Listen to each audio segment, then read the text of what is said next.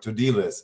Let me start by reminding you all that sustainable development is no longer just a slogan or catchphrase, but an urgent necessity, and in some parts of the world already an unfolding reality too. The 17 Sustainable Development Goals, SDGs, which I believe are one of the UN system's main achievements of the last few years, are not just about fighting climate change. The crucial idea behind them and the overarching goal are making it possible for people all across the world to live in economically and socially decent conditions. For Europe and Germany, this is not a new idea, but one that we had embraced long before these goals were adopted. The EU at large and Germany, with its social market economy in particular, have been taking both strategic and practical steps to achieve a more equitable, balanced and sustainable model of development for already a number of decades. No wonder, therefore, that we are among the front runners in the sustainability and responsibility megatrend of today. I think Germany's greatest achievements to date has been a consistent and rapid transition to renewable energy, which in November amounted already to around 50% of total energy generation in our country. This result actually exceeds the originally set targets by a few percentage points. But of course, the energy transition is far from over. To make the next steps feasible, Germany has adopted a national hydrogen strategy whose implementation should make it possible for our industry to make these next transition steps. By the way, Russia is our partner in this. And it's not a coincidence that hydrogen was the central topic at our yearly industrial forum in November 2020. Another highly important topic for our cooperation with Russian partners is waste management and treatment. In Germany, we have been building up an ecologically sound and economically efficient system for dealing with industrial and household waste for 4 or 5 decades already, resulting in the elimination of ecological damage and a thriving industry. We are reassured by the fact that the issue of waste management and treatment has become also a policy priority in Russia as well as in other countries. And the waste reform is getting here in Russia underway, and a rules-based waste market is beginning to emerge in spite of some setbacks. To support these positive developments and to facilitate German-Russian B2B and B2G exchange in this area, we have launched a German tech platform, online platform, on which technology developers and owners, suppliers of products and services, engineers and market experts can share their experience and get in contact, which is this platform also was supported by the German Ministry of Environment. Another area in which clear commonalities and converging developments can be observed between our two countries is sustainable mobility. Electric cars, buses, as well as rail-borne means of transport that are modern, efficient, attractive to the customer of the 21st century are fast becoming a reality of life in both countries, especially in larger cities. These and other industry and thematic areas feature very prominently in the activities of the German Year in Russia, 2020-2001. Suffice it to say that the environment and sustainable development are the #1 topic of the joint German-Russian projects of this Germany Year in Russia. It goes without saying that both industrial scale and startup projects require appropriate financing. I'm happy and proud of the fact that German financial institutions and institutional investors are among those who have taken the lead in this area.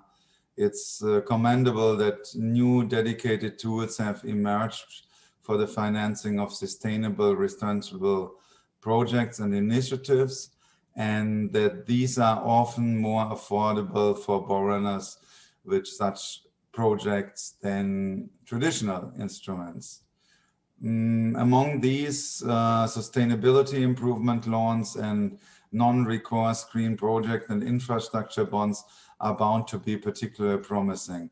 At the same time, it appears essential to ensure fair rules of the game, meaning that favoritism is avoided and that clear eligibility criteria, standards, and guidelines are applied when verifying, categorizing, and supporting projects.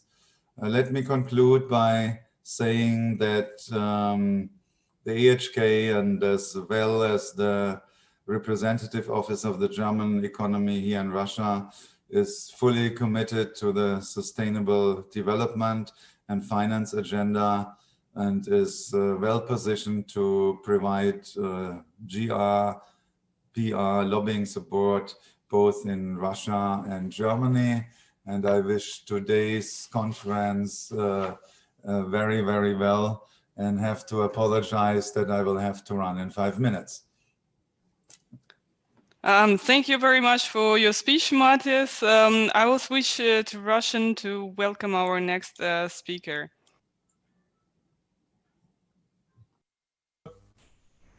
Good afternoon, Alexey Miroshnichenko.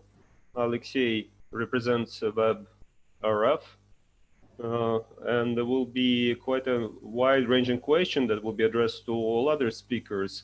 Please let us know about the measures that you have taken over the last 2 years to green the financial system, to create green markets, and what do you think still needs to be done in the future? Good afternoon, dear colleagues.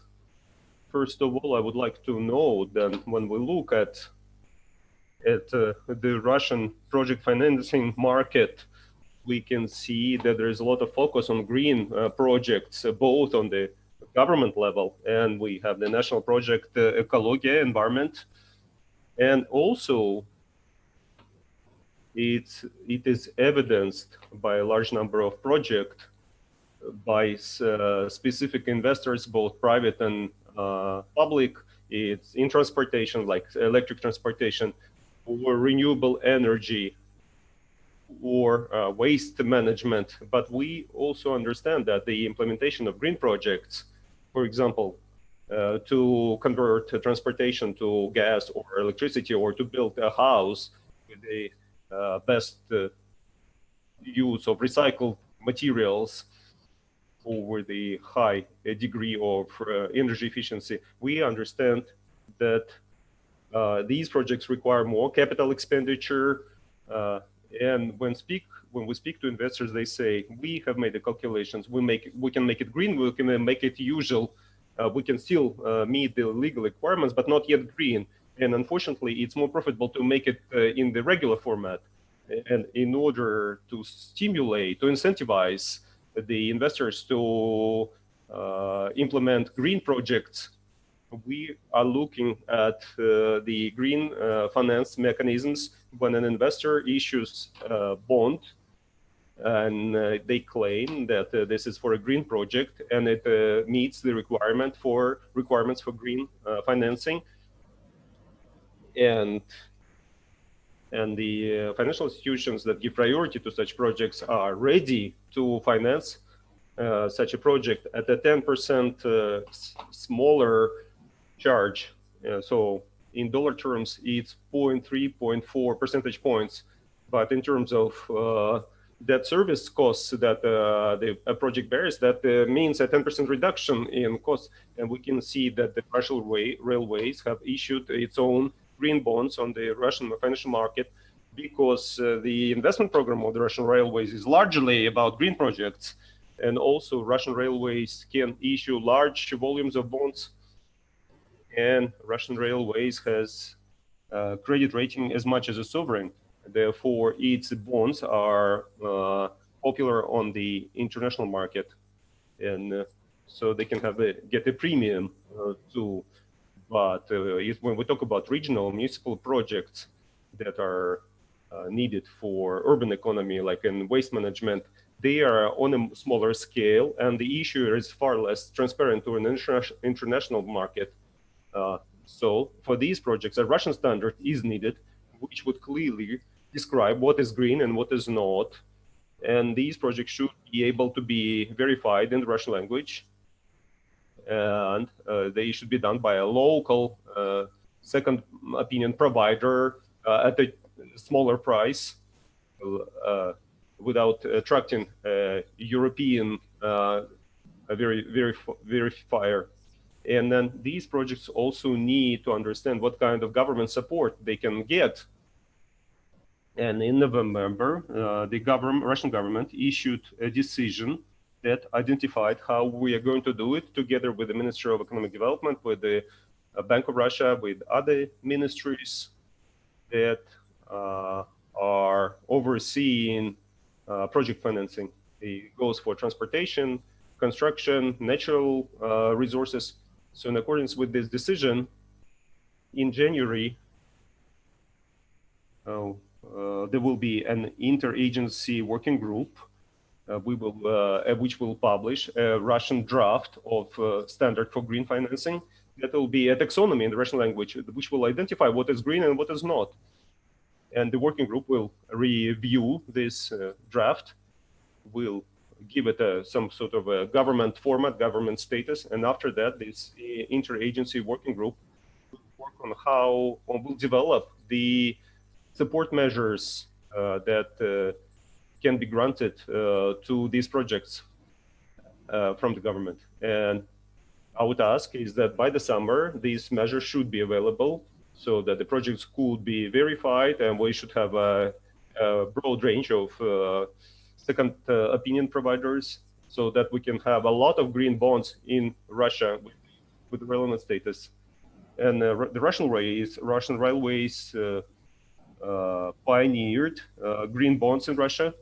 We tested our own, the first verification. So the first issue was already verified both in our taxonomy and also in the European taxonomy of ICMA.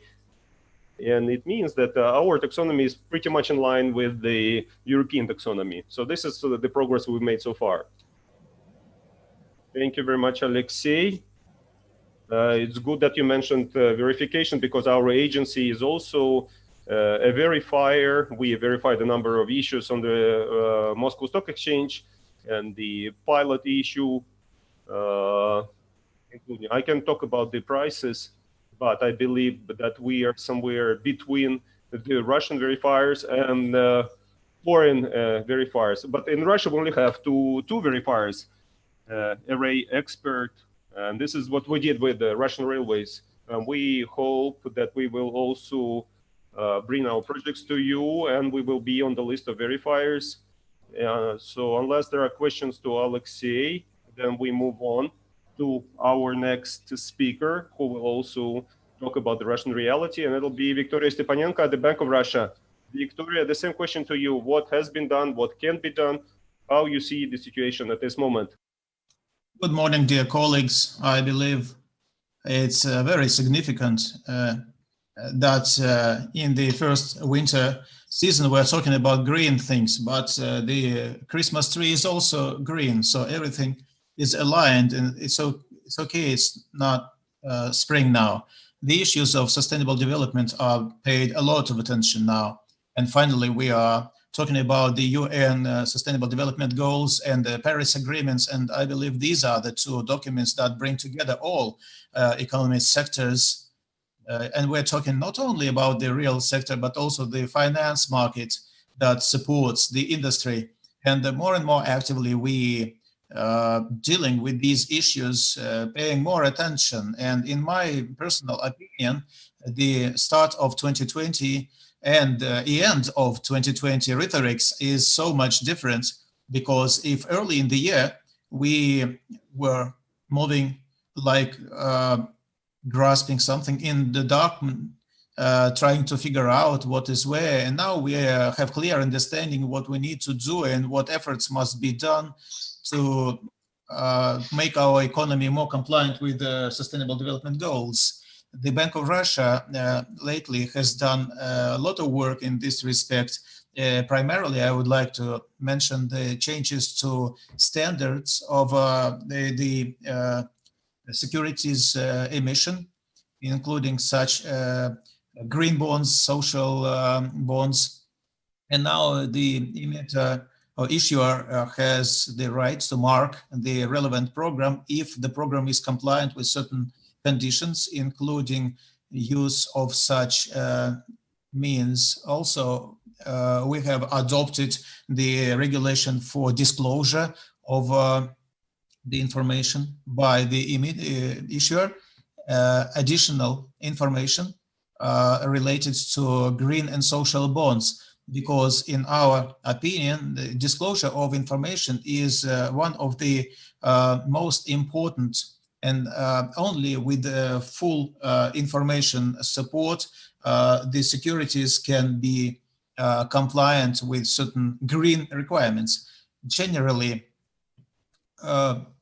the Sustainable Development Goals are not only about marking tools, but also understanding by investors and stakeholders and managers how much the company is compliant with the SDGs. And in this respect, we have published guidelines for responsible investment for institutionalized investors to give understanding, to explain how the investor must behave, taking into account all of these ESG factors in managing investment. Also, talking about SDGs, our fundamental document, the Corporate Governance Code, already providing for a number of recommendations for social governance factors, disclosure of environmental and social responsibility information. Also, like Alexei Miroshnichenko mentioned, and also Svetlana said that the sustainable development is growing also with participation of Bank of Russia, and also that is in line with the new listing regulations.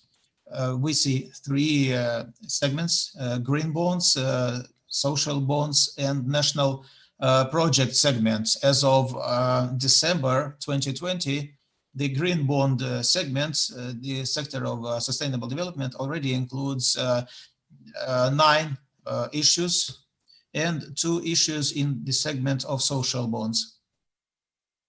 In May 2020, guided by understanding that we need to start in spring something green, we published a report for public consultations, impact of climate risks and sustainable development on the Russian Federation, which was a very significant event. In this report, we identified the climate risks and considered the impact on economy and financial markets. Also, it is worth mentioning that a huge work has been done now by the world community to develop international standards for information disclosure.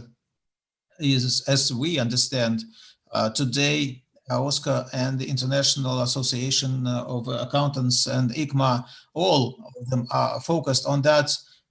Anybody who is related to information issues understand that the SDGs must be disclosed in information, and OSCA has taken the leads in that issue, and we hope that very soon we will hear some unified standard that will be a special vector for the organizations to understand where we're going and what amount of information needs to be disclosed.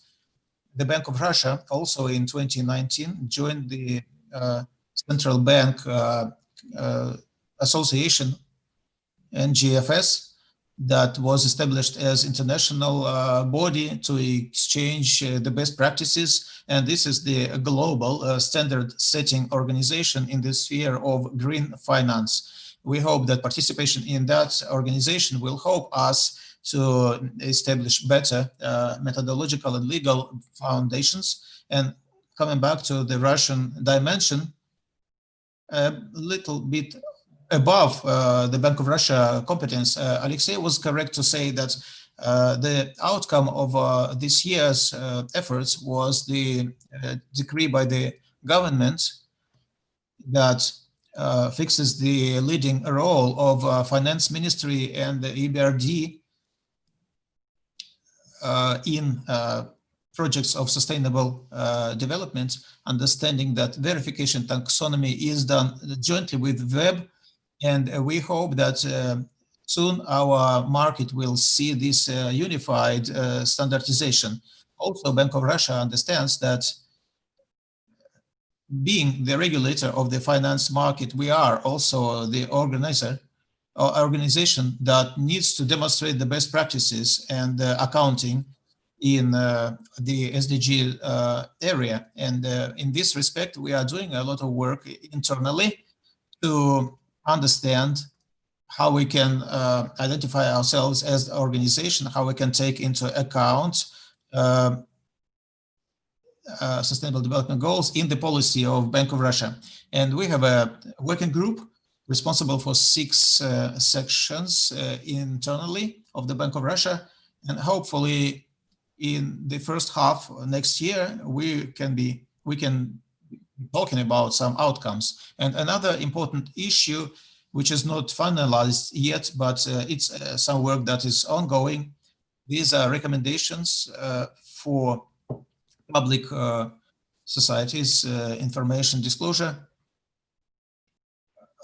Without waiting for the end of standard setting, we are trying to bring together the best practices and standards in ESG information disclosure and issue Bank of Russia recommendations. We are beginning to discuss that with the banking society, with the public, and hopefully these recommendations will be out early next year, and will be some path to go for public organizations, financial organizations, boards of directors, and stakeholders and investors, hopefully.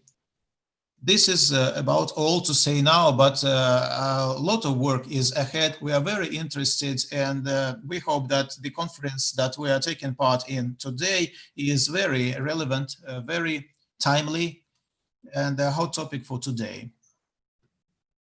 Thank you, Victoria. It's very interesting for us to follow your work, your colleagues, and it's great when we can make a comment. Already in the chat, we do have a question. What is being done to stimulate private investors, or what are the plans to encourage private investment into green? In encouragement and stimulation, it is an important issue.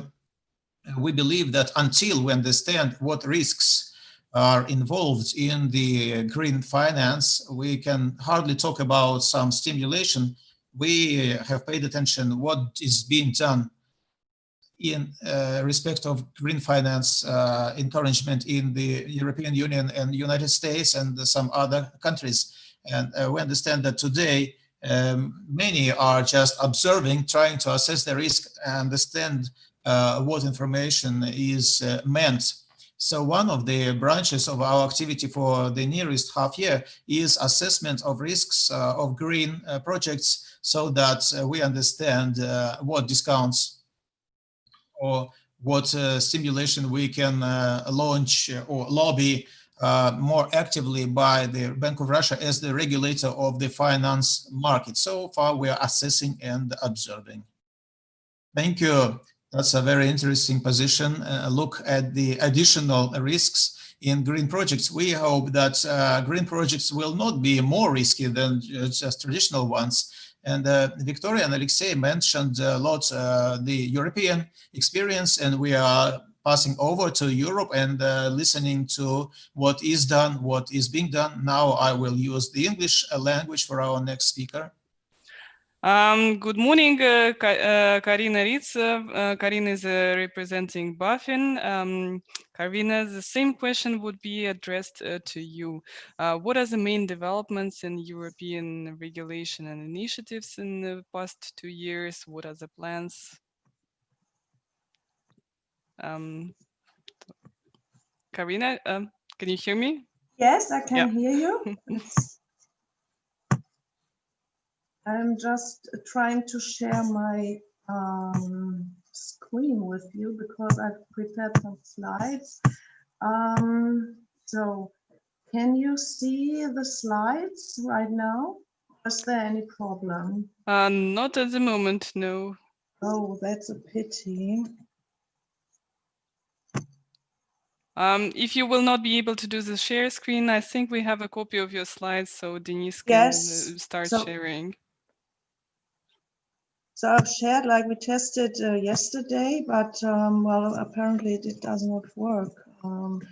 So perhaps you can take my slides. Perhaps that would be a possibility. Okay.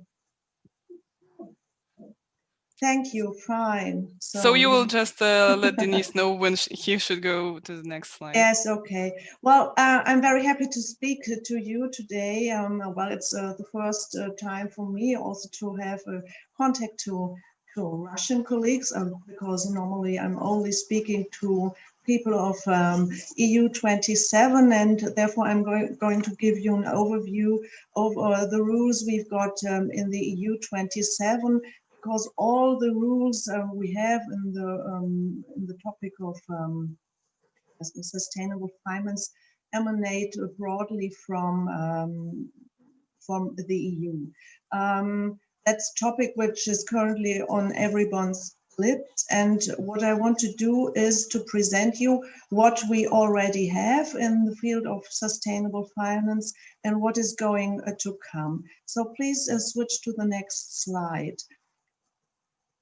What I want to do is to give you a short overview over the political initiatives, which are well, the source of all the regulations we're going to have. As you perhaps know, in March 2018, the EU Commission published an action plan on sustainable finance, and what they want to do, what the EU 27 wants to do is to connect finance with sustainability, because the EU Commission believes that it is necessary to ensure that financial flows are channeled into sustainable economic activities, and that the concept of sustainability is anchored in the risk management of companies, that appropriate disclosure provisions are created with regard to sustainability, like you've done it Stepanenko with the Russian, the Central Bank of Russia. This action plan the EU Commission has published in March 2018. It was supplemented by the Green Deal, which has been published last year in December. And the aim of this Commission's Green Deal is very ambitious, because the European Commission wants to have the European continent first to become climate neutral. The EU Commission's Green Deal is focusing on only one aspect of sustainability. That means it's the climate change. But in this area, it has, I would say, a sort of subgroups. That means you also have to deal with energy supply, mobility, construction, and food supply. And the last step in this area was a consultation the EU Commission made. It lasted from April to July 2020. and EU Commission consulted on a renewed sustainable finance strategy to cope with the post-COVID-19 recovery. And so that's the whole political initiatives we have. And now it's going to be a bit technical on the next slide. I have taken all the important regulations we have on EU level, and I will give you a short overview over these regulations. As you perhaps know, we've got two types of legal acts in the EU. That means we've got directives which have to be transposed by the EU member states in their national law. And we've got European regulations which apply immediately in the EU member states, and national parliaments do not have to transpose them in national law. I want to start with one directive. It's the directive on non-financial reporting, and this directive applies to certain companies from the fiscal year 2017. This has been transposed to German law and the German commercial code. What does this mean?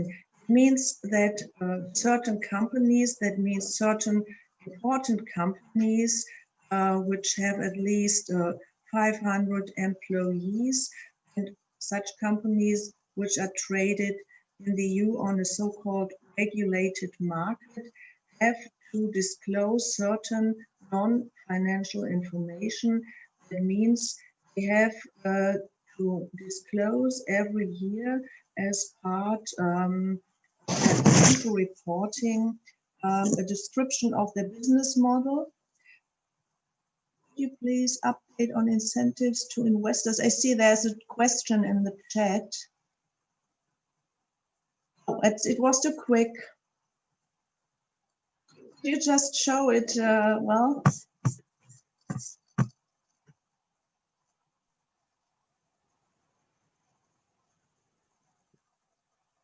No, I'm still on this slide here. I will to come to the. Please go ahead. Please the slide before. The third slide. Yes. Yeah, thank you. I was talking about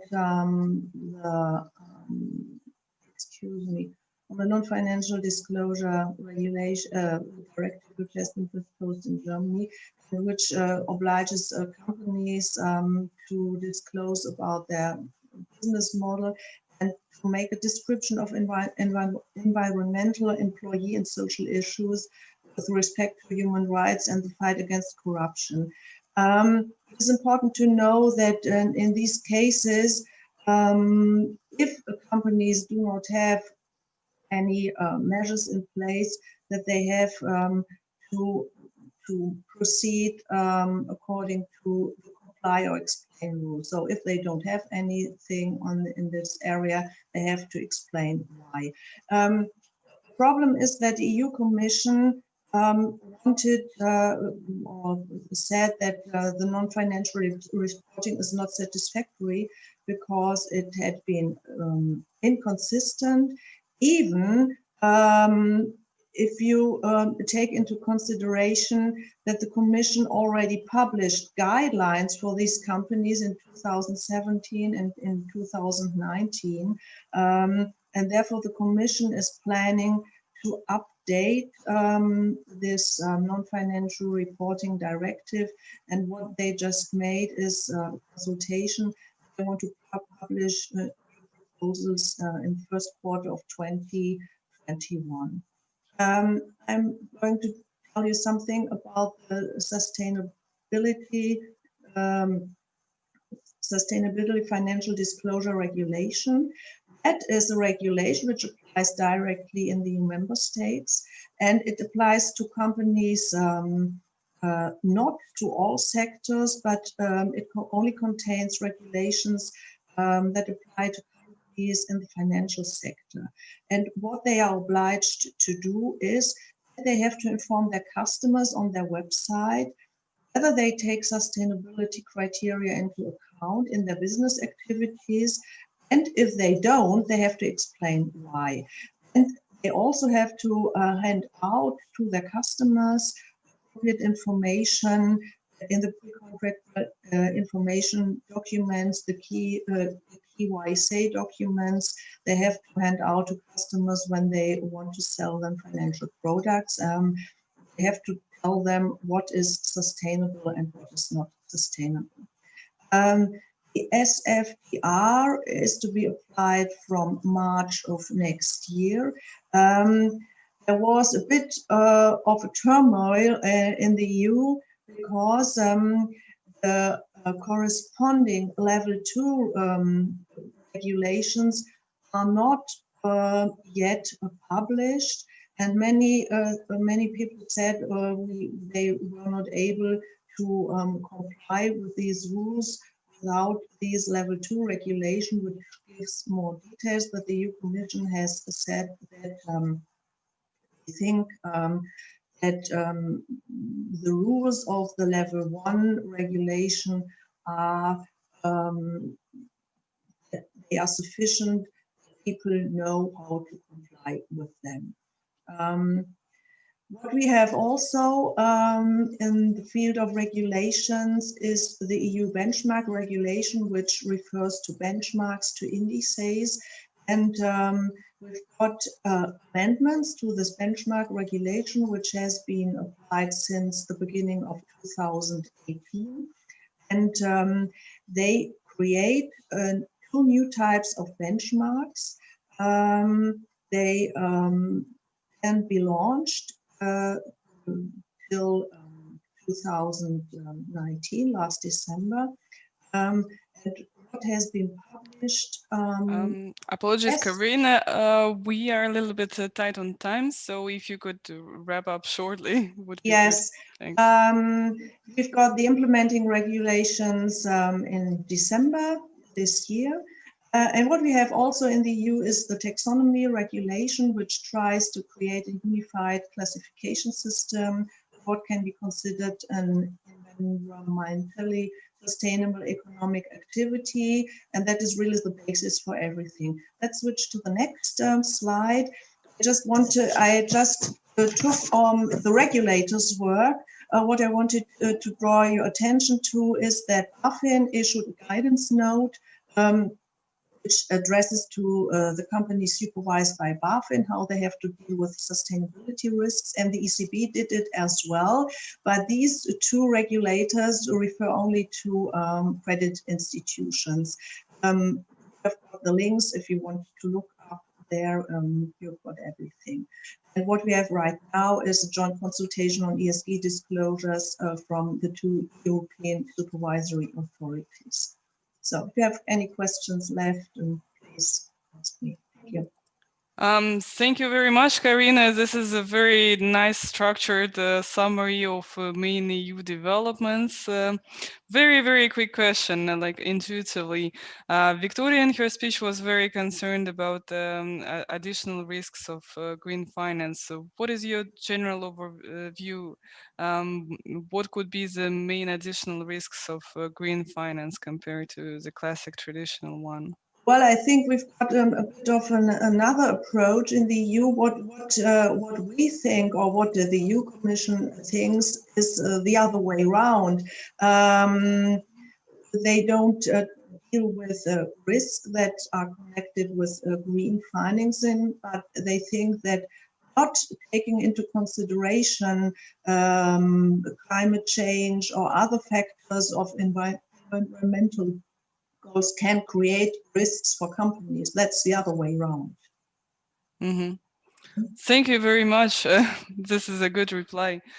So I will hand over to the next speaker, Salome Tvalodze, expanding our geography. We already spoke about Russia, EU. Now we'll shift to Georgia and see the regulatory developments there. Denise, I think you will need to put a slide which Salome prepared. Yes, please.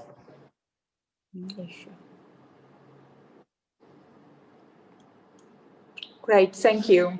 So first of all, hello everyone, and I want to thank for organizing this event and for having me here today as a speaker.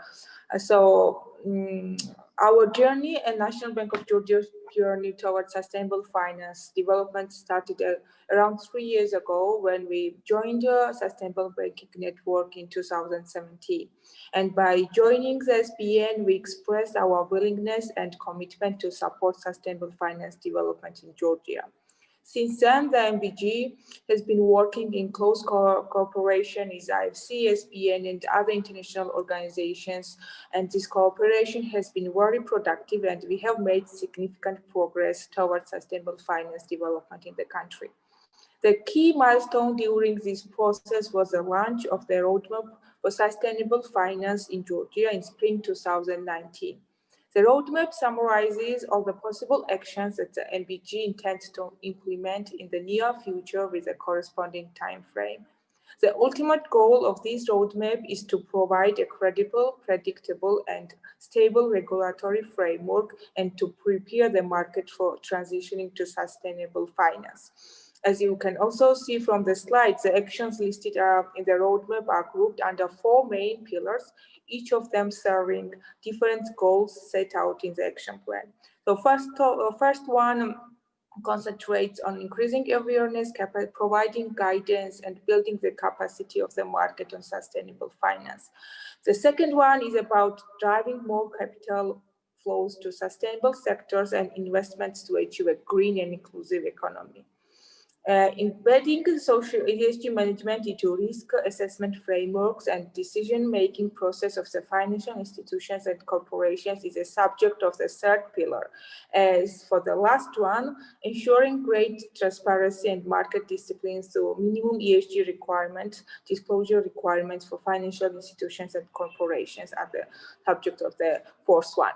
So here, so on the screen, you can see all the actions listed under each pillar. So the green ones are those that we already implemented, the blue ones are ongoing ones, and the rest is actions planned for the coming years.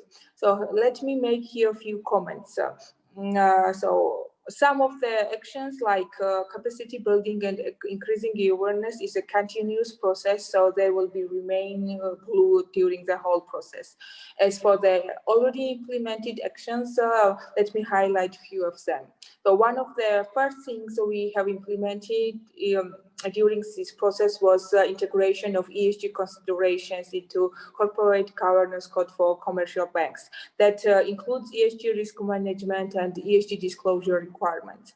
In particular, the ESG disclosure requirements for commercial banks are already mandatory, and to guide the banks through this process and ensure that they are disclosing ESG information in comparable, consistent manner, together with OECD, we developed ESG disclosure and reporting principles with a corresponding template. So 2021 will be the first year when banks will be disclosing according to the requirements set by the CG code and using our template. And the filled out templates will be posted on our web page as well. As for the ongoing project, we are currently working on developing sustainable finance taxonomy for Georgia. The taxonomy will include both social and green taxonomy, and we believe that it will be a big step forward, both in terms of to improve comparability and consistency of disclosure and thus the risk management, and also to guide more and to drive more capital flows to sustainable sectors. So to summarize, these are the main actions we have decided we are the most important ones to start developing sustainable finance framework in Georgia. These are mainly the basic but the necessary steps Without, we cannot mother. I also want to mention that while developing the action plan, we took into account the specifics of Georgian financial sector and the fact that we are at an early stage of sustainable finance development. So these are the main points I wanted to make. So if you have further questions, I will be glad to answer them. Thank you. Thank you very much, Salome. I'm glad that you mentioned sustainable banking in Georgia. This is very important. In the next session, we will also be discussing sustainable banking, so I hope you can join and listen. At the moment, we don't have further questions for you, so I will hand over to Aygul Kusalieva from Astana Financial Center. Aygul, can you join us? The questions are the same. So what are your current initiatives? What do you plan going forward? And how would you like to stimulate the green finance? Right. Thank you, Svetlana, and thank you for inviting us to join this session and the forum overall. My other colleagues will be joining other sessions, so if I don't cover anything during my speech, you can always listen to those sessions and address the questions to my colleagues. So going back to your questions, I just first would like to give some short brief about AAFC. So those, I mean, like from the audience who are not familiar with the concept of financial center could get some understanding before we go deep in sustainable finance. So Astana International Financial Center is a new financial hub in the region, which was created with the aim of attracting investment and developing capital market in Kazakhstan and the region. And in order to create an environment that is both, let's say, business friendly and in line with international legal norms, AFC is, operates under a separate legal system to that of Kazakhstan, and it's based on the principles of English law. So when AFC was launched a couple of years ago, one of the main core pillars for the development of financial center was green finance. So green finance was defined as one of the core pillars. And at that time, we started working with the EBRD, with the European Bank of Reconstruction and Development, to prepare the concept of green financial system for Kazakhstan. So that was kind of a main document which we were following in the development of green finance at AFC. And according to the concept, green bond was defined as a main instrument for green financing. So we adopted the RAEX green bond rules. So it's green bond rules of our stock exchange. And also we adopted the rules on covering the costs, like expenses of green bond issuers for mandatory external review of the green bonds. And we also started working on taxonomy.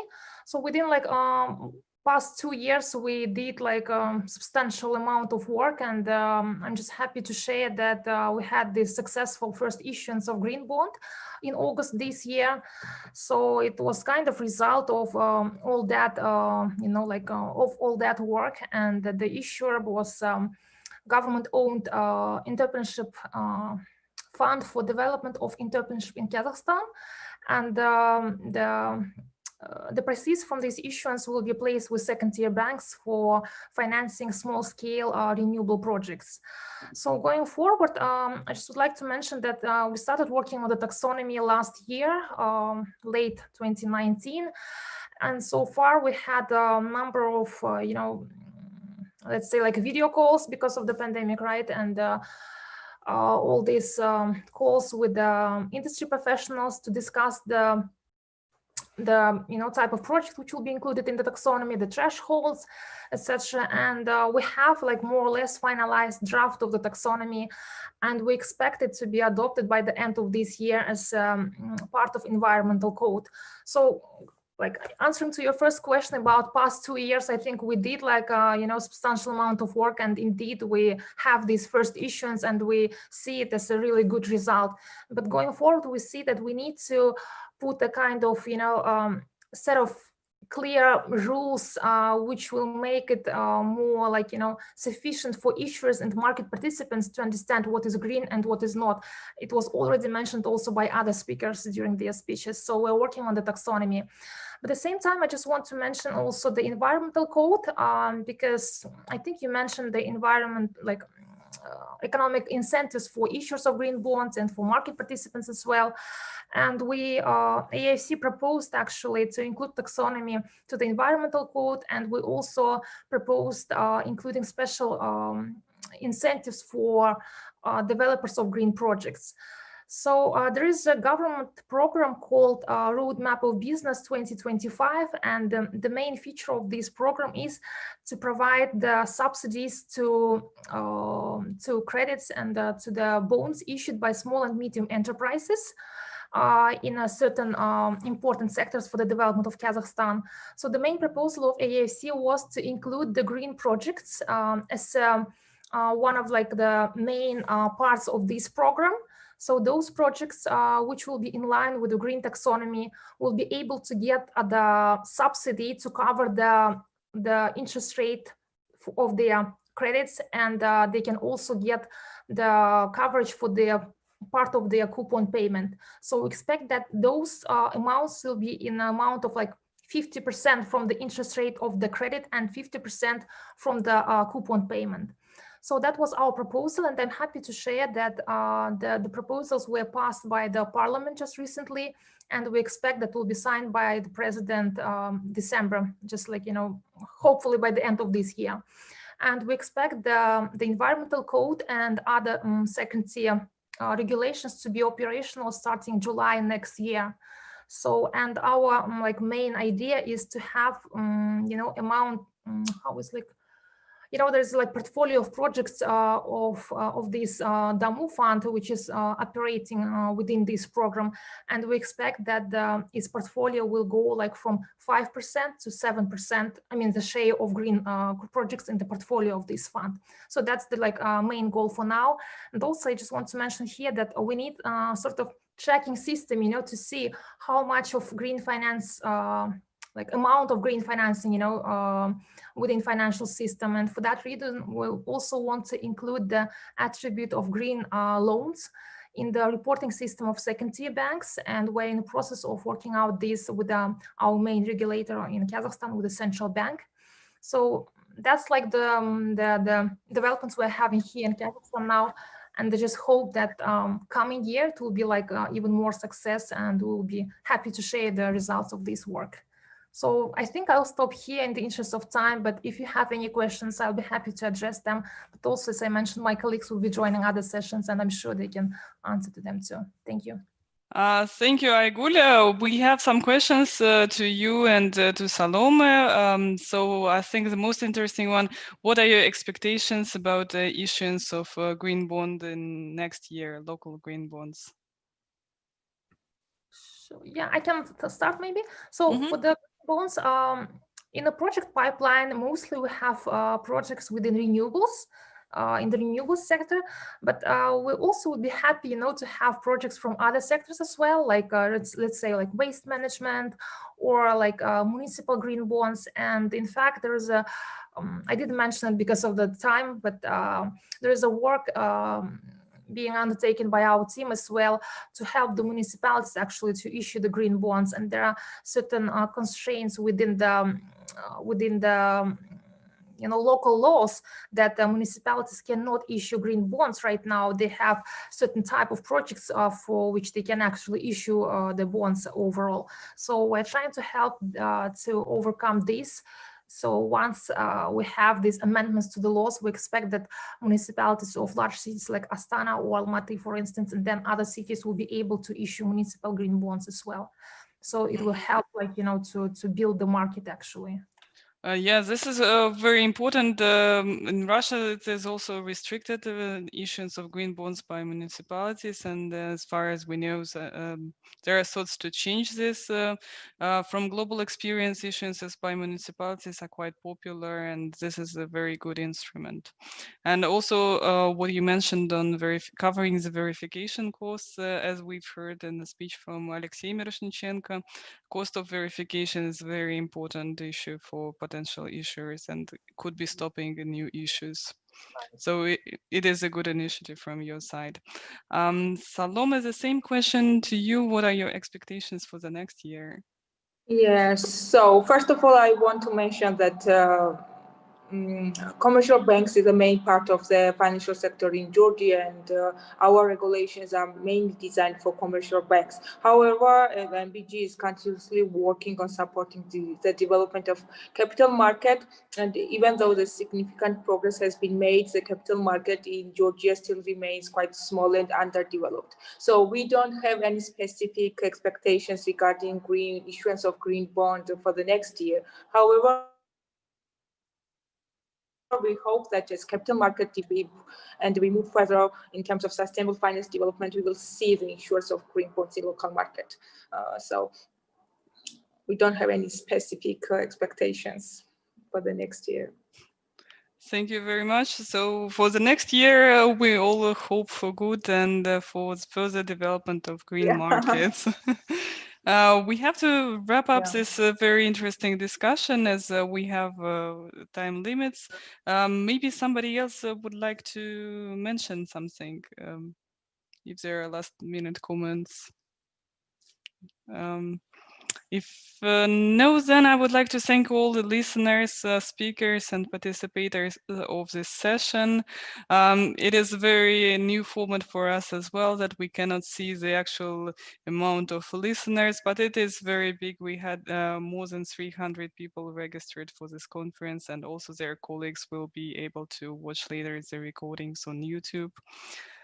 So we are waiting for everyone in the next session to responsible banking. This will start in about half an hour. So you can use the same links to connect, both in YouTube and Zoom. So thanks again for your participants.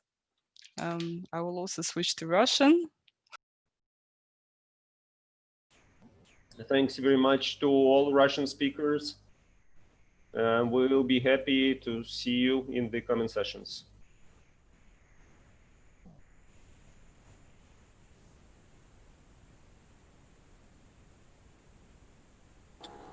Thank you. Thank you.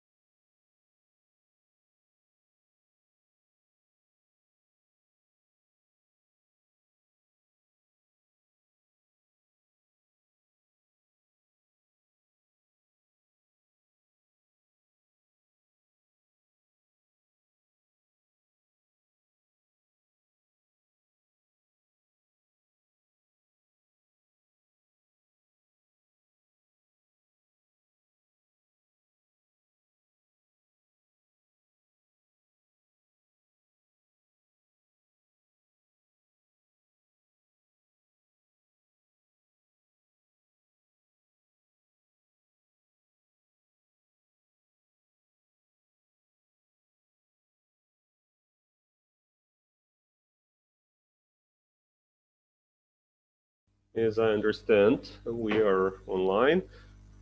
Good afternoon, dear colleagues. We're happy to welcome you to the second annual conference on responsible investment in the CIS and Black Sea region. This year, we're fully online, and we're happy that it makes it possible for us to attract more participants and make the recordings available for future viewing. Please note that we have simultaneous interpretation and should be a live stream on YouTube in English and Russian. And you can choose the appropriate channel in the Zoom application. I would like to thank our sponsors and partners, WebRF, Central Investbank, Microcapital, the administration of Lipetsk region, WWF, as well as the Russian-German Foreign Trade Chamber. We are starting our session number 2, sustainable banking. I would like to introduce our moderator, who heads the NRPro think tank, who will introduce the speakers to you. Good morning, dear colleagues. Let us start work. It is great to see that we are discussing so important issue today, banking, responsible banking, and we are in for great speeches, and I will briefly introduce the speakers and mention a few principles of responsible banking and the latest updates. First of all, our speakers now are Doctor of Economic Science, Professor and Chairman of Central Investbank, Vasily Vysokov, the Member of Board, Microcapital, Alberto Trani, Assistant Board Director Elena Polivanova, HSBC Russia, and Director of Environment Departments of Société Générale, Oksana Megle. We have quite a distinguished list of financial institutes now working in the region, and among the participants I also can see colleagues from various areas of our region, and hopefully after the presentations we will have great opportunity to discuss some interesting issues to the participants. What are we talking, and what is the context that our today's meeting is taking place in? Within the framework of UN, there is a UNEP program for environment protection. This is the leading worldwide nature protection organization to identify the global environmental agenda, and its task to facilitate implementation of the sustainable developments within UN, and this is in line with protection of environment worldwide. And under this institute, there is a UNEP 5 initiative, a partnership between UN and the World Finance Center to attract private investors into sustainable development processes. In particular, if we're talking about Paris Agreement on climate, then the developing markets need at least $100 billion for the next 10 years a year to minimize their impact on greenhouse emissions and to achieve hopefully a certain carbon balance. What does this initiative bring together? More than 350 participants, banks, insurance companies, investors, and over 100 of other, for example, RAEX-Europe, one of them. And the purpose of this initiative is to facilitate the finance center to assess their impacts the impact investments, the impact on the social changes in people's lives and generally across the globe. And the task of this platform is to inspire, to inform, to facilitate banks and insurance companies without damaging the future generations. And this is an important initiative which is used, of course, as a tool of influence by the UN, and it comprises several interesting framework documents. One of them is the responsible banking principle that brings together banks, at least 1/3 of the banking global sector, and also some banks from our regions, from Russia as well, who are represented here. Also principles of sustainable insurance business and sustainable investment with the purpose to help investment community.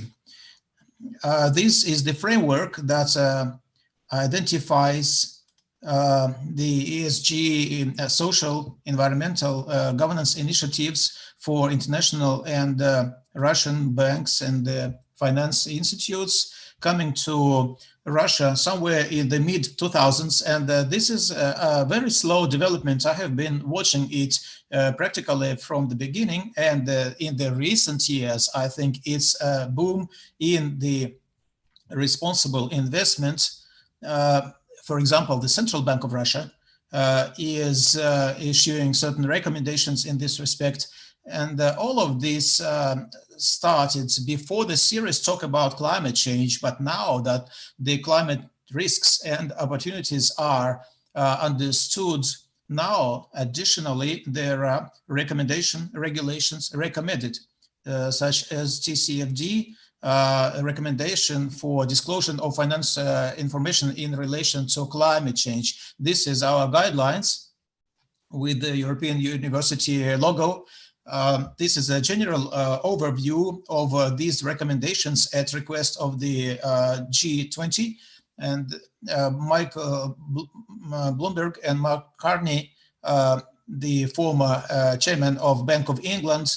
And these are the recommendations that are being now related to various sectors. And it's interesting how the finance risks related to climate change will impact banks, because banks, for one thing, can experience that. And more importantly, clients of the banks will experience that. This impacts the portfolio and so forth. So financial sector is dependent here, both in terms of finance resources that are to be invested into responsible projects and in terms of enlightenment or education of the clients, and the role of the banks here is quite broad.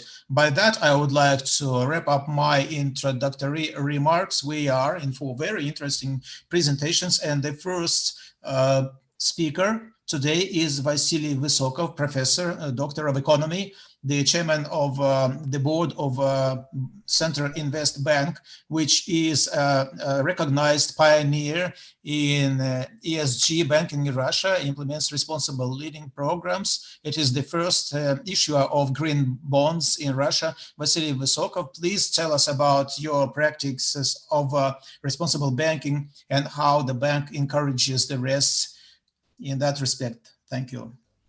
Thank you. Thank you, dear colleagues. Maxim, if we follow in the line of UNEP-FI, we have signed the responsible banking principles. We have not signed other UN documents, even though we follow them. And this is what we appreciated for by our international partners for our practical experience in ESG banking. And this is something that I'm going to dwell upon in my presentation. But first of all, I would like to share my screen so that you can see my presentation. First of all, I'm very happy that today we are talking about using the best international practices in the Black Sea region, because I was born and raised and studied and I work in this region. I've dedicated more than 300 books to the transformation of the Black Sea region. Therefore, I know the issue quite well, but I seem to be having problems with switching between the slides. So I'm sharing my screen. Why cannot show my next slide?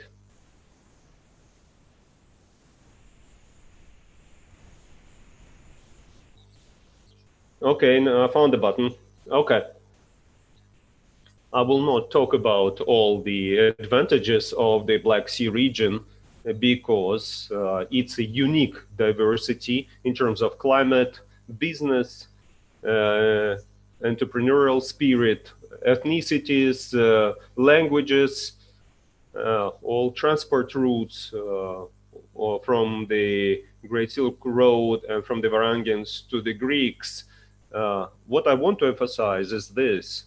In terms of potential, the Black Sea region has unique possibilities. So this diversification makes it possible for any designer to create their own economy. The problem is that each resident of the Black Sea coast believes that their design is the best.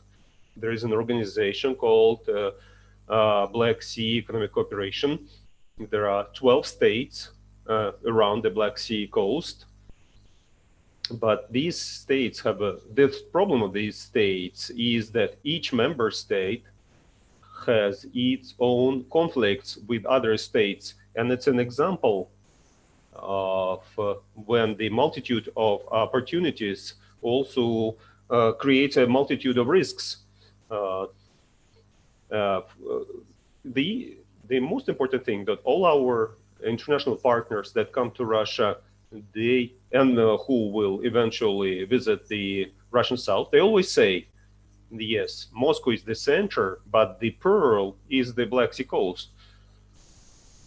How can we make use of those advantages?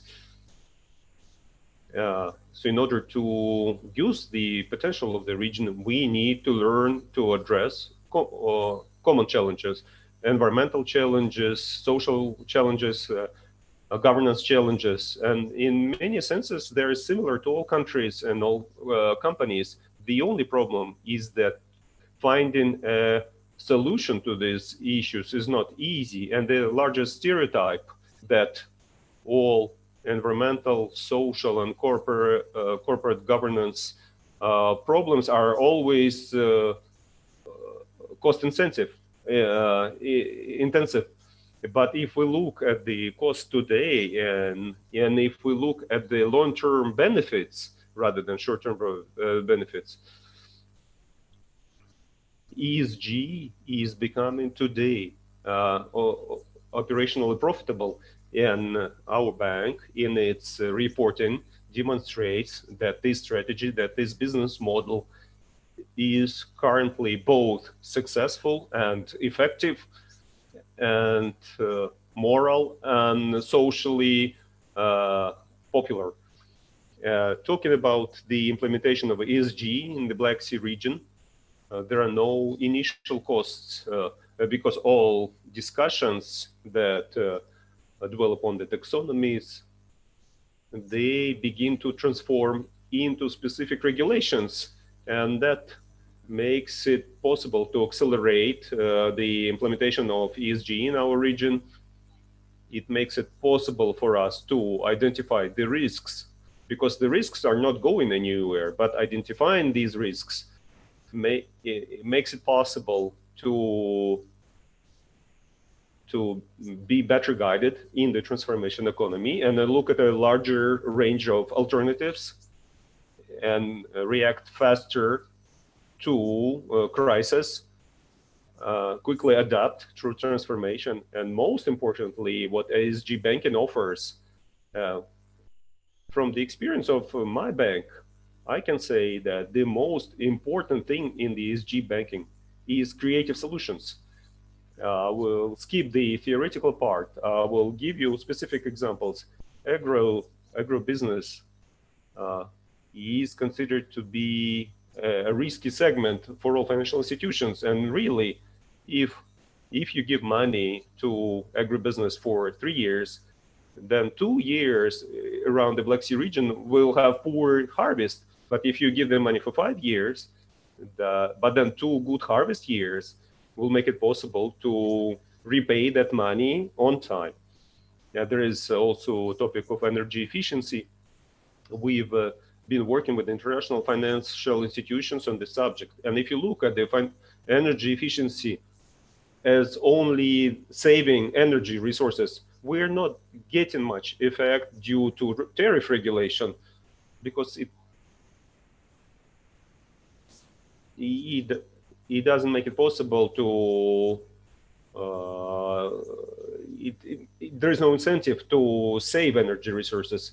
But if we introduce modern technology and we both save on energy resources or on labor resources, so we can use automation and have 0 operators instead of 4, it makes it possible to recycle water in the system for a boiler plant, for example, and many other things. So then energy efficiency becomes profitable. So the newcomers to the sector will recoup their investment in 2 years.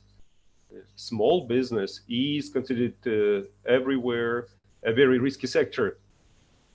To a certain extent, I'm satisfied that this crisis has showed all politicians, all leaders, that small business is very important in our lives. But the only thing that small businesses must be helped to legalize, and then therefore they need to be trained and advised and protected from hostile takeovers. And we've been doing this for more than 20 years at the Central Invest Bank, and we have a very good credit portfolio in small business. And we have business loans for women. A standard approach. So you teach women and they will become great entrepreneurs. You don't have to loan women businesses. You have to you have to give loans to women's happiness, because women all over the world have a very difficult fate, because they're 30 until they're 30 and they're old after 60.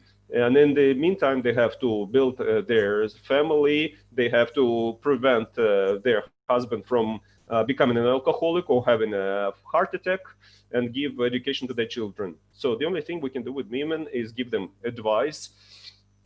So last week, we had a business women's party where women just shared their experiences. When each of them spoke about their social projects, one is speaking, the others are crying, then the second one is starting speaking, and the first one is crying. So that is really a very important factor. It is important to give women cheaper loans, because these loans are default free. And that's the most important thing. We only had one case when a man found out that women have cheaper loans, 2 percentage points cheaper loans, and he required gender equality. He demanded gender equality, and men around him started to laugh. So, and talking about startup loans for young people, they shouldn't be just taught, but they should be able to talk with the mentor, and so that the mentor helps them in finding their way in life situations. Social loans is when a business like a kindergarten or a museum, and it's not done for a particular person, but it's done for everyone. And it's done better when the authorities do that. And this can be replicated elsewhere. So when COVID started, we were quick enough to say that you should give loans not for recovery, but for transformation of business. And we gave non-secure loans for digitalization, for software, and it turns out to be very profitable. But it's not enough to do a good job. You should always report it to the management. And our characteristics are quite well known of our Central Invest Bank. I have just 1 minute and I have 1.5 slides. You can read the ESG banking in Russia book and find out more about this. And our goal is to replicate ESG banking principles in the entire Russian banking system. How we do this? We do this in such a way that we do not just become pioneers in green loans, but we also inform each of our clients, each of how their money, each of their rubles is working towards the achievement of sustainable development goals, towards the implementation of national projects. So, and that means welcome to Rostov. Thank you so much. Very interesting when you showed your portfolio, when you showed the distribution between small business and social investments and the energy efficiency. And of course, it's a fascinating conclusion on default risks for loans to women entrepreneurs. Thank you very much. We are very good on time. Let's move on. And it is my pleasure to invite our next speaker. Micro Capital Group uses the microfinance techniques for investing in small businesses across emerging areas, especially in Russia and Russia-connected countries, Central and East Asia, and Latin America. What is impact investment? This is investment that promotes social change. And that is loans to small and medium-sized businesses. And it's the core element of the fund strategy on emerging markets. So we will now ask Mr. Alberto Trani, board member of Micro Capital, about the impact on sustainable investment and banking strategies, procedures, and rules and achievements. The floor is yours, Alberto. Good morning, dobre utro to everybody. Thanks for coming. And first, I would like to thank RAEX for the brilliant organization and for the invitation. I would like to use these few minutes in order to share with you my view on impact investment and microcapital experience. Let me share the screen.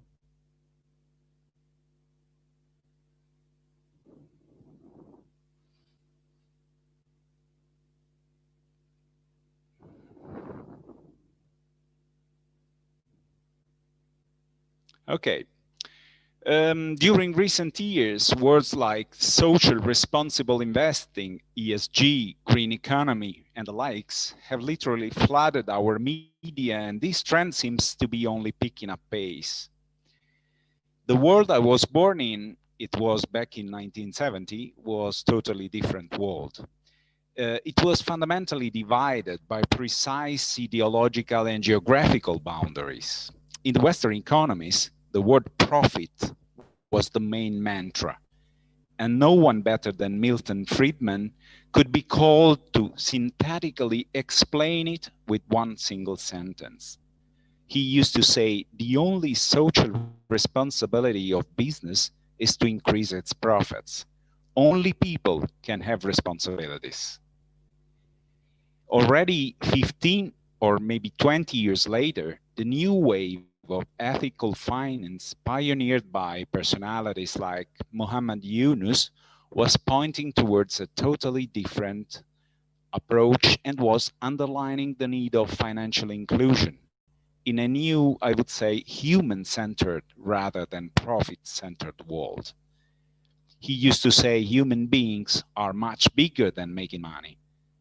And as you can clearly understand, the purely capitalistic Weltanschauung led to a major distinction between personal and corporate ethics. Half a century later, we live in a total different world. Historical, social, technological developments induce a dramatic change, and this is especially evident in corporate values. Nowadays, ethical principles are really widespread among corporations all over the world. And I would say especially, but not only, younger generations seem to take into consideration many more variables and not only financial parameters in their decision-making processes. The idea that loans extended to small entrepreneurs can help the struggle against poverty, enabling those who have little or absolutely no access to lending institution, is quite old, and it found several historical examples since, I would say, charitable loans of the 18th century up to Amedeo Giannini and later Yunus until today. Microcredit, as per European Bank of Reconstruction and Development definition, is the extension of small loans, small in terms of being lower than 25,000 euros, to entrepreneurs and small businesses that are unbankable or underbanked. Macro capital experience in this field started with my brother Vincenzo Trani nearly 12 years ago, when he launched the Luxembourg Fund in 2008. As you might remember, 2008 was a very special year. It was right in the middle of the largest financial crisis that has radically shaped the economies during the last decade. Having experience of work with the EBRD, the European Bank of Reconstruction and Development, he was quite stubbornly convinced that economy was in need of restarting from basics. He was used to say, let's get back to basics. Therefore, the small and medium enterprises were definitely the soundest starting point in order to rebuild the base of the economies, especially but not exclusively in the emerging markets. More or less, something pretty similar had already happened during the history, especially in post-World War II Italy. During that period, lots of rural bank and small financial cooperative institutions contributed to the post-war economic boom that later was known as Italian economic miracle.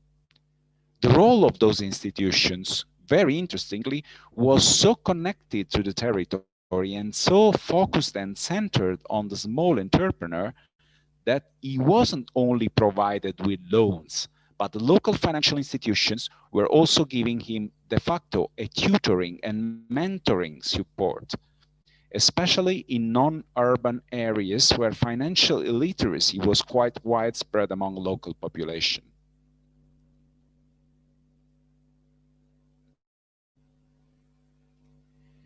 Today, asset management industry is receiving increasing pressure from investors, media, and governments in order to proactively incentivize a selection of ESG-compliant financial products. Nevertheless, there is still a deep-rooted sentiment among investors that those who do good for the climate and society will have to reckon necessarily with lower yields. However, studies suggest that this is not the case and that positive effects could be even greater in the future when supposedly regulators will impose some sort of ESG criteria to be followed by financial entities. Further to this, our 12 years experience clearly showed us that microcredit as an alternative investment asset class gives very attractive returns and is totally decorrelated from financial markets, which is especially evident nowadays.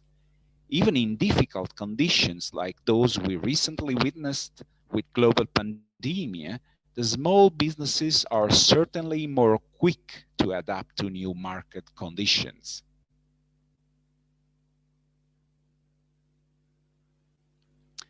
As you can see from this slide, microcapital geographical expansion has been steadily growing during the last 12 years, all along the Marco Polo Silk Road, both with local presence of our subsidiaries and with our funding.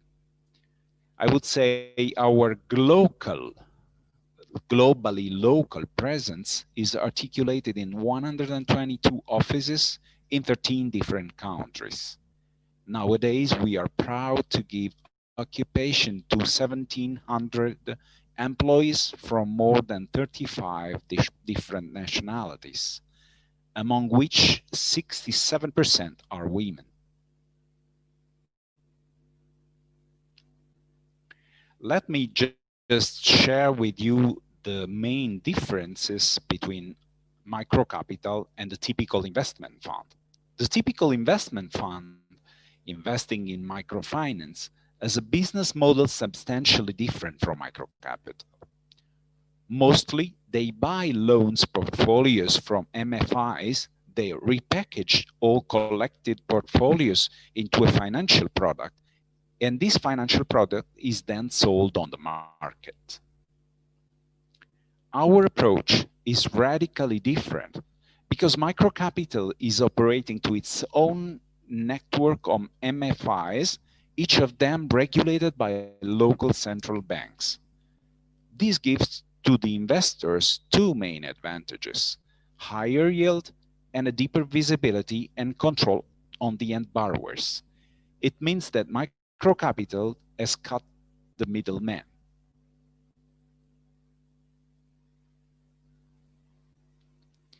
Our social impact is even more clear when we consider the number of clients, 41,000 clients, mostly between 25 and 60 years old. 3% is less than 25 years old, 43% between 25 and 40, 46 between 41 and 60 years old, 88% more than 60. 35% of loans are disbursed to rural clients and 35% are given to women entrepreneurs. Let me also specify that no personal loans are disbursed. It means that microcapital finances entrepreneurial investments and no personal expenses. Here you can also see the granularity of loans in terms of business sector, which gives a more stable returns thanks to differentiation. Let me also spend only a few final words about the specific business we launched 5 years ago. What we noticed was that collecting data from our loan officers and from our credit committees, we noticed that majority of rejected requests of loans were definitely connected to the purchase of cars or vehicles. Hence, we had the idea of reshaping the typical car leasing product by simply copy-pasting an operational leasing business model that was already present in many Western countries, which is the car sharing. In 2015, so 5 years ago, we were the first to launch Delimobil car sharing in Moscow. We were not much surprised by the fact that many entrepreneurs preferred the use of a car to the property of a car. And according to a recent study published, I think in 2018 by JP Morgan, Moscow was the town with the highest utilization rate of car sharing and the highest market potential in the world. After only 5 years, we exported car sharing with this kind of business model to several other Russian towns and in 3 other countries too, namely Czech Republic, Belarus, and Kazakhstan. Now the company Delimobil is preparing to launch an IPO on New York Stock Exchange for 2022. I thank you all for your time and give the words to the moderator. Thank you very much.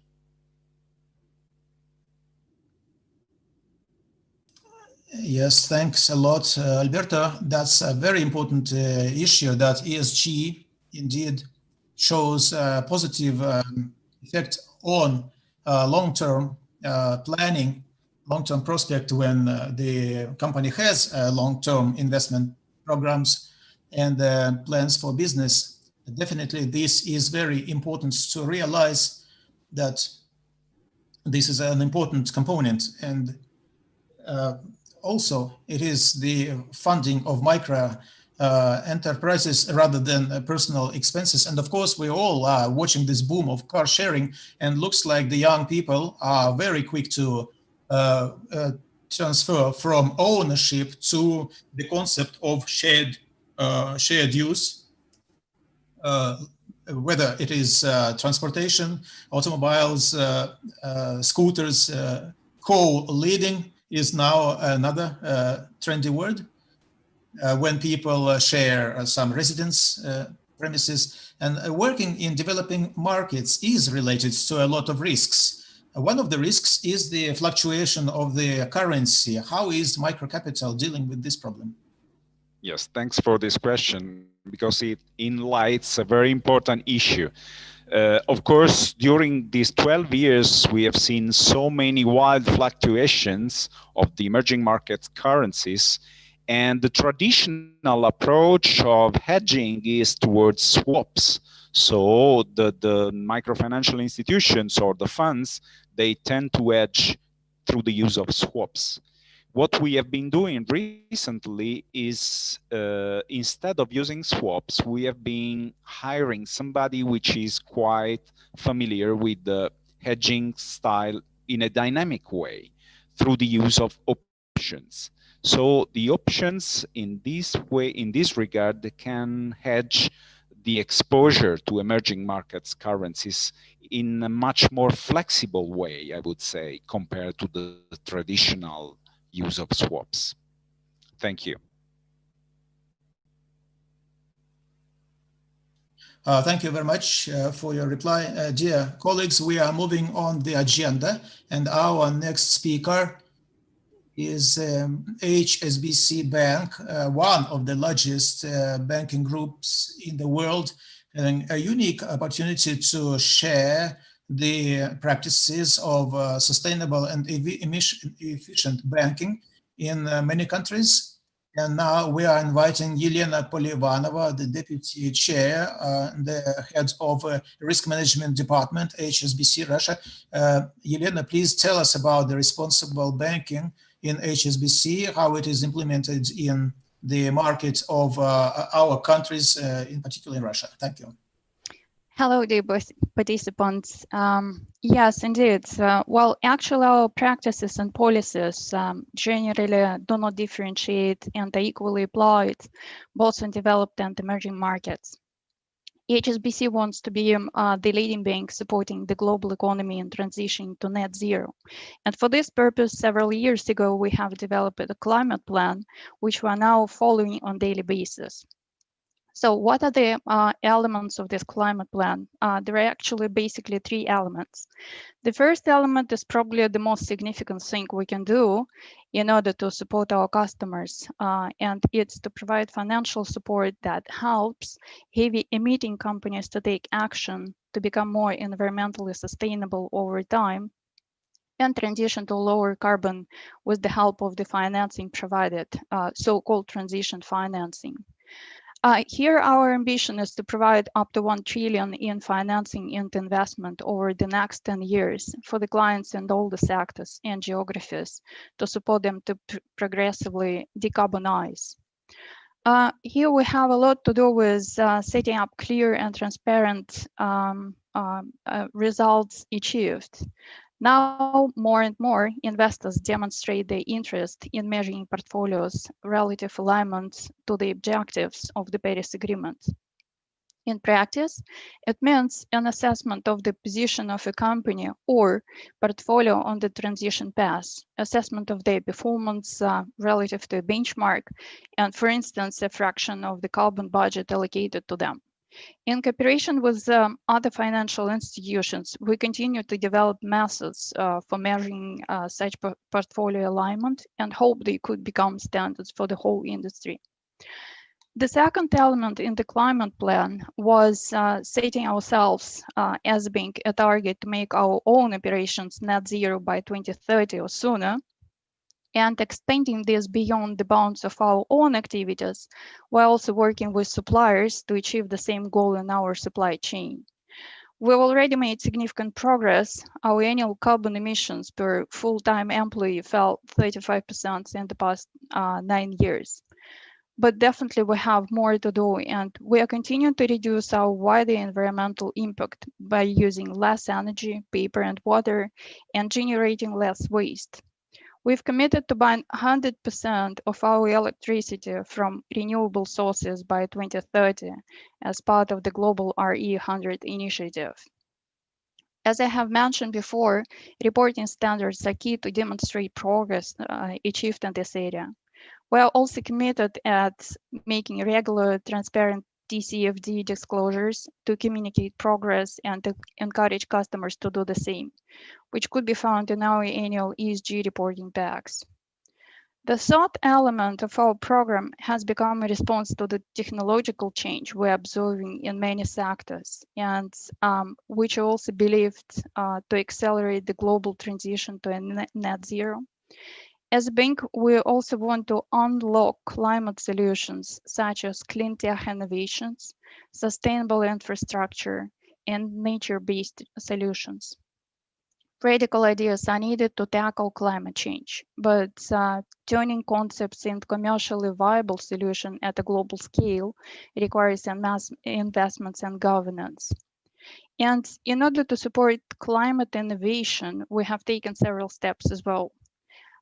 Developing clean technology is critical now, so we are setting up a dedicated unit to manage a technology venture debt fund that will target investments of up to $100 million for supporting clean tech innovation companies. We're also about to launch a new philanthropic program, which aims to donate $100 million between now and 2025 to bring the brightest ideas to commercial scale that I believe to help in tackling climate change. And there are also joint ventures with specialist climate advisory companies, which offer our clients the opportunity to invest in projects that support a sustainable economy, such as sustainable farming and fishing, for instance. In terms of sustainability risk management, our policies are aligned across all HSBC offices, and they defined our appetite for business in the sectors that may have high adverse impact on people or the environment. We seek to encourage our customers to meet good international standards of practice, and we do share our practice with them as well. Where we identified activities that could cause material negative impacts, we will only provide finance if we can confirm customers are managing these risks responsibly. Such customers are subject to greater due diligence and generally require additional approval by sustainability risk specialists, and we have special teams allocated within risk management function to do that analysis. And definitely will not provide finance if the business activities are not aligned with our aims and values. Also within risk function, we have created a combined reputational and sustainability risk team in order to further improve the way we manage these risks. The team is responsible for reviewing, implementing, and managing our sustainability risk policies, as well as our application of the equity principles. Speaking of Russian market, penetration of the sustainable finance is still pretty much limited and has seen the most of its development in the past year or so. However, considering resource-based sectors prevailing in Russian economy, importance of ESG aspect has emerged, and here efforts of the government, regulators, corporates, and financial institutions have to be joined in order to drive the change. And it's very encouraging to see Central Bank of Russia started to publish initial requirements with respect to responsible banking principles, as well as see more and more corporates starting to allocate substantial part of their investments, as well as their annual reporting to the achievements made in terms of ESG agenda. And I guess it's difficult to avoid touching specifics of this year and global pandemic, but I really wish to believe this would be a turning point for the change in the global attitude towards environmental agenda, and the ESG theme will continue to be developed. And while we remain committed in providing support to our customers and put efforts together with banking community to develop the standards further. So, thank you.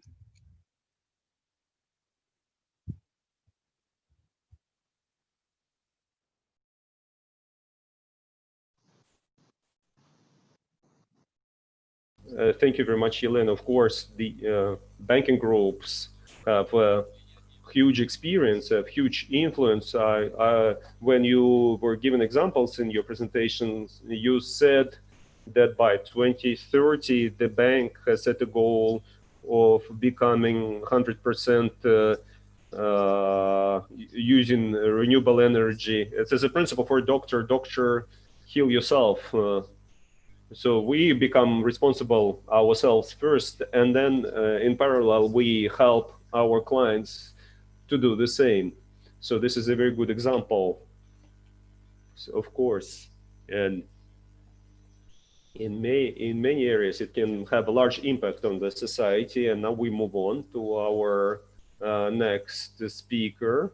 I would like to give the floor to Oksana Meglea, who is the Director of Department of Natural Resources, Mining and Industry of the Societe Generale Bank. Of course, the bank has been one of the pioneers in sustainable finance solutions for developed markets. Can you talk about that solutions for the CIS countries, and especially in your area of responsibility, metals and industry? Thank you, Maxim. Thank you for the invitation to this conference, which is of course very important.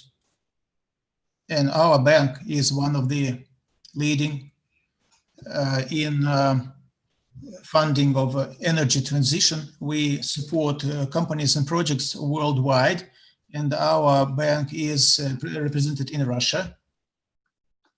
Thanks to Rosbank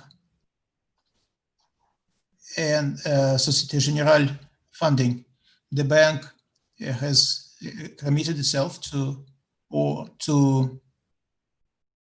between 2019 and 2023 to issue $120 billion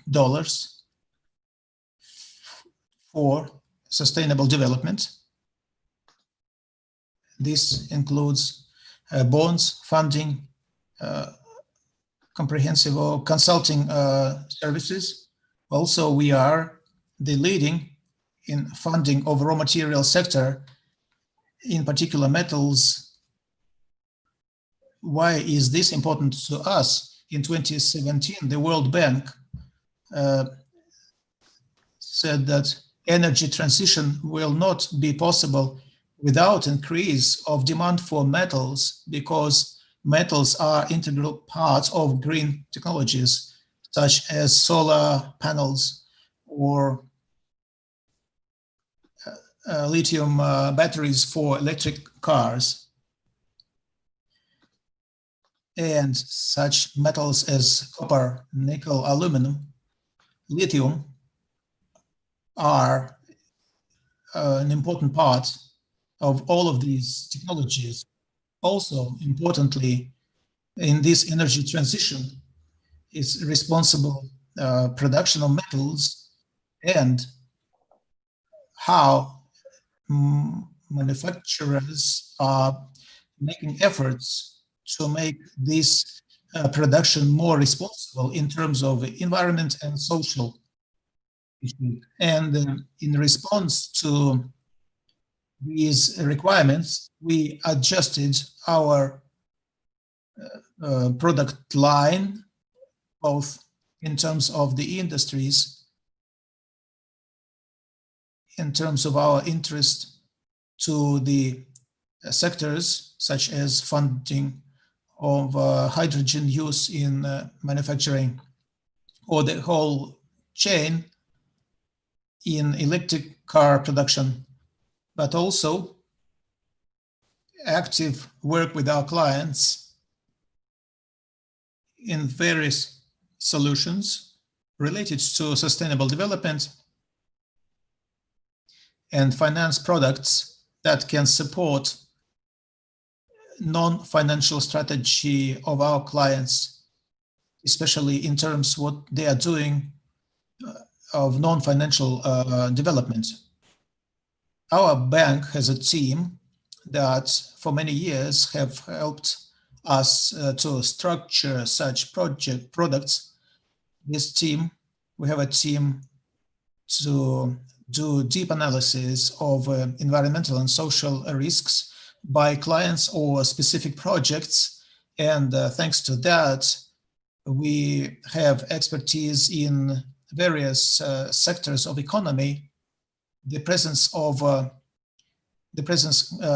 worldwide and in CIS, we have been able in the recent years to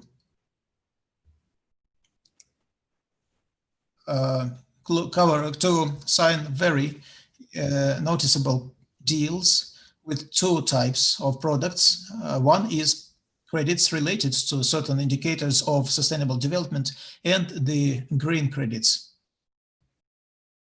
If the market of green credits is so far very limited, and only the pioneers have now done such credits, such as the polymetal company signing this deal late in October, using the funding for specific projects that are specifically targeted at attracting attention to the activity that they perform for rearrangement of their business to achieve low carbon economy and more efficient use of their resources. But the kind of products that is in more demand now is credits related to various indicators of sustainable development. There are two kinds of these products. One is non-financial rating related, and the other of such other credits of this kind is in considering the goals in economic and social spheres. Importantly,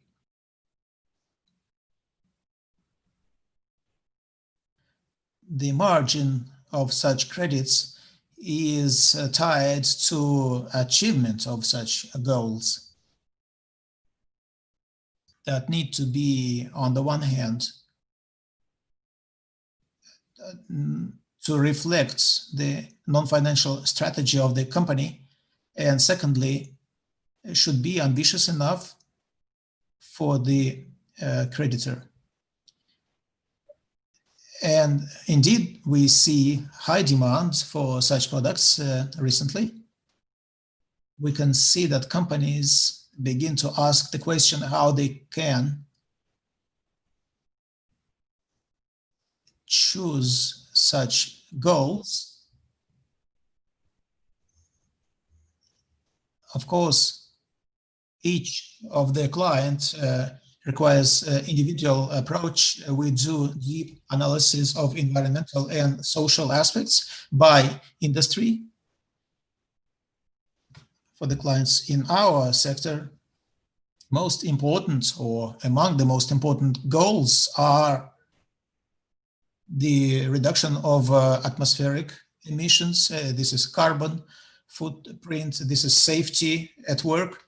All of these are very important, and this attracts attention both by the public and the investors, and their own personnel that helps to tie their non-financial and financial strategies. I will give several examples of such deals.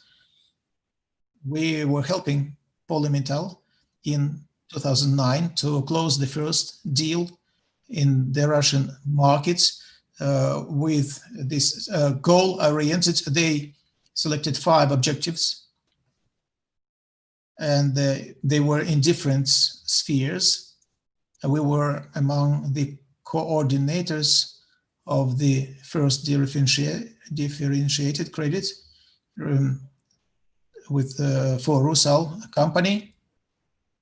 And we see that such products are gaining popularity, and it is important to be very careful looking at social and environmental risks related to the activities of the company, and such goals and objectives must be tied to these risks so that we could avoid possible negative outcomes for the companies themselves.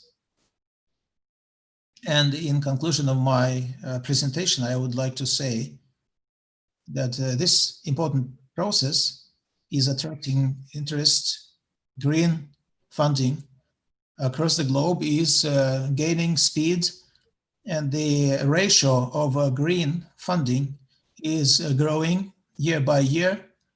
In 2018, it was 9% of the general total finance. 2019, it is 19%. It is a fast-growing process, that unstoppable process, and for the creditors, it is important to work with this kind of deals, and the banks that can do some counseling, who have understanding of some hidden obstacles in various industries, the importance of various risks for specific purposes.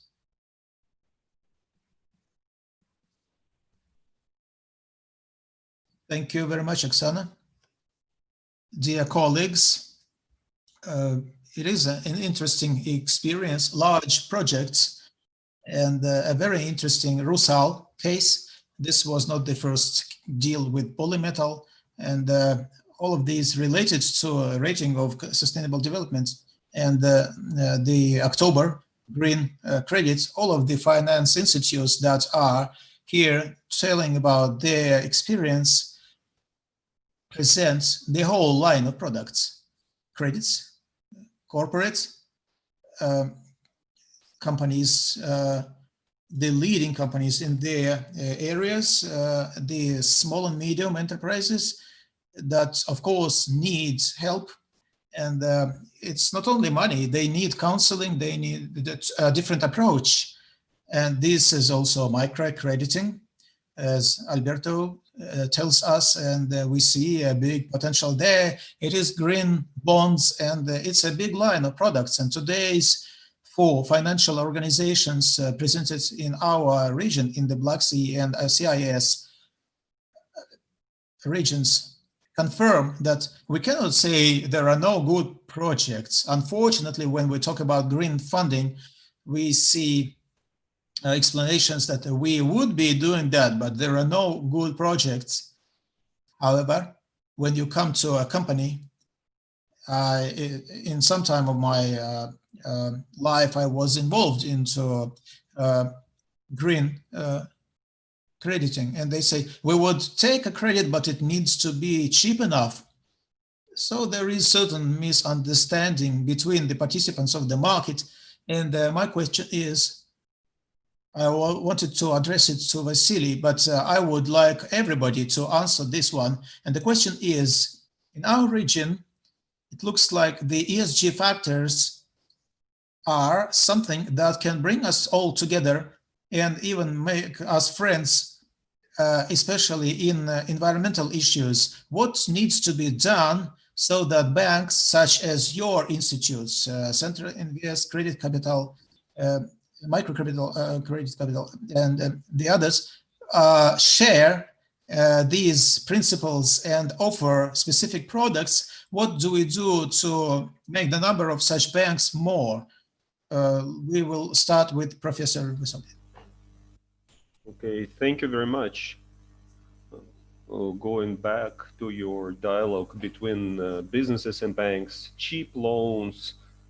So this is the ESG lending, different from speculative lending.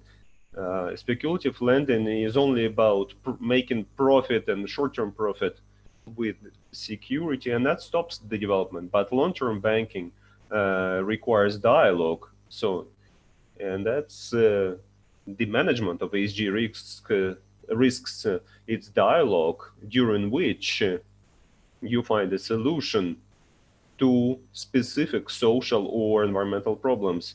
There is a question in the chat from Alexei Bogomolov. There was an example, and I would like to use this opportunity to answer both your question and his question. We had various authorities. We had an amelioration institute. These were large projects which took the water from the Don River and channeled it into the canals.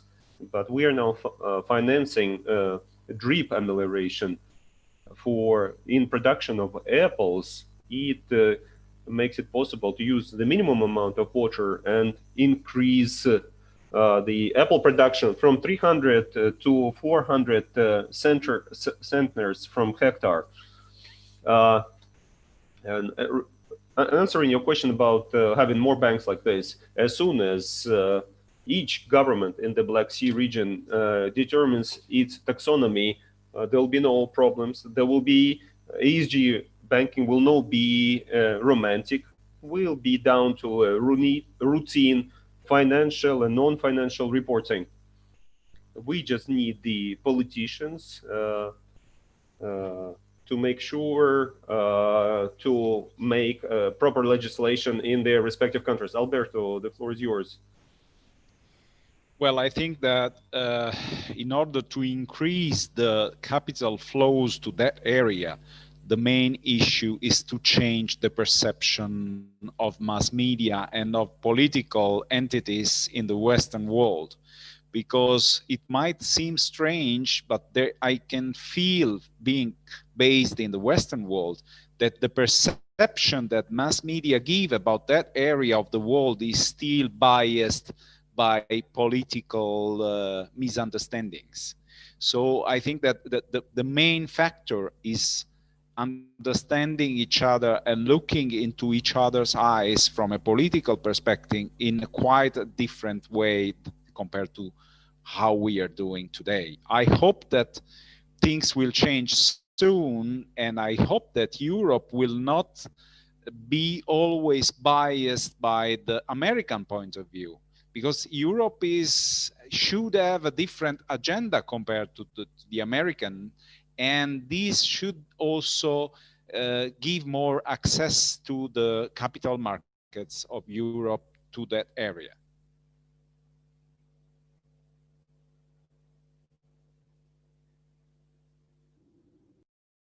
Thank you. Yelena, the floor is yours. Well, in my view, I think we all have to understand this is our own and everyone's problem, and we have to put collective efforts into dealing with it. We cannot separate and say that corporate should do more, or government should do more, or financial institutions should do something. We have to share our experience and our practices in this respect. And I think from everyone's speeches today, we have got that everyone is ready to allocate some capitals to tackle this problem, bigger or smaller, depending on the amounts. But it's indeed for the Russian market, in my view, we also have to develop a culture which perceives the ESG agenda similar to how corporates at present perceive liquidity issues or leverage issues.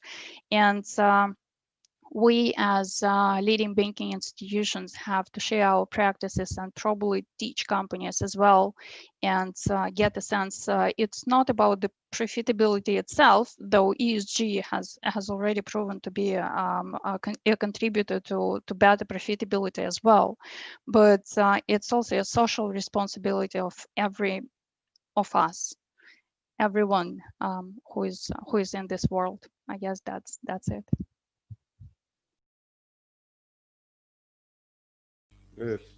Thank you very much. And Oksana Miglaya, the floor is yours. Thank you. I will agree, of course, with the previous comments. That is all very important. The only thing I would like to add is that we need transparency, and we need to prepare companies to be able to be in dialogue it's not only the banks and financial institutions that must get ready to sustainable banking, but it also goes for the people we work with. They should make themselves ready. There should be an internal dialogue within companies, between groups, between different departments, so that these narratives, the narratives that are now dealt with specific teams in large companies. This is something that should become part of overall culture, corporate culture within a company.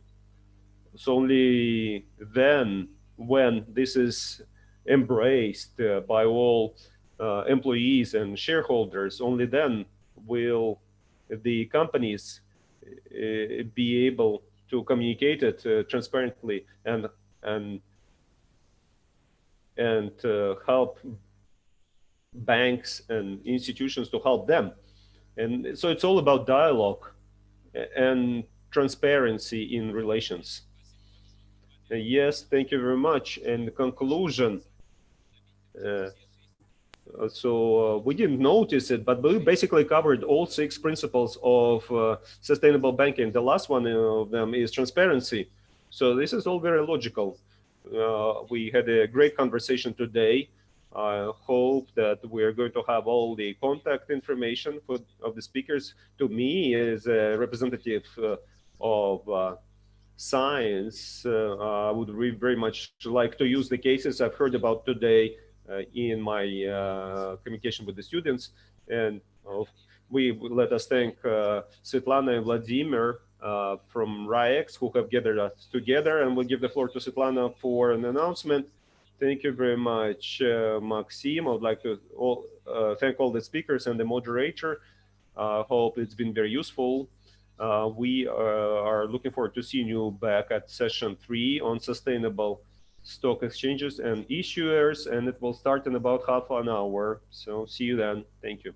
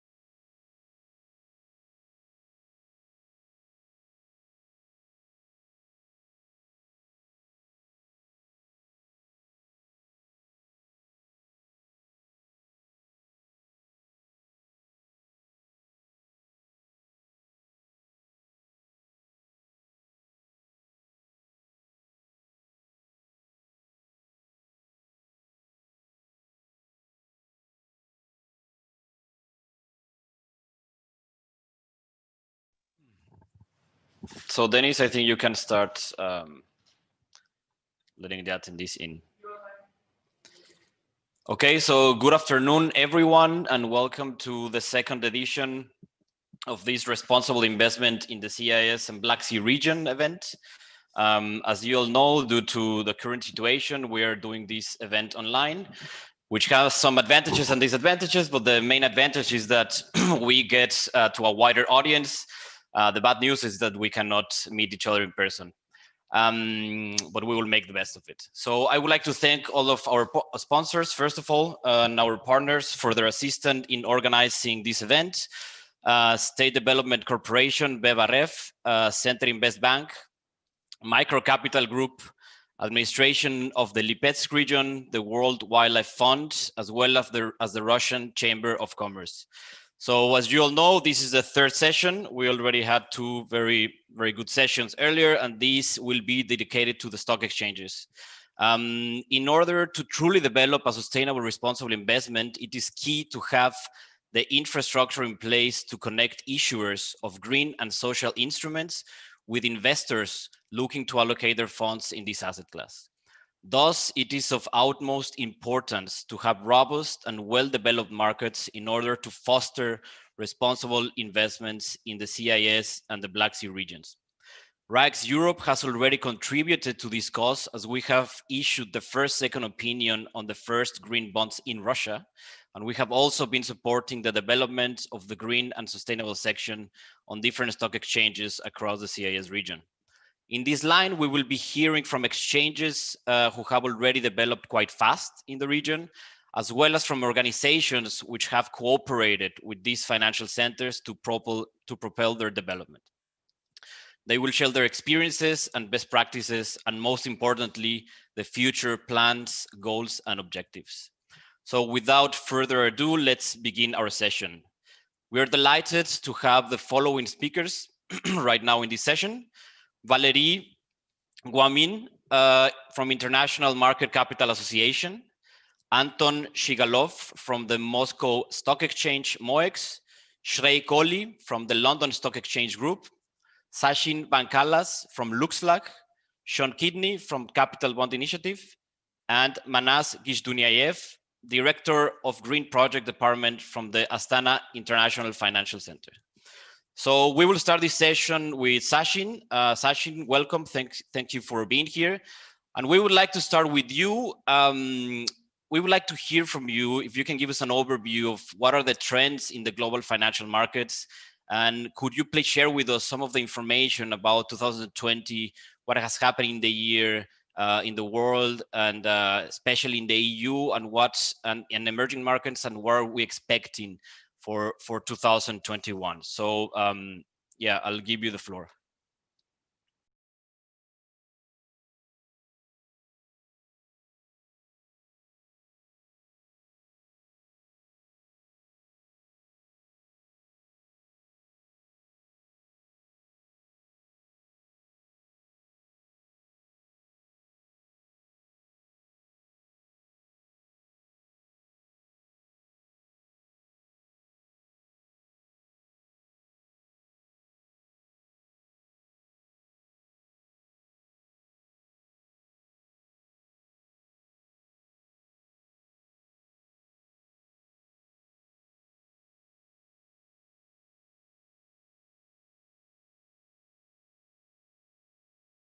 Actual market, let's say, growth or market momentum as such, with exponential growth in total assets under management in sustainable finance assets as such.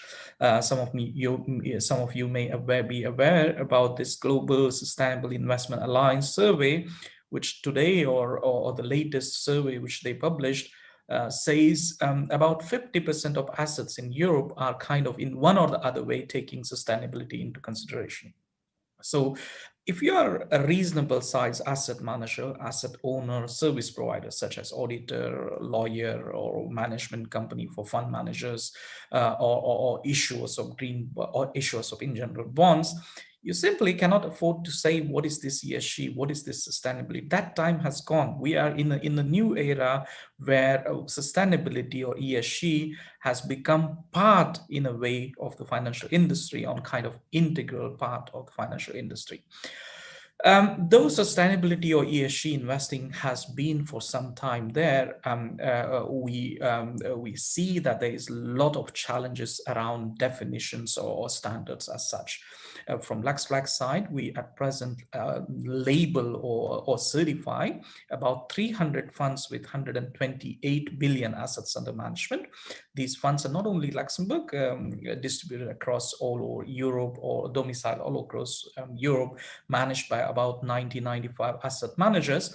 And based on these reviewing these funds and these actors active in the financial industry, but let's say selling or creating products around sustainable finance, what we note, being for over a decade in this industry and promoting on one side sustainable finance in general, what we note is for 2021, one of the key trend is going to be, I think, finally, we are there to a little bit settle down on common standards and definitions.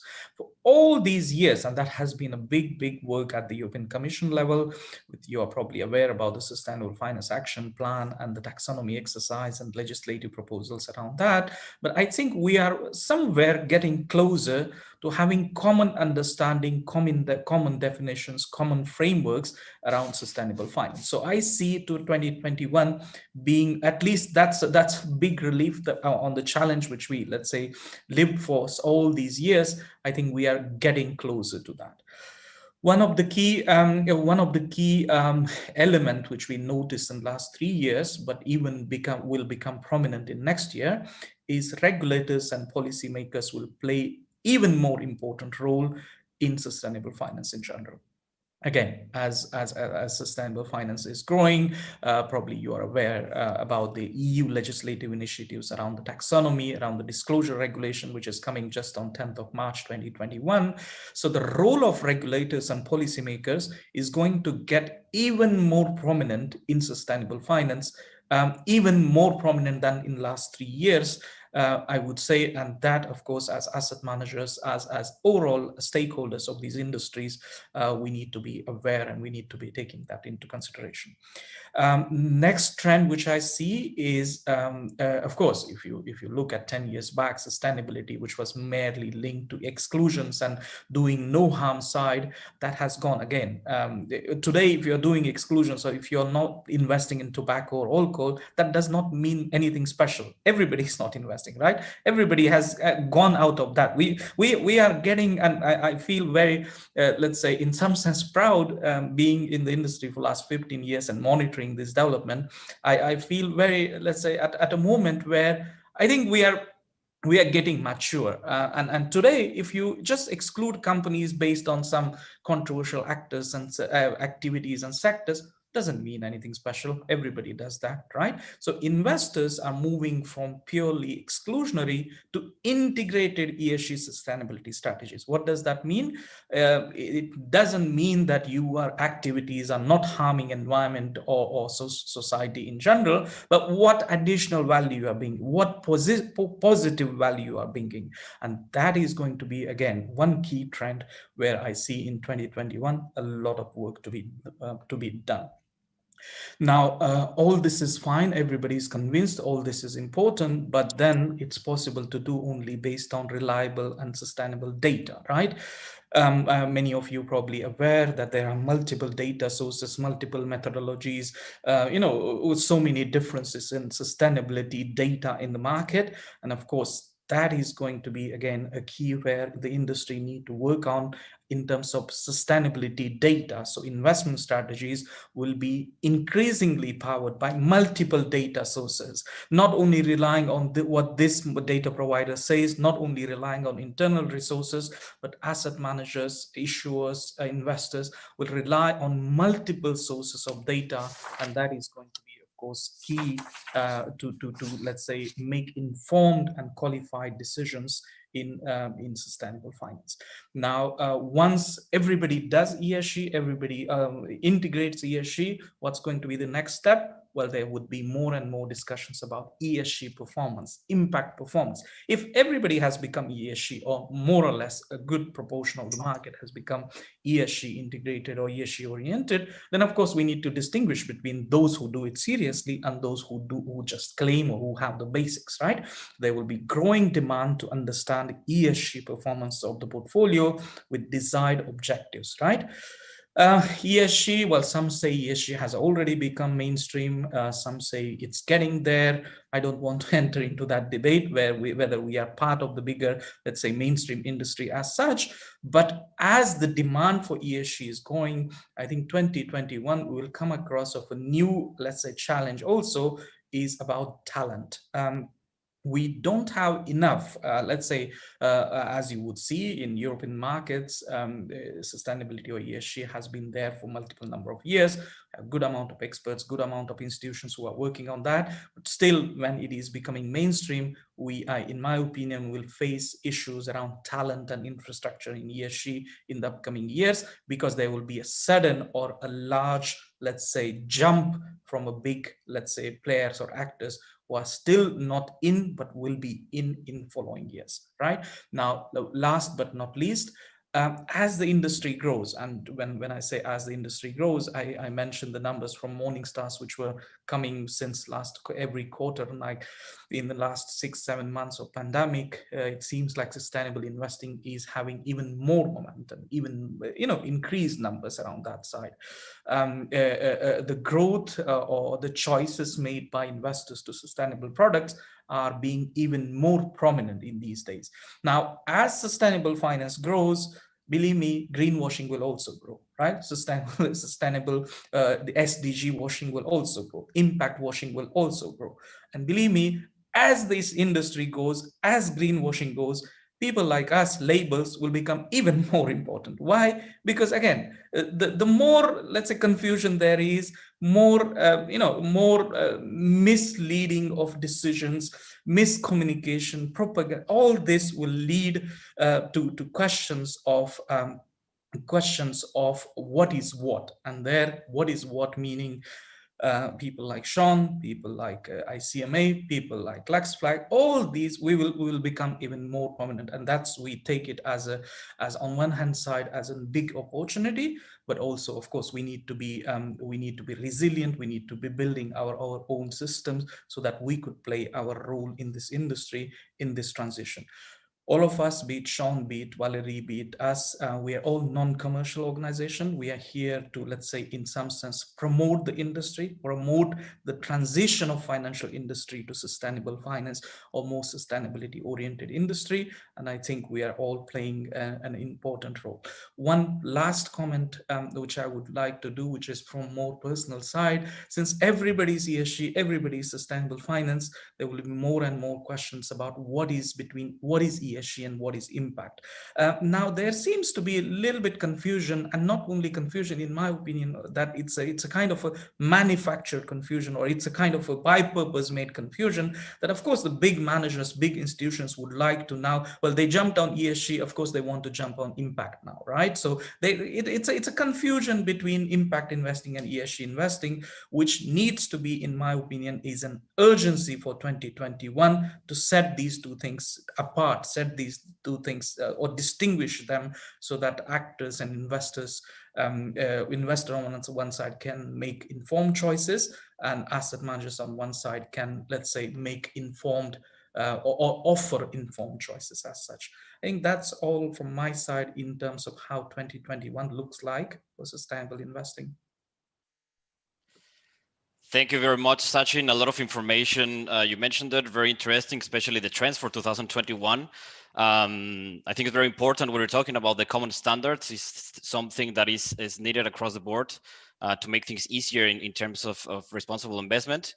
And also the regulator and the policymakers, I mean, I think you're right, they will be more involved, especially, for example, for us rating agencies. We already hear that there will be some regulation coming forward, and especially this applies also to the CIS markets. And I think we see also in Russia, especially new regulation, increasing regulation, that part. And we will continue with Valerie, who will talk about the transition finance handbook. And this comes along with what you just said, Sachin, about this trying to get new standards in order to propel the growth of these sustainable products, but in an organized way.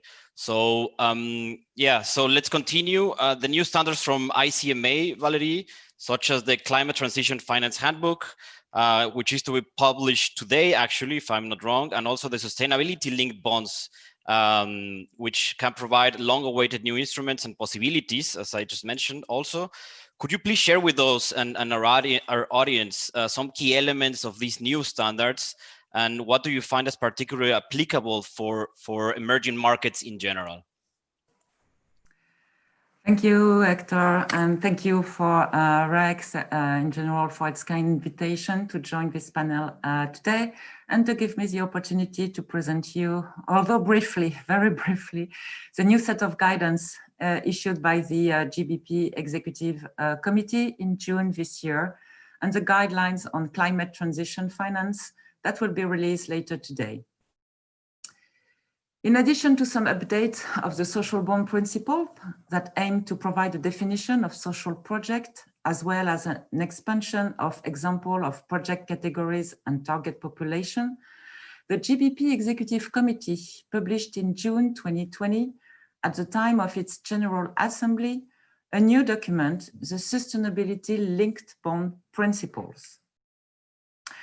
These principles complement the range of best market practices and guidelines for issuers of debt instruments in the field of sustainable finance. The Sustainability-Linked Bond Principles define sustainability-linked bonds as any type of bond instrument for which the financial and/or structural characteristics can vary depending on whether the issuer achieves predefined sustainability or ESG objectives. This means in practice that issuers are committing to future improvements in sustainability outcomes within a predefined timeline. Sustainability-linked bonds are therefore forward-looking and performance-based instruments. The sustainability outcomes are measured through predefined key performance indicators, KPIs, and assessed against agreed sustainability performance target or SPTs. Within these parameters, the sustainability-linked bonds are to be used for general purposes that do not necessarily relate to green or social projects. This is the main difference with the green, social, and sustainability bonds, which are, as you know, use of proceeds instruments. The new principles lay out 5 core components with which sustainability-linked bonds need to be aligned. These are, first, the selection of key performance indicator. Second, the calibration of sustainability performance targets. Third, bond characteristic. Fourth, reporting. And finally, verification. A sustainability-linked bond is a form of specialized financing which seeks to incentivize more sustainable business models.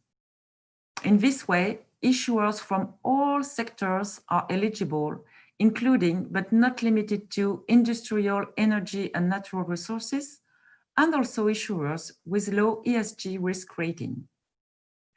SLBs are suitable to all investors and are particularly relevant to fixed income funds with a responsible investment or ESG strategy. Among other criteria, the selected KPIs should be relevant, core and material to the issuer's overall business and of a high strategic significance to the issuer's current or future operations. The sustainability performance targets, SPTs, should be ambitious. That means they should represent a material improvement in the respective KPIs and be beyond the business as usual trajectory. The cornerstone of a sustainability-linked bond is a variation in bond characteristics.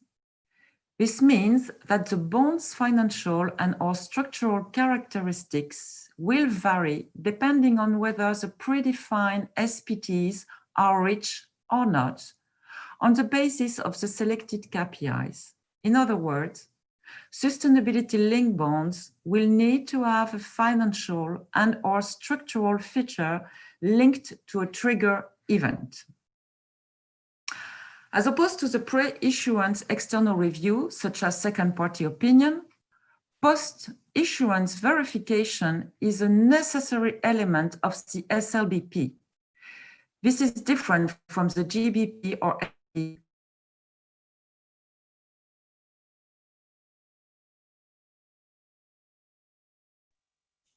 I think we have some technical difficulty with Valerie. Let's see if we can get her back.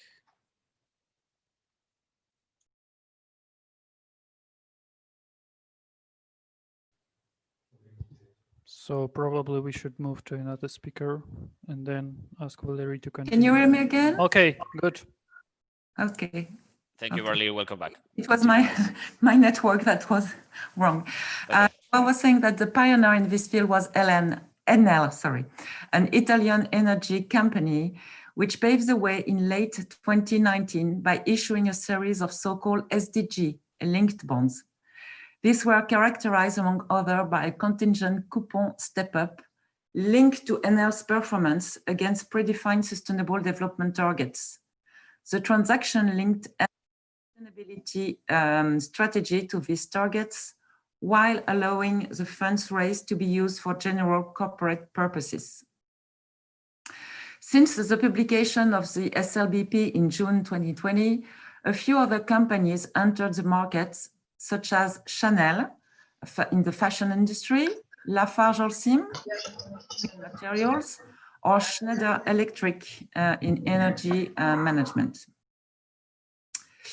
For both use of proceeds bonds and sustainability-linked bonds, issuers are encouraged to position their issuance within the context of their overarching objective, strategy, policy, or processes related to environmental sustainability.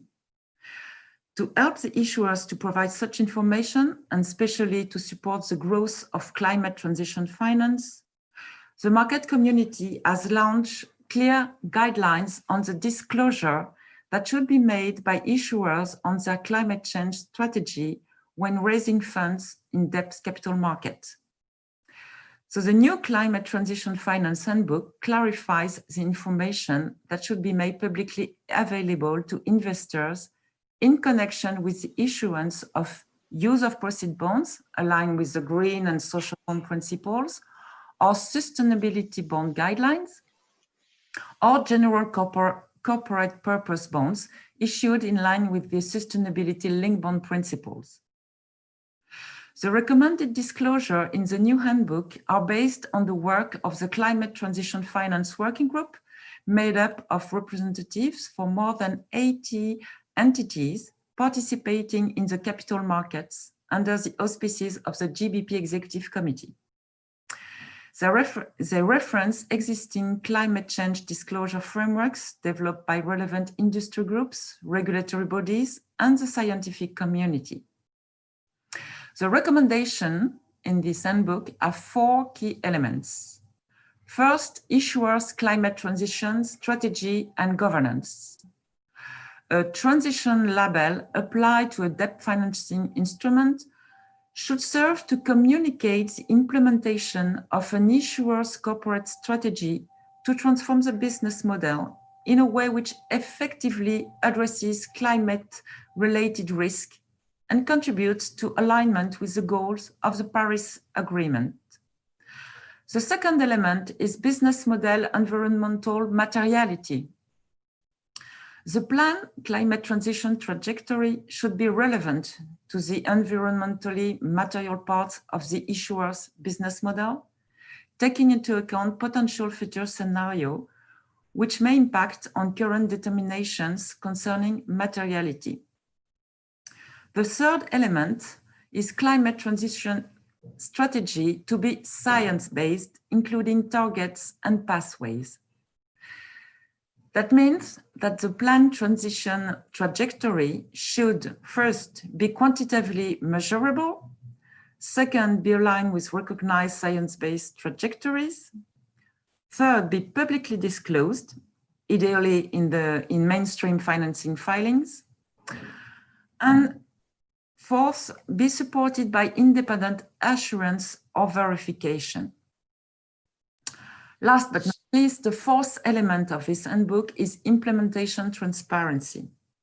Market communication in connection with the offer of a financing instrument, which has the aim of funding issuers' climate transition strategy, should also provide transparency to the extent practicable of the underlying instrument program, including capital and operational expenditure.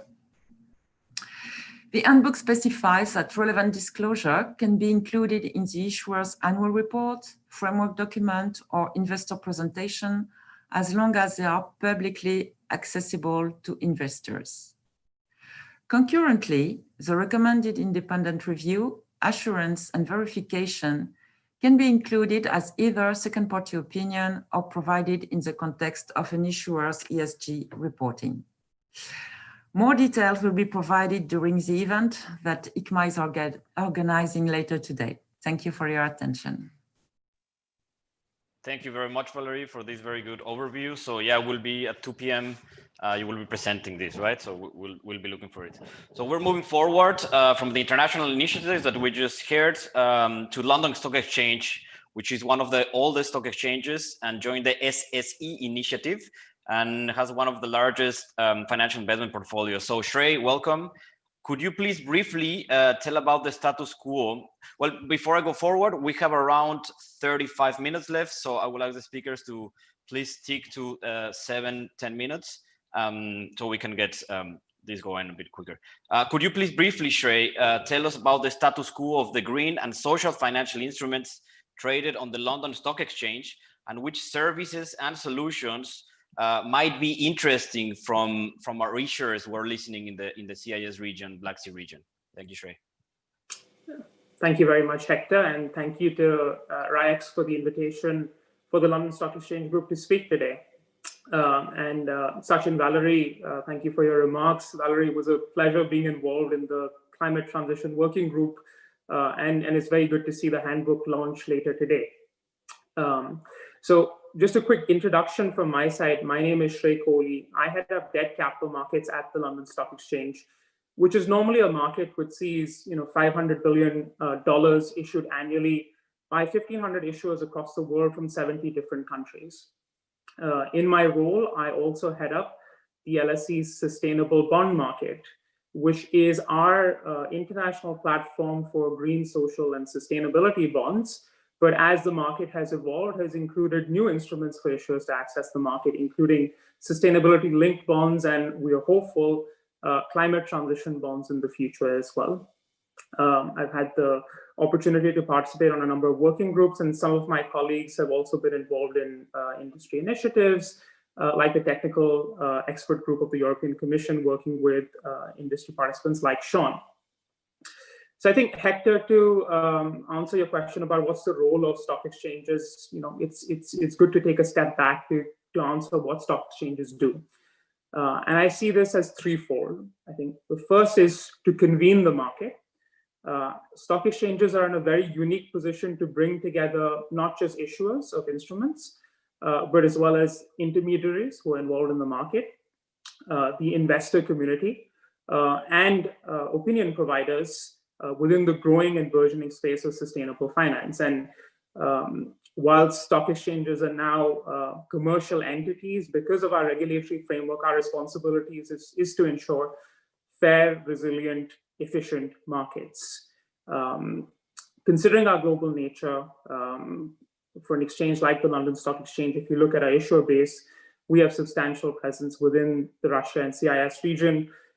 If you look at recent companies which have raised capital on the London Stock Exchange, for example, you can think of companies like Kazatomprom, but more so increasingly within the services and the fintech and the FIG sector. So recently we've seen companies like Mail.ru, Kaspi, Uzbomstroy Bank raise capital on our equity and our debt markets. And this brings an interesting question for companies in sectors which traditionally have not participated within sustainable finance. How do you convince them that sustainability should be a key part of their mission, but as well as their capital structure in the longer run? So it comes to the second mission that we have at stock exchanges, which is education for the marketplace of standards that exist.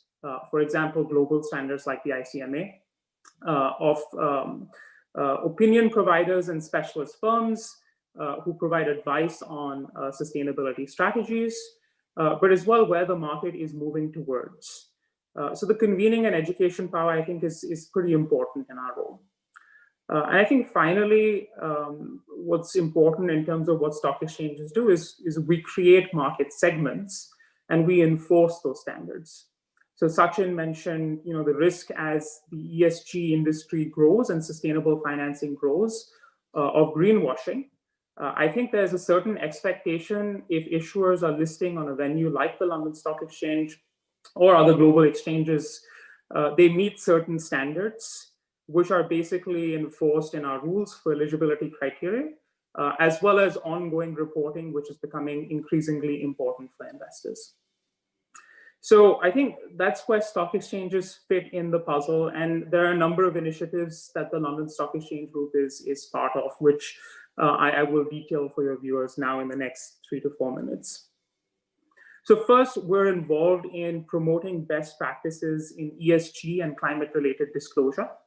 The London Stock Exchange produced its own guidelines for issuers on our markets back in 2017. This was updated in 2019, and we're leading a task force as part of the UN Sustainable Stock Exchanges Initiative to create model reporting similar to TCFD for issuers, which is accessible for issuers across the world. The LSE is, of course, part of the UN Sustainable UN SSE initiatives, as are other exchanges across the world, including my friends at MOEX. What we also do is we work with investor initiatives such as Climate Action 100, which is an increasingly important initiative where investors are seeking to get better disclosure from companies on their climate-related and carbon footprint. One of the initiatives we work very closely with is the Transition Pathway Initiative, which now looks at helping companies publish better information about the management and governance frameworks that they have internally, as well as carbon pathways for the future, both in the short term and to meet longer term commitments that companies may have made as part of aligning to the Paris Agreement, for example, or committing to a net zero footprint. Earlier this year, one of the divisions of the London Stock Exchange Group, FTSE Russell, launched an index with the Transition Pathway Initiative, which is the FTSE TPI Climate Transition Index, which specifically now allows investors to weigh their equity portfolios to companies who are publishing better information about their carbon footprints, but also are meeting their commitments towards managing that carbon footprint based on scientific and objective criteria in the longer run. We have another suite of indices around sovereign bonds, which are linked to climate-related risks for sovereigns, which is based on risk models that investors look at in the market for physical risks, transition risks, and resilience risks related to sovereigns.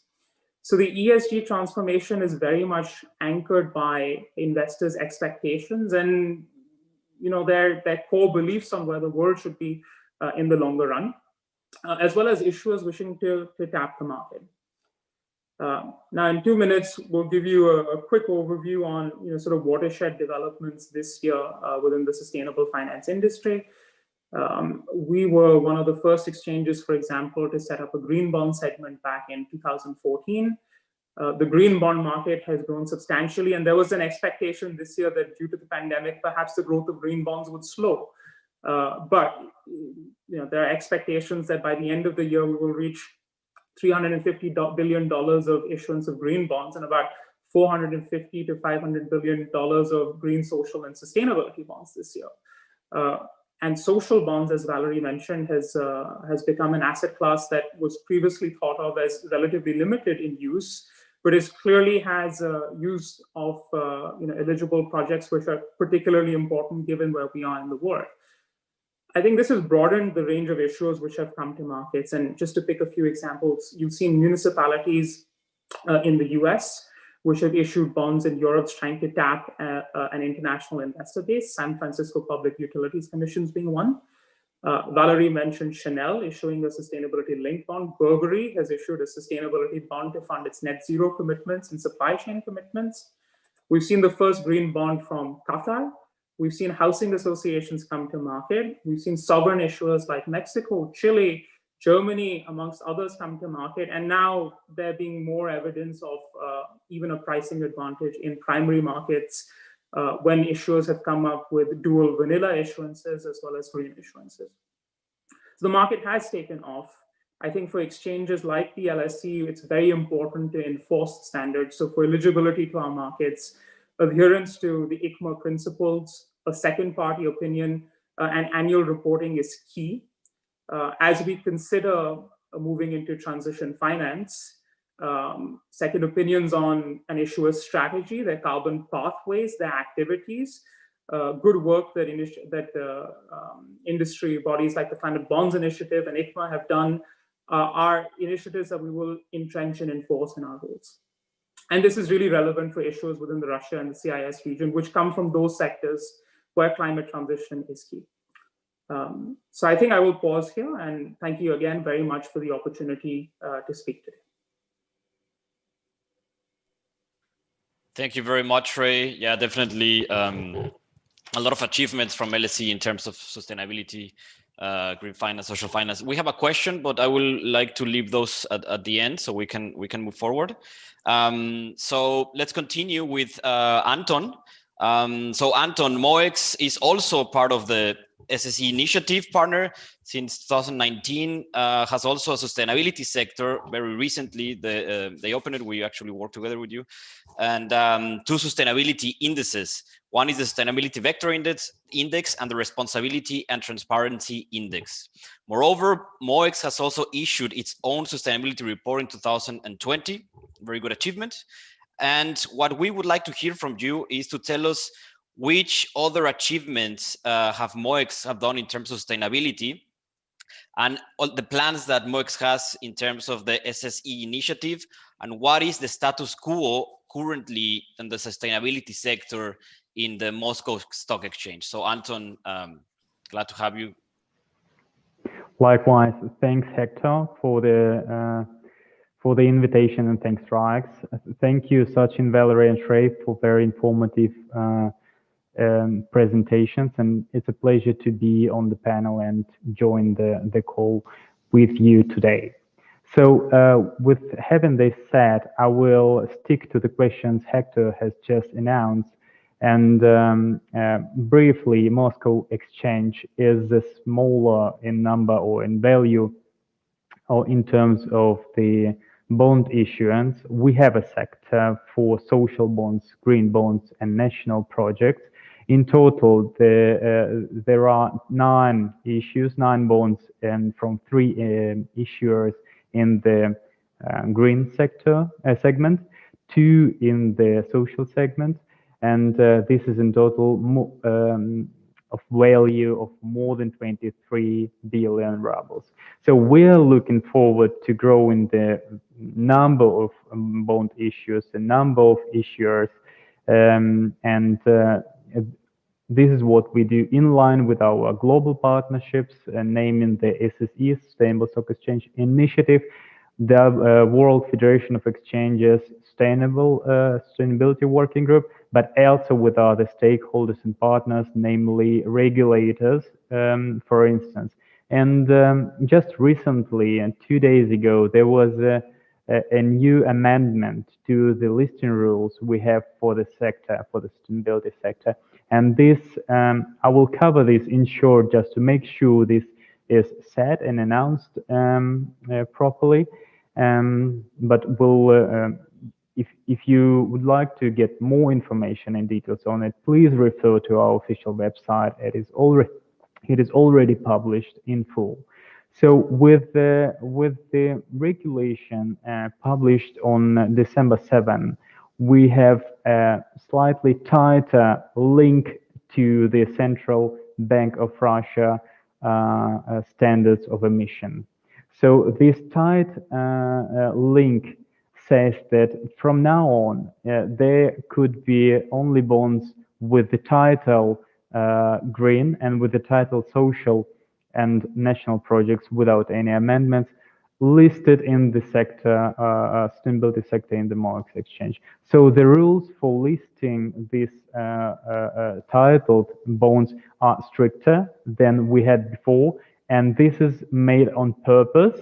Some of the things have been clarified. For example, the content of the report on how the capital will be utilized is more detailed now, and this is done in response to issuers that have asked us before as a market infrastructure, please give us a guidance. We require more detailed and transparent guidance for this. But also this the timing is now detailed when the report has to be published. And then this tight link might be perceived or might be seen as something that is done too early. So the market is developing quite fast, and the regulation is lagging behind, as normally, as globally, as everywhere. And here we should say that issuers who might think of listing with the new amendments could take some more time to get along with the listing rules, prepare some additional information, which is now which should now be more detailed on the purpose of the capital raise and on the reporting on how the capital is raised. And this is done in line with the global trends. However, for the local emerging market, this might be an early intervention that puts some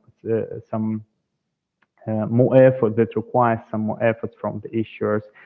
And having this said, from the October 2021, there will be this normative act in force, where requiring the more detailed reporting on how the capital raise is utilized.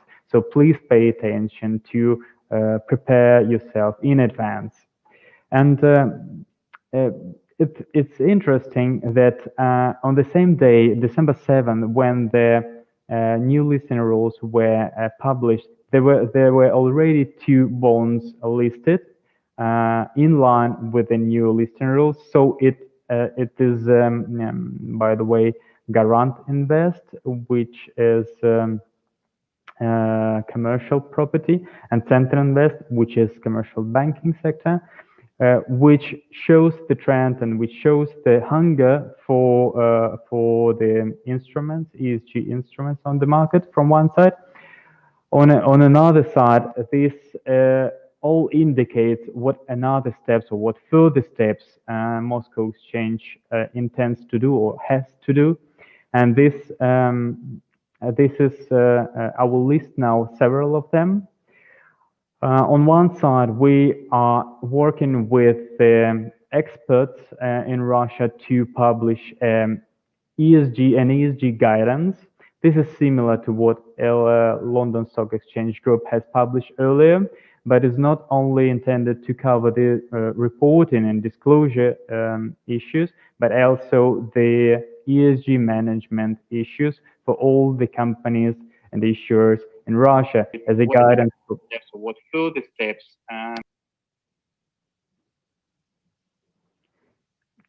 Could you please? So it was probably something wrong with the mic. So another step will be to move on with the verification. So what we see now, there is one verification step in the beginning of a bond issuance when the issuer is required to show that the intended bond issuance and the purpose of it is verified. There is an interesting step to verify which globally evolves, and this step is intermediary, so how the capital raise is used and utilized. As for now, this report is published solely by the issuer, so it's interesting, it's okay and it's normal, it's fair for investors to require this report to be audited or to be published with a third-party opinion. This could be auditors, this could be rating providers, verificators. So this is something we look forward to into how it will evolve. And another further direction we look forward to develop our sector of sustainability is the sovereign bonds and national and regional bonds. So this is not a secret that there are a lot of projects funded by government in Russia, which are in real green or social. So this the Moscow Exchange as an infrastructure is a place to offer an instrument that is suitable, transparent, and responds to the requirements of these type of bonds. And another direction, which is last but not least, we have a quickly developing regulation and legislation in Russia, and we work closely with the working group, which consists Anton, sorry for interrupting. 1 minute. Can you wrap it up, please? Sure. Thank you. So we haven't said that these are the last points. So we look forward to linking our work with the working group in Russia, which amends the regulation and the taxonomy and the verificators list, so that it suits nicely and it's common for the whole financial market. And lastly, we see that there should be some competition for the green and social bonds, and this is done through several incentives and interventions. So there should be some, or we look forward to changes that the investors on one side will be incentivized by diversifying their portfolios with green and social bonds. On another side, we look forward to incentives towards issuers, and these could be taxation incentives, for example, or subsidies. And we look forward to the ethical demand. You know, it's growing globally. So these three could help the market grow in Russia. And we as an infrastructure are ready and ready to go in hand and work in partnership. That's all from my side. Thank you very much. Anton, thank you very much. Very good overview of the developments of MOEX, which have been actually many in a few times. So thank you very much. So let's continue with Sean Kidney from Climate Bond Initiative. So welcome, Sean. Thank you for being here. So we have a couple of questions for you that we would like to cover. So first of all, could you explain what is the role that Climate Bond Initiative is playing in fostering the development of green financial centers and green stock exchanges in emerging markets, and which are the main challenges that you see and how to overcome them? And secondly, related to that question, we know that CBI has already participated in the development, for example, with Astana International Financial Center, the green part, also with MOEX. So can you share a bit of that experience, and how can other countries and the exchanges from other countries in the region learn from this, and how can they cooperate with you? Thank you, Sean. Sure, thanks for the chance to talk. I mean, let me be very clear. Our role is to grow green bond markets. I mean, green bond markets with quality, and setting boundaries in markets helps increase their value and their worth. And one of our role is to work on that setting of boundaries. So we, for example, provide raw green bonds data to most of the world's green bond indices. So that becomes a way, if you like, of educating the market about what should and shouldn't be in there. And then that's from the US, Europe, and China. But we also have partnerships with exchanges around the world. We, as you mentioned, have been working with AIFC about how to go green bonds. And in fact, in a few days' time, I'm taking on the role of chair of the Green Finance Advisory Council for our AIFC in Kazakhstan. But we also work in a partnership program with the Costa Rican Exchange, the Ecuadorian Exchange, and many other exchanges in emerging markets. And we're keen to try and grow this. Of course, our ambition is to try and address the dominant environmental challenge of our day, which is climate change. It's not the only, but everything else falls under that. If we don't address climate change, there is no biodiversity because we see destruction of biodiversity, and so on and so on. You know, the challenges are quite huge in terms of what the IPCC, Intergovernmental Panel on Climate Change, tells us and what our scientists tell us. We have some green shoots, so to speak, that we currently have an increased appreciation of the nature of those challenges, and you will hear the refrain often, including from Kristalina Georgieva, at the managing director of the IMF, of the need to build back better.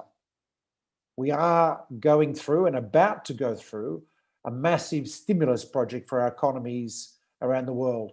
We do need to make sure that stimulus creates jobs, but also does that in a way that is suitable for the future economy, not the past economy. And there is going to be a change. Now, every investor we speak to in the world now, every major investor, fully understands the world is changing, and they're trying to pick what the winners might be. One of the things they look for, by the way, is the green bond market, which is about $1 trillion outstanding now and growing. And of course, the daughters of the green bond market, using the same model, the sustainability bond market, the social bond market, and so on.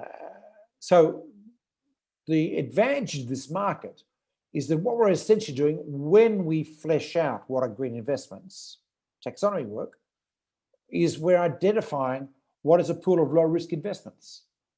So especially if you're a fixed income investor, where you're more defensive than looking for yield, this pool is less likely to be affected by policy transition than if you're not in the pool.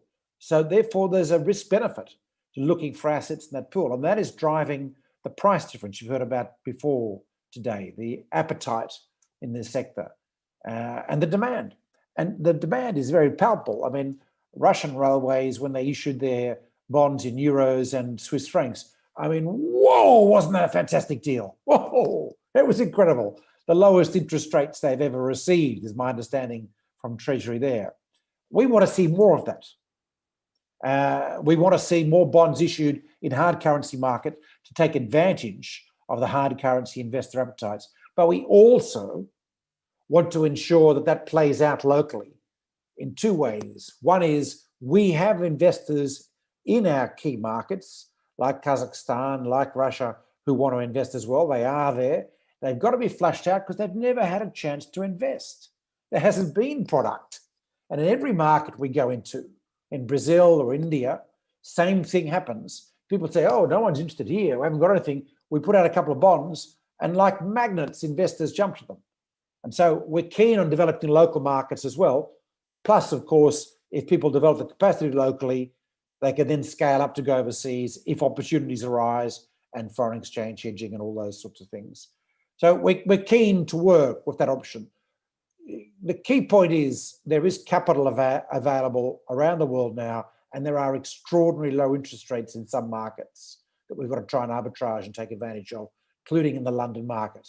And we work with London Stock Exchange a lot, as well as other exchanges like the Luxembourg Stock Exchange, Shanghai, Hong Kong is a partner, and so on. We'd love to be a partner of Moscow too, so that's we've picked that up as a separate conversation. The next step, while we've proven there's a big demand for green bonds, we have a large liquid market and prices. The next step is to make the rule sets simpler and easier. In Kazakhstan on Monday, we're launching the Kazakhstan taxonomy. VEB in Russia has been doing great work on developing a Russian taxonomy. These will really help guide local markets in terms of what is included, and of course, prepare them for the international issuance, because we're looking at how we can synchronize internationally. In between China and Europe, we are working on harmonization of taxonomies. In fact, earlier today, I had a working group meeting with the Chinese and the European delegations, looking at the next step. Over the next few months, we'll make substantial progress on that. And of course, that'll be useful for everyone, because it means you'll have one set of rules if you try to issue, and you can tap whichever market capital looks like, depending on conditions that particular day, where capital looks attractive. This work on making it simpler is really going on in Europe at the moment. As again, you mentioned, I'm a member of the European Platform of Sustainable Finance. We're trying to finish off the first stage of the taxonomy, and we're starting to work on the next stage. Every investor, bank, and corporation in Europe will be required to reference the taxonomy in their definitions of green and sustainable. The second thing that's happening is a big discussion around preferencing. So once you know what the rules are, how do you support capital flow in the right places, which are, after all, public policy areas for us? We've seen that discussion at the Network for Greening the Financial System, the Association of Central Banks, I think 80 central banks now globally, with the US Fed just announcing it's going to join. But we also see it development banks like EBRD that has made a commitment recently that 50% of all their lending will be green. And it is in line broadly with the taxonomy work that's going on, and European Investment Bank and Asian Development Bank and others as well. And then, of course, there are regulatory measures. The main idea is to look for fiscally efficient ways of having preferential capital to support the right kind of green investments as per the taxonomies. But the hard work, and the work we've got to get to, and the work that underpins the challenge we face now, is asset creation. The truth is, there's an incredible shortage of supply, not simply because people haven't woken up to how to do it. That's the first stage. That's where we are in the Ukraine and Russia at the moment. But then comes the second stage, is as we get the market going, how do we build more of the right kind of kit? How do we increase solar farms so they can have more stuff into this market? Of course, with the benefit of slightly lower cost of capital through this market. How do we grow our railway networks and refurbish it? How do we ensure the right kind of land use investments are made?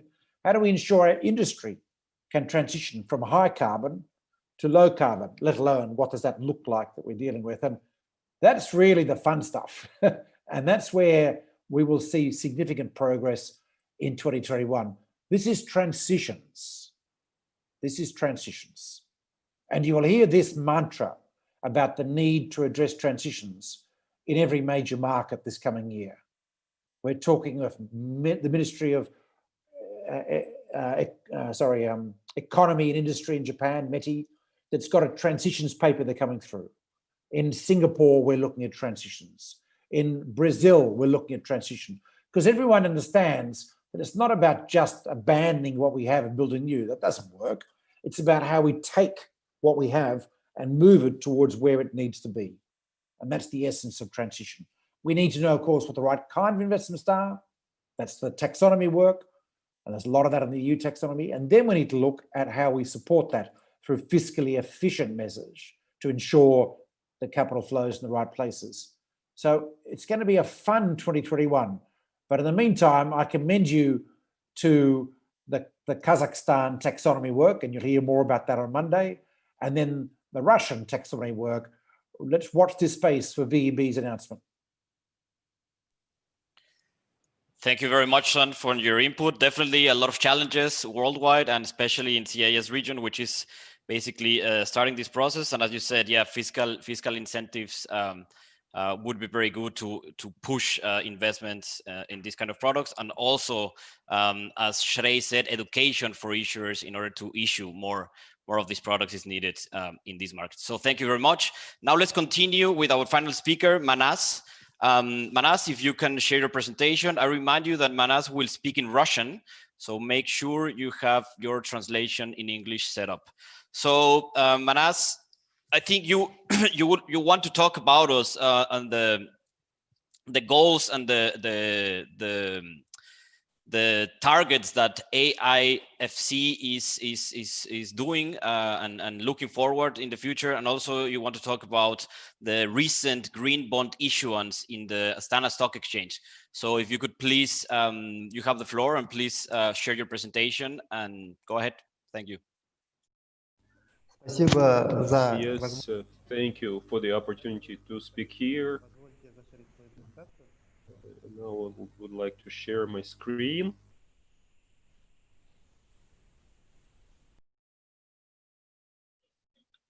Как известно, одним из ключевых направлений развития as we know that one of the important development areas for the Astana International Finance Center is the development of new green instruments. We established the Green Finance Center. So the main objectives of this center is strategic consultations on the development of green finance, and also acting as a regional hub of green finance in Central Asia and Eastern Europe. As we know from international experience in the initial stage of green bonds, it is important to have so-called strategic issues that give a boost to the development of this market. And in this context, I would like to speak about the issue of green bonds by the DAMO Fund in August 2020. It was a milestone event. The DAMO Fund, it's the National Institute of Development of Small and Medium-Sized Businesses, issued 200 million tenge worth of bonds at the Astana International Exchange. The coupon rate was 11.75% and 3-year maturity. All proceeds have been placed with commercial banks and micro finance organizations for giving loans to small and medium-sized businesses which are involved in small-scale investment projects in renewable energy. It should also be noted that part of the coupon rate was subsidized by UNEP. I would like to emphasize that DAMO was very well prepared in terms of policies and procedures for green finance. They already had a policy for sustainable development. They had an environmental policy. They had a corporate governance code. They had a business ethics code. The only document that needed to be developed was a green bond framework. And in June, they developed and approved this document after they applied for listing at the Astana International Exchange. And in parallel, the Green Finance Center started working on developing the second-party opinion on this issue in accordance with the independent opinion from the Green Finance Center. The bonds are fully in line with the principles of green bonds of ICMA, and this issue was included into the database of environmental, social, and sustainable bonds of the International Capital Market Association. And of course,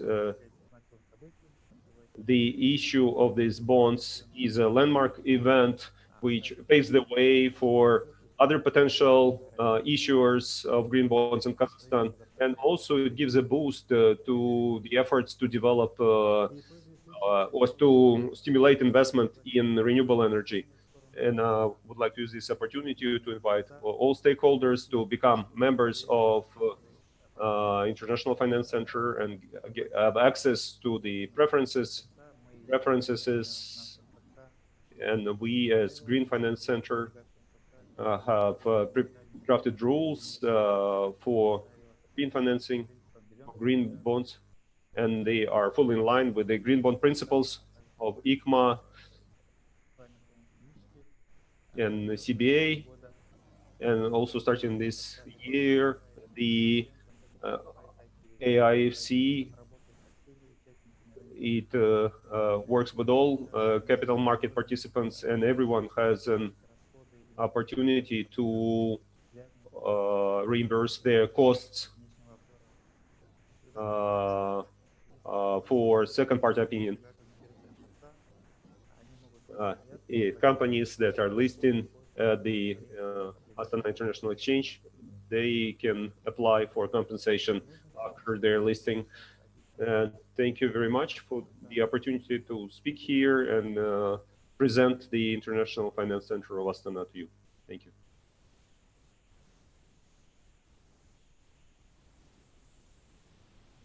Manas, thank you very much for this. Very interesting, this first issuance. Hopefully we will have more in the future. So thank you very much, all the speakers. I would like to thank you for your time, for the interesting presentations, and also the audience. Unfortunately, we don't have any more time for discussion or for questions. We have the next session in a couple of minutes. So I will thank you very much. Would like to thank you very much. And if we have further questions, then we will directly direct them to the speakers and you can have an answer. So thank you very much. And we'll see you in session 4. Thank you. Thank you.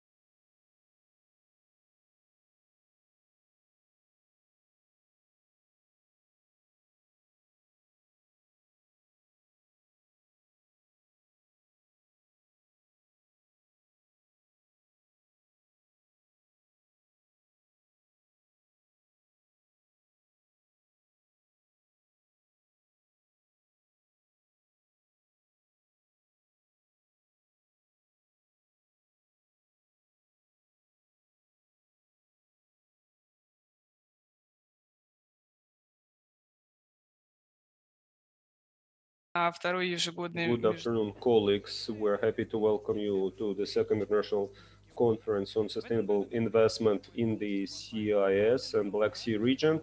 Today, this year we're fully online, but we're happy that we can have more participants and also have video recordings of the event for future viewing. Please note that there is simultaneous interpretation. And there is also a Russian and English stream on YouTube. And I would like to thank all the sponsors and partners for their support. WebRF, Central Invest Bank, Micro Capital Group, the administration of the Lipetsk region, Worldwide Wild Fund, and the Russian-German Chamber of Foreign Trade. And this is a session on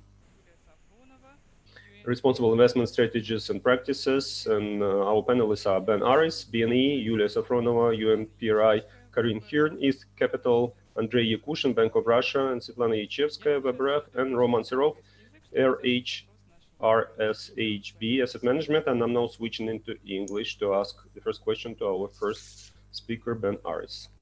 Ben, the first question is to you. EU has launched Green Deal as it attempts to deal with climate risks. Has Russia embraced its commitment to Paris Accord? What is your opinion as a journalist? Hi, thanks for inviting me. Pleasure to be here. Yes, Russia did sign off on the Paris Accord and has actually ratified it as of last year. However, Russia faces some very serious challenges, and I don't think they've been taking it particularly seriously until recently. And recently, there's been a lot of very strange weather in Russia, which has started to mean the Kremlin and the people have woken up to the need to do something about that. Russia has been heating up twice as fast, more than 2.5 times faster than the rest of the world. And I've got a slide to show that illustrates that. Share. So I'm just working out the technical stuff. This summer there was an unprecedented heat wave, and as the slide shows, you can see how Russia in particular is getting very hot very quickly, and that's going to cause a lot of problems. The problem is that in Verkhono-Yagansk in Sakha in Yakutia, it reached a record high of 38 degrees, the highest it's ever been. And this is the town that's the coldest town in the world. It's in the Guinness World Book of Records for going through 100 degrees centigrade in the year, from -60 up to +38. And then last winter, there was no snow in Moscow until December. And then just recently, we've had ice rain in the Far East, where the rain freezes and brings down trees and telegraph poles and cause chaos. The big problem is that the permafrost is going to start melting. And because so many of Russia's assets are in the Far East, let me show the slide for that, is that as the ground starts to melt, the infrastructure and the buildings that are there are going to just simply fall into the mud and fall over. The estimates vary wildly, but we're talking about between $100 billion and $200 billion worth of damage. And as you can see, this is the permafrost distribution. It's mostly in the top and right-hand side of Russia. But if you compare that to the oil fields, that all of this area over here, where a lot of the main oil fields are also in the permafrost. And this whole region is crisscrossed by infrastructure such as pipelines. And as it melts, those things are simply going to fall over, and there's going to be a massive amount of investment needed in order to to repair the damage. This region, the permafrost region, although there are 24 regions that have permafrost in Russia, only 9 of them are actually inhabited with people and have infrastructure on them.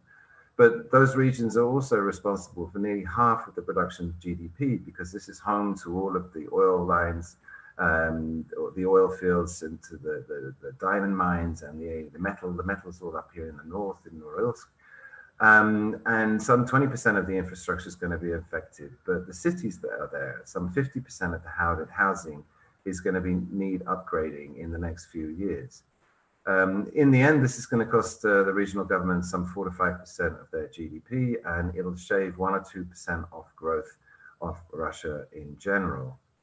Now, Russia has addressed this by ratifying the Paris Accord in 2019. However, and it is the biggest polluter in the world, fourth biggest polluter in the world, kicking out about 1.8 gigatons of emissions every year. And since they ratified Paris, the state has started to take action. A national climate plan was put into place last year. However, that was watered down by the industrial RSPP lobby.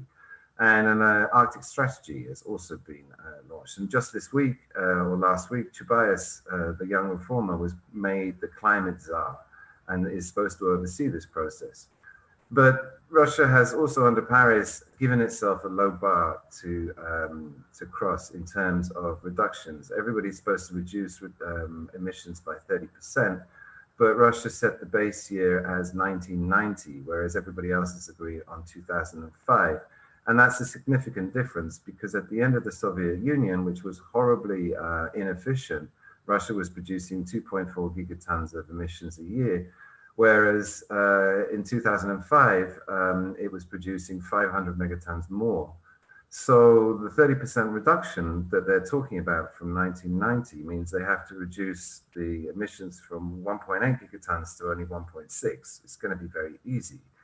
And is that going to be enough? Russia could do a lot more, but has decided not to. The final thing to say is actually Russia's made quite a lot of progress. And that's not because they've taken the environment too seriously. It's simply because since the fall of the Soviet Union, all the main companies have been investing into modern technology and new equipment. And this has led to significant gains in the reduction in emissions in the meantime. Particularly housing, shoddy Soviet housing released a lot of gases, emissions, and heat. And the modern techniques that they're using now has been big gains in that. And actually, I've got here another chart that shows you the breakdown. The burning fuel for power is the biggest culprit of emissions. But again, if you look here, you can see the power industry has made 30% gains simply by upgrading to new equipment.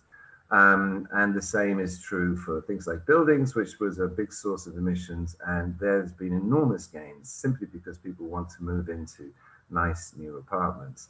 And the others too, industrial, other sectors, the new equipment has had, before they've even thought about environment, has had a big effect. The very last thing I want to say is that companies are starting to respond, and Norilsk is a good example. And this was more to do with the fact that the Norwegian state pension fund has now officially banned investments with state pension money. And I'm sure Karen Hin will be able to tell us more about this, for companies that are not ESG compliant. And that was sent shockwaves through the whole Russian blue chip industry, because suddenly they're being penalized. The leading blue chips, some of them lost a third of their investors.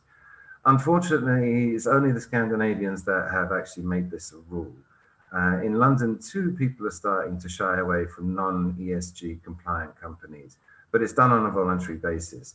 And this is being driven largely by retail investors who are demanding sustainable and accountable investments for things like their savings, their pension.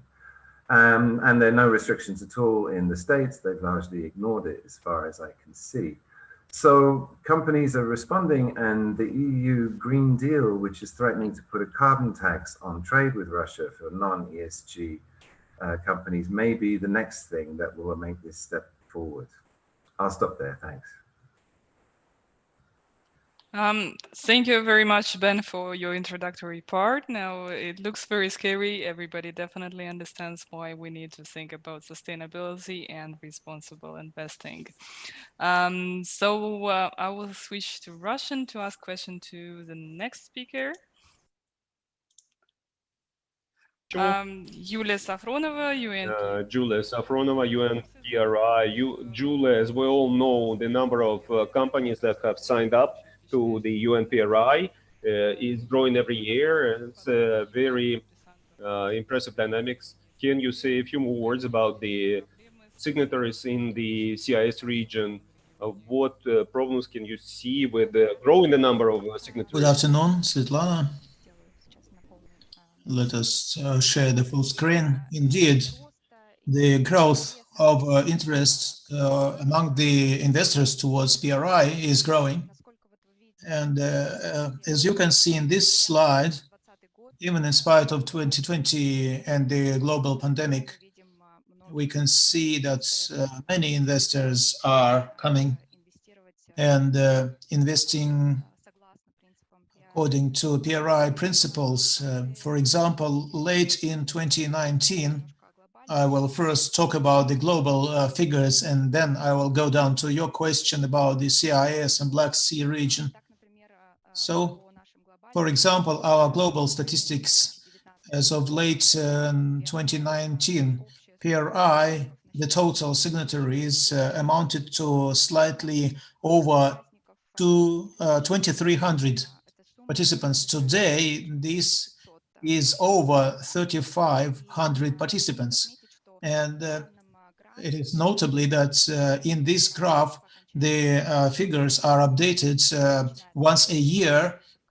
That starts in April and finishes in March. So this statistics, 3,500 participants, is not final. And I'm sure that late in March 2021, we can probably see a total of 4,000 participants worldwide, of course. Most interestingly, the total number of institutional assets which is being invested now amounts to over $100 billion.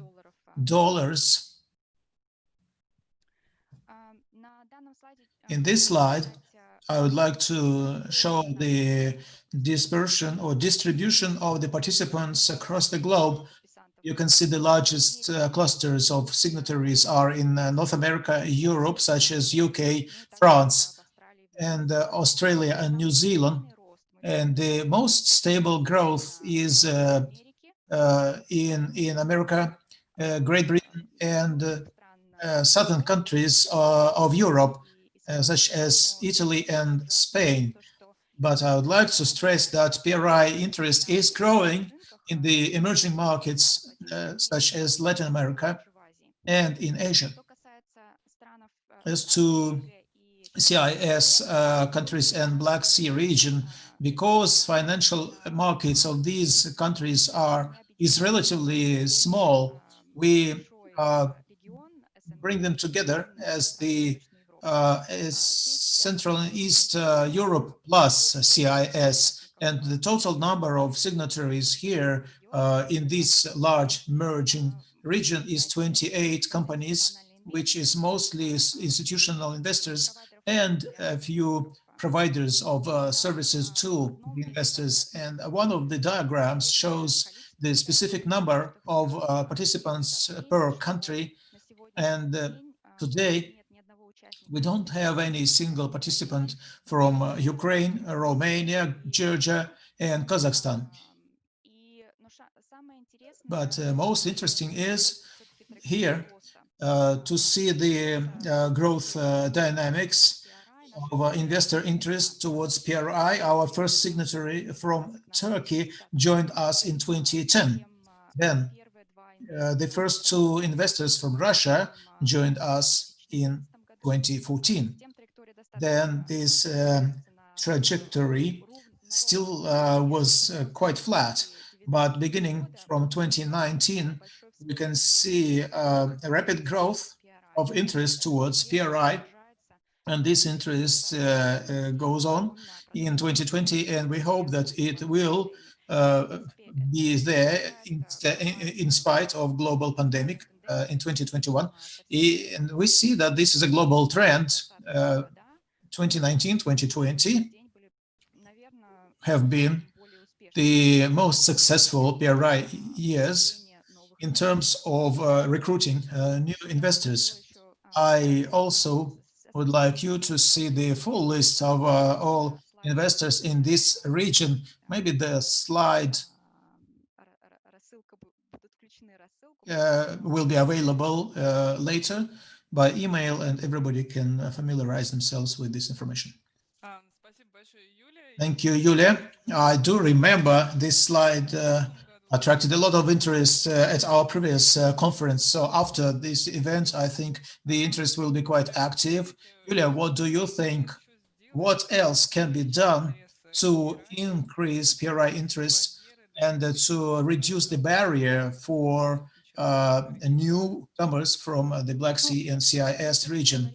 If we are talking about managing companies that are the major part of financial markets in these regions, then it is requirements or preferences of the clients,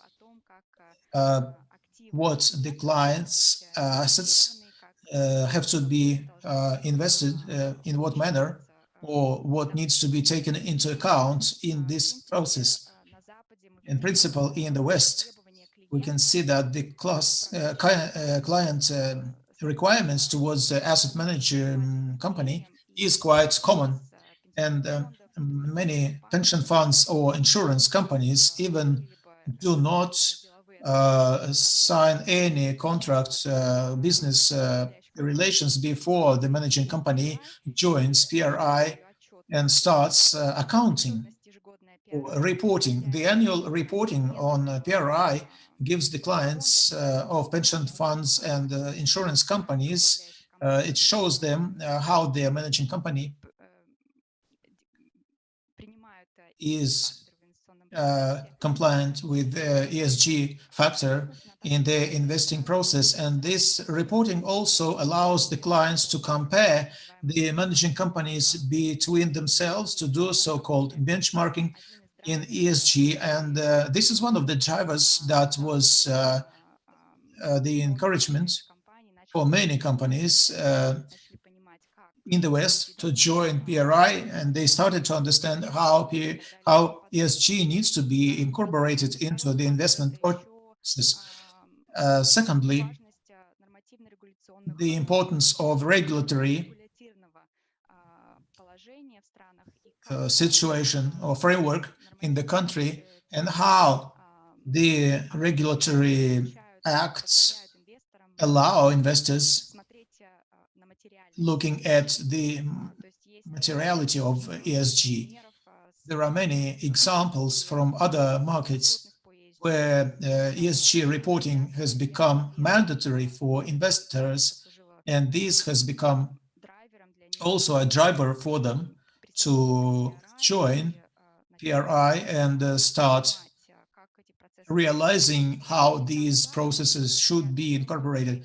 And also, in my opinion, the general understanding or the public awareness of ESG issues and the role of the finance sector in sustainable development.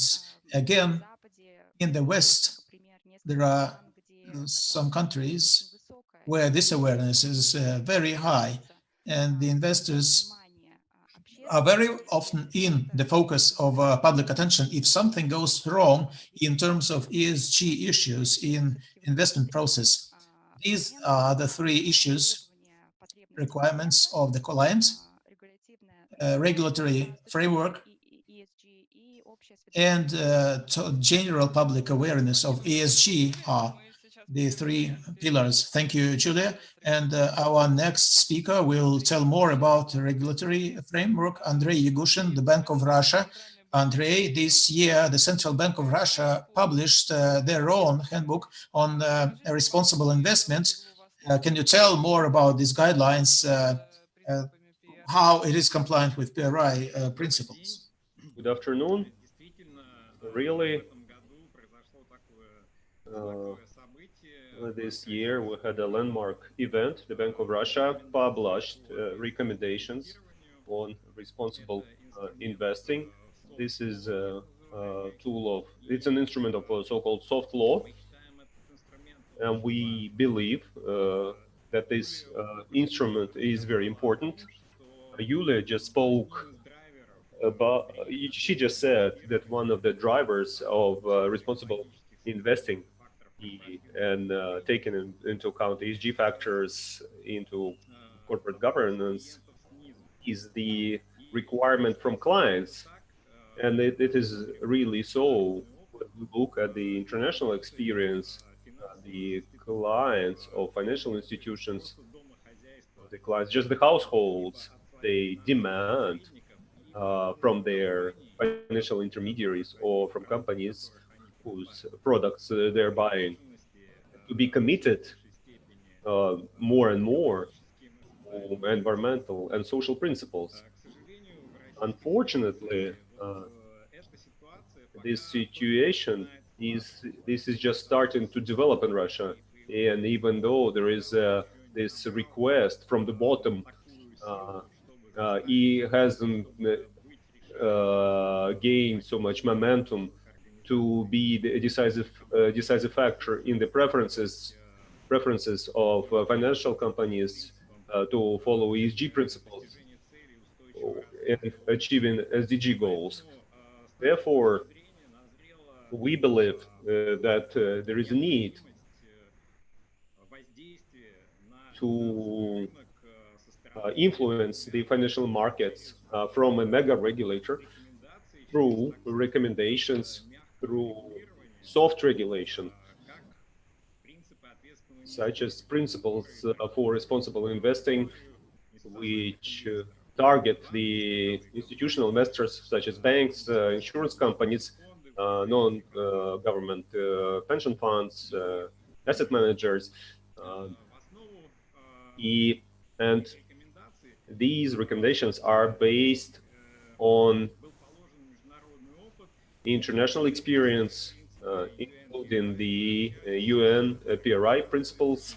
We've had a lot of fruitful dialogue with this organization, and also stewardship codes that have been adopted in not that many countries yet, but still there are more than 20 countries where it's been adopted, and a decision was made that Russia should also have its own stewardship code, and officially it's called Recommendations of Bank of Russia on the Implementation of Principles of Responsible Investing, and in the relevant letter of Bank of Russia, and it is published on Bank of Russia's website.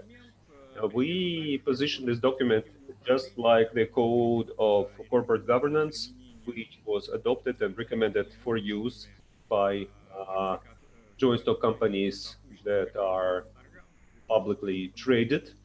It was adopted in 2014. Even though the code is used on the principle of comply or explain, we are not adopting this principle yet to the responsible investing. We decided to look first how active companies will be in joining these recommendations. One of the principles in the recommendations, I'm going to show the respective slide for that now,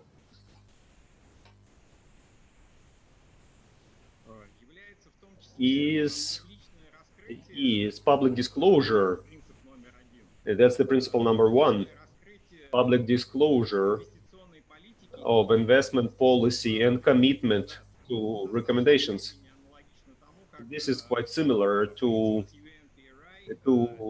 UN PRI principles, where their signatories commit themselves to disclosing information that they are abide by these principles, and they publish relevant reports. And a number of principles that are built into the responsible investing recommendations. They also cover the climate and the environment agenda. We propose to institutional investors, when they develop their investment portfolio, to pay attention to substantial ESG risks, the environmental, social, and governance factors in their portfolio companies. And I will not detail all the principles that are listed in our recommendations, but I think one of the most important of them is engagement. That engagement of investors with the portfolio companies, that is adopting voting policies that can influence decisions by portfolio companies for the development of their own environmental or social responsibility and corporate governance. Also, governance that aims to solve these problems. It should be noted that it will not be that easy to implement these principles in the Russian Federation. When we discussed this with the investment community, we were asked that we have a very limited number of issuers that Russian institutional investors can invest in. So there was a question: how are we going to perform our fiduciary responsibilities if we follow the ESG principle in choosing the companies on the Russian market? And here we should say that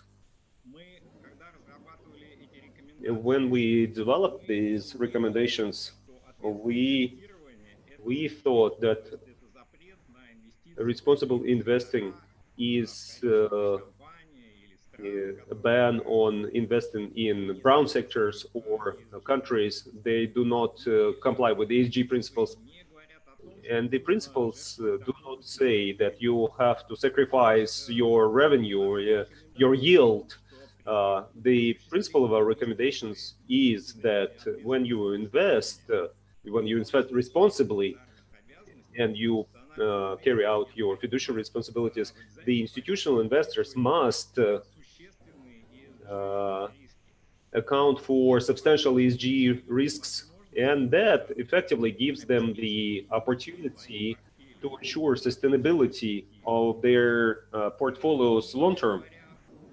And talking about activism, we do not mean short-term activism, which has been marred on international markets because it required companies to achieve short-term profits at the expense of long-term strategies and goals. And we say that activism in terms of responsible investing should be geared towards achieving long-term goals without sacrificing long-term sustainable development of a company. Chasing short-term revenues, we believe that it is very important. And I would also like to emphasize that Bank of Russia is quite active now in using soft regulation, both soft regulation and black letter law. In the first panel this morning, our corporate relations department director spoke about two regulations that the Bank of Russia passed this year.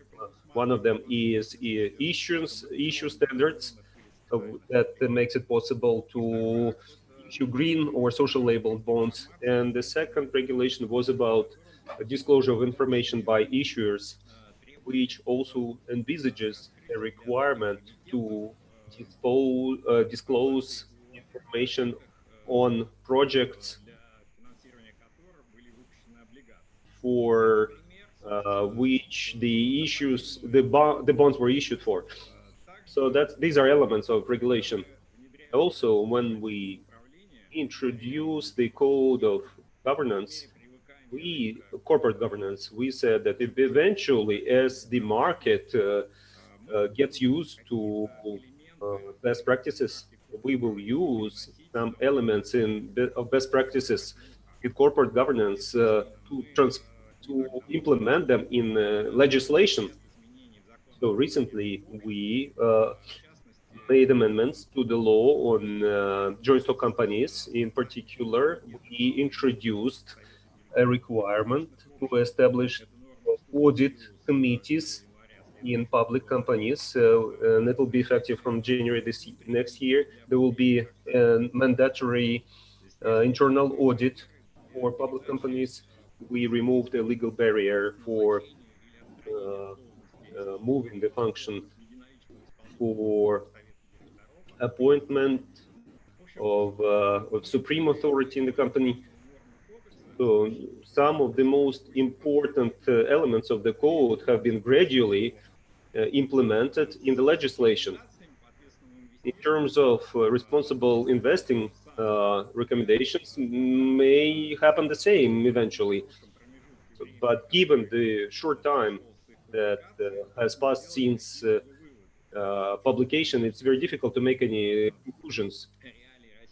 And given the realities and what decisions will be made eventually, given the realities of the Russian market, now we're looking at how companies are prepared and how able they are to follow our recommendations. As I said, we do not require them to explain why they're not following these recommendations. And after very thorough monitoring, after a very thorough analysis of how Russian institutional investors are applying our recommendations, we will be able to move on. Still, with the emergence of these recommendations, we gave a clear signal to the market that responsible investing and ESG factors are important for the Bank of Russia, and that the financial companies should start thinking about incorporating ESG factors and risks into their investment policies.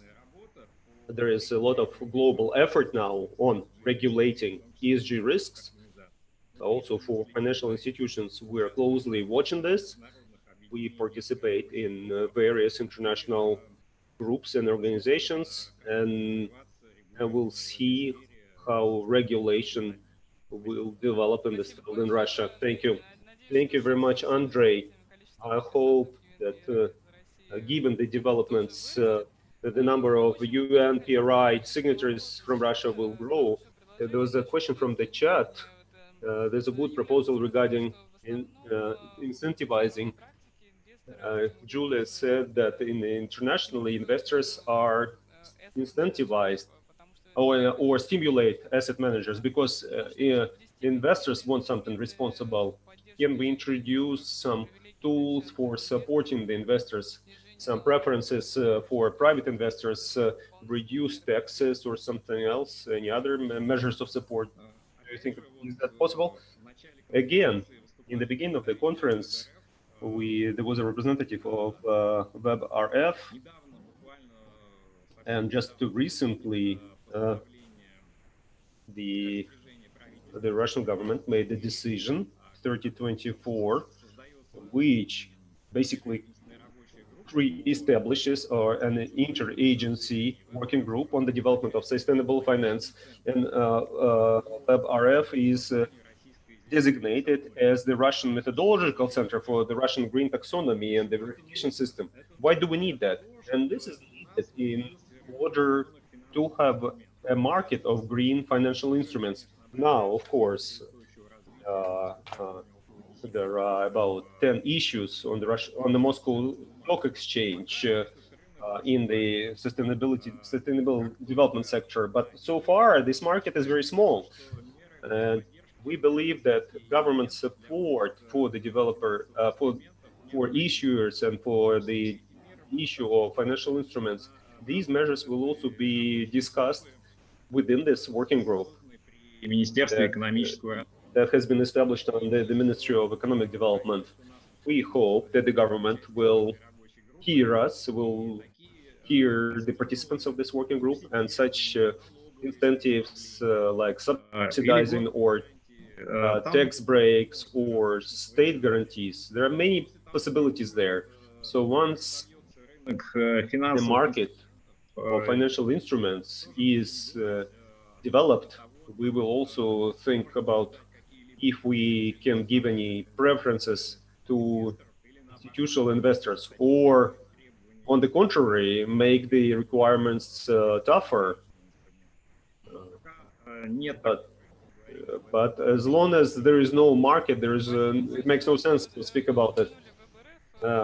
You mentioned WebRF as a methodological center for Russia, and now we have a representative of WebRF, Svetlana Ichevskaya. The question for her, Svetlana, what is your vision of responsible investment?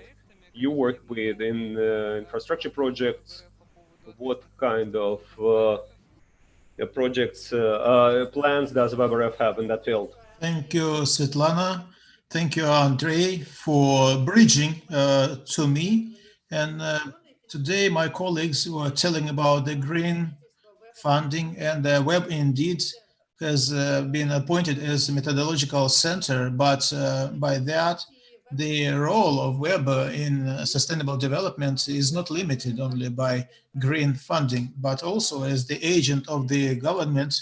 We are now working on this methodology, and already it exists. This is the National System of Quality Assessment and Certification of Structural Projects. This is also a very important element of sustainable development, and this is what I would like to share today. Are you going to demonstrate slides? Yes, please. Great. All is good. So, again, like you see, the quality and certification system for structural projects, together with National PPP Center and ICON, it was very important to bring together all the three competencies, because, please go to the next slide, as we understand, for infrastructure project to be good quality, it needs to be based on not only economic principles of efficiency, but also this project needs to be compliant with principles of sustainable development. And as participants of the G20, where the leaders in 2019 approved the key principles of quality infrastructure investment, apart from economic efficiency, all the life cycle of the project, an important role is played by environmental safety, for safety and social orientation. Of course, this is governance, transparency, and data availability or accessibility. Most of these principles correspond with the UN approved goals. And we go next. And based on these principles, on the best international practices, as we know, these systems exist and very efficient in the whole world. And we know the American, English, Australian systems, and of course, based on the best international practices, we have built our national system. We have called it IRIS, and currently we are at a stage of its piloting, and in near future we will select pilot projects. There will be several good large infrastructure projects at different stages of structuring, and we will take them through our methodology, first of all, for quality assessment of these projects, and to assess our methodology. Maybe some correction will be needed. And next slide. The key category of the participants in our IRIS system, as you can see, are, of course, not only the project owners that, of course, need to be interested, but they also are the authorities, because the largest infrastructure projects are always implemented with government support. And for government management, it is also very important, so that all the risks are avoided in the implementation of these projects. These are funding financing organizations, banks, investors. And our task is to bring more international investment, to attract more attention by institutional investors. And looking at the G20 and Russian goals, it is important that infrastructure is transited into the asset class.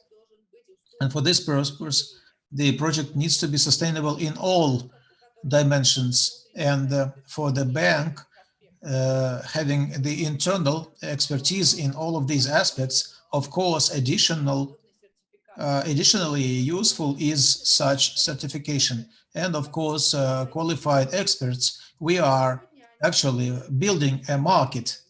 Of course, all of them today exist, but not consolidated.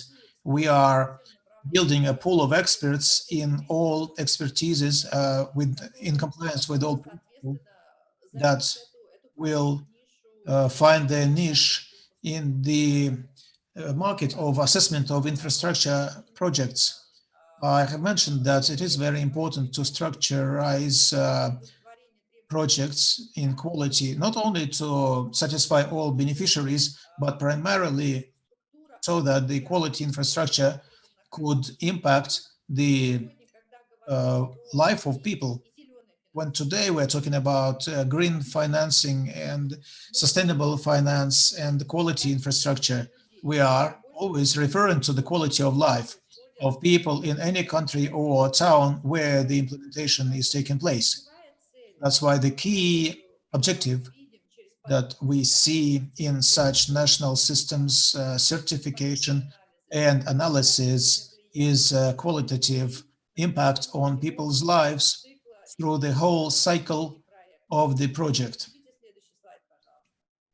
Let us see next slide. And we will go on. These are examples that I already mentioned with the assessment of national support, and a few words about the assessment sectors. As we say, 7 criteria of economy, quality of life, 8 criteria, environment, 12 criteria. These are basic criteria. All of them are broken into special sections with certain points assessment. And we have come to the structuring of national system in a classical manner to make it simple, transparent, and understandable to the maximum, so that the new system could be welcomed by the market. Importantly, this national system will not be mandatory, it will be voluntary, and only like that we can introduce the best practices. This is the best way to bring them to the market. The market has to feel the necessity for such assessment. Only like this, the investors will come into projects, and that's how they can be attracted. We are not planning any introduction of a mandatory regime. This is just the ideal story for market self-regulation, and the market will be developing this story. So the main part is building of such national systems and help in verification in the expert's opinion who will carry out such expert opinion. And these are, again, examples of international standards and practices. And further, next slide. And this concludes my presentation. Thank you. It's been, I will take any questions with pleasure if I forgot to mention anything. So I will add this answering your questions. Thank you, Svetlana. Our schedule is very tight. There is a question on carbon footprint in the chat. If you like, you can give your reply in the chat. And now I have to hand over to the next speaker. You were talking about the need for international investors, and our next speaker is a representative of international investors. I will ask the question in English as our next speaker, Karin Hirn. Karin is representing East Capital, a leading active asset manager specialized in emerging and frontier markets with heavy focus on ESG principles and commitments. Karin, could you please tell us how do you take into account ESG factors in CIS markets? What do you find important for selecting the right responsible investments in the markets? Yes, and all of this in 7 and 8 minutes. So first of all, I'm delighted to be here, and it's been fascinating to listen to the other speakers on a very important topic. And so I've lived in China now for 10 years, but its capital, which is 23 years old, initially started investing in Russia, and we are still today one of the largest investors in Russia and the CIS, and indeed very active as a responsible owner. And today we are, of course, discussing a lot about climate, and for all good reasons, but clearly ESG is more than that. And I think we are today more discussing about sustainability in general. But it did start with, at least for us, the letter G. And I usually said that, when we started investing as a minority shareholder in Russian companies at the end of the 90s, if we had not been taking into consideration the governance structure, we will probably not be here anymore. I don't mean I will be dead, but I think we will be already out of business, because they were and they are still quite a lot of risk investing in some companies, and we think it's extremely important to assess the risk in a way which means that you can manage this risk. And so we have been focusing a lot on governance, definitely, and the quality of the people behind the businesses we're investing into.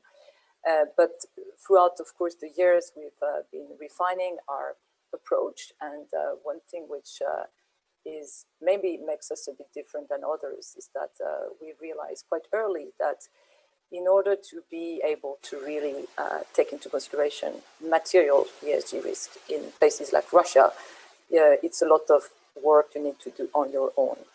Why is that? Because, well, in general, external data providers do not always focus on material things. There's a lot of focus on rules, for instance. Are there any policies for anything, without really looking into practices? So for us, it's not enough. And then, to be as well very straightforward about that, I mean, Russian capital markets are not always on the radar screen of the largest investors, which means that the coverage in terms of analysis or research is very poor. So if you buy external data, you will just get estimates, which makes no sense. So we do our work, a lot of work on our own, meaning that we have our own set of questions, and we assess the ESG risk and opportunities of each of our holdings. And that helps us a lot, because once we've done the work by ourselves, we can identify the weaknesses, and then we work on engaging with companies to pushing for improvements. So what we are working on, I mean, since it's very company specific, it's not like we will invest on, I mean, we would just do only focus on one topic, but clearly climate has, for the last few years, become a top priority for us. And I would say not only for oil and gas and extraction sectors, but actually for all sectors, including tech, including retail, and other sectors. And as Ben was saying, I'd love to agree with Ben, is that clearly the Russian government commitment is clearly not ambitious enough. I mean, putting a 30% reduction target for the 1990 level means basically it's aligning Russia with a 4-degree warming scenario. So what does it mean then? It means that, well, if the government is not pushing well enough, then some other people have to do it. And here I will disagree with Ben, because when he's saying that, now he's listening, and he says that, a good thing is the fact, like somebody like the Norwegian sovereign wealth fund decides not to invest. Well, I mean, they can do whatever they want, of course, but our point is that you do not make any change when you disinvest, because when you sell your shares, they will be bought by other investors who most probably will be passive investors, ETFs, or investors who just don't care. And what we are very, convinced about is really our responsibility as one of the largest investors in Russia to actually make things change. And we've been, so we're very active. We are lead investors on free engagement with some of the largest polluters in Russia, which is Gazprom, Lukoil, and Norilsk Nickel. And Climate Action 100 Plus is, we cooperate with other investors to make sure that these big CO2 emitters set targets and manage this risk and disclose this risk accordingly. And it's actually been positive to say that they are really there's a much better dialogue now than they were just a few years ago. We also actively participating in a new initiative called Russia Chapter 0, which helps educating board directors of portfolio holdings about climate risk. We think it's extremely important to get better governance. And then we work a lot on our own by again, engaging with companies. Ben was saying that, Russia has, a huge transition risk because it's the fourth largest emitter in the world. And we've done our own analysis. We analyzed this on our own, done some base case, just looking into the EU carbon tax. If you think it's going to be applied by the year 2022, it's actually very easy then to do your own modeling. And steel companies in Russia, for instance, would immediately lose 50% of their valuation once we have this base case. And again, this base case is actually not very high.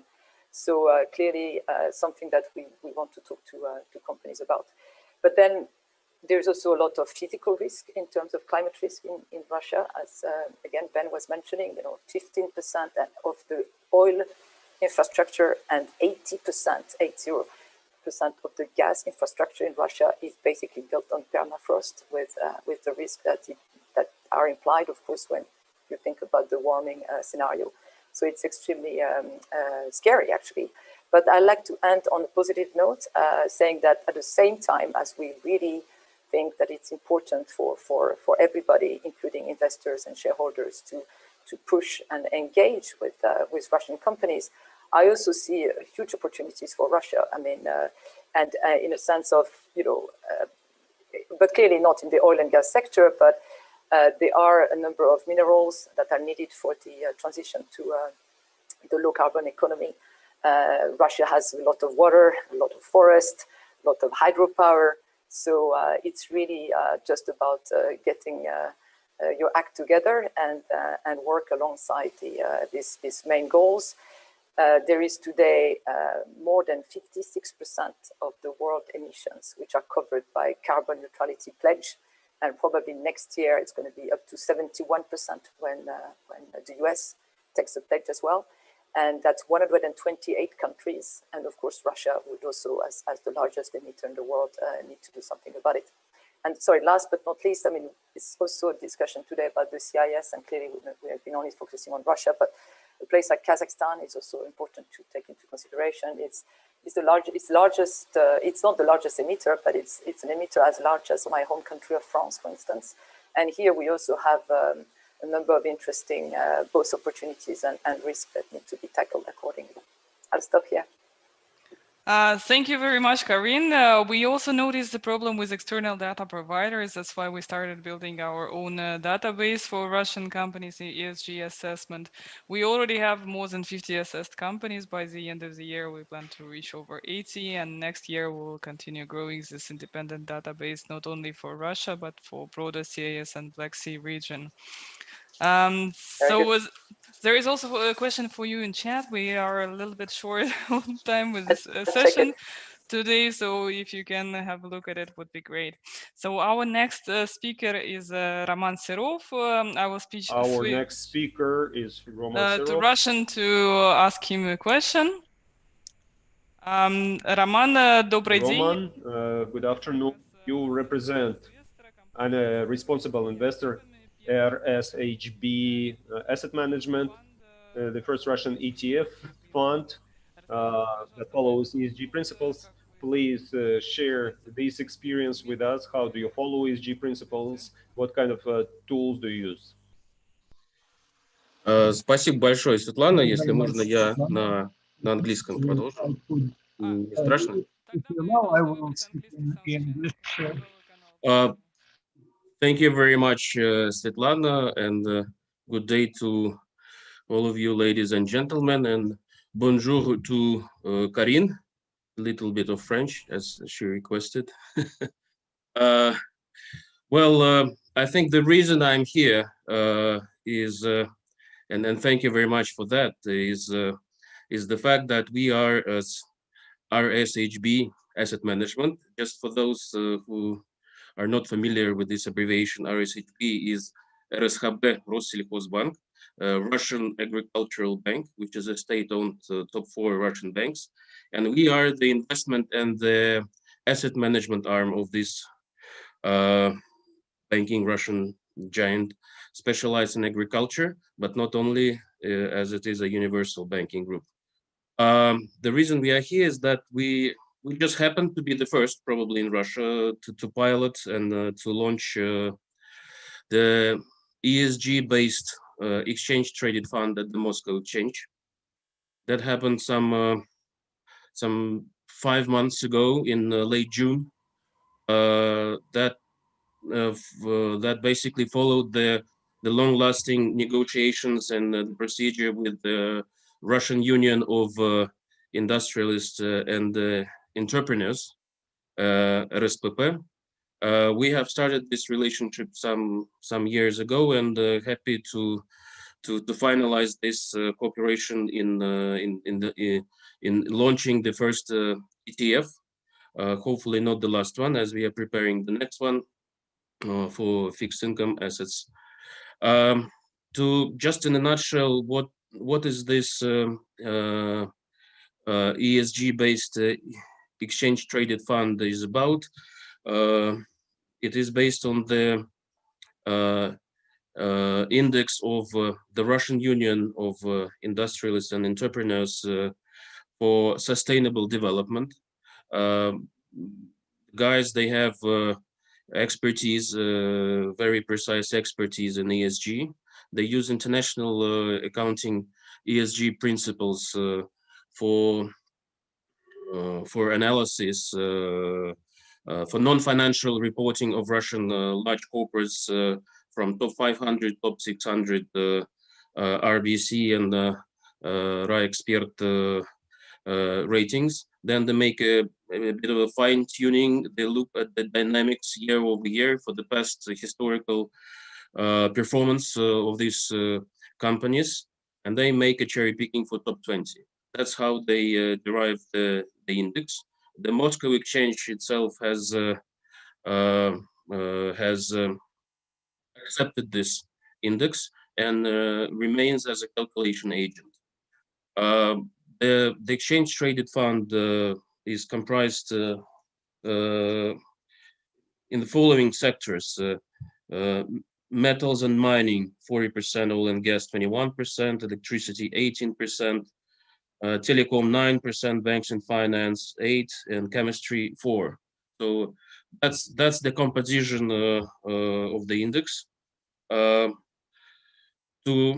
one side, one, as Karine mentioned, that and Ben mentioned, there are a number of threats in Russia, and I think that the ESG story is not well developed so far in Russia, and those companies might not be necessarily the best ESG and ESG compliant companies, but the way that we look at it, and we also want, as Karine said, to be part of this story, part of this ESG aeration of Russia.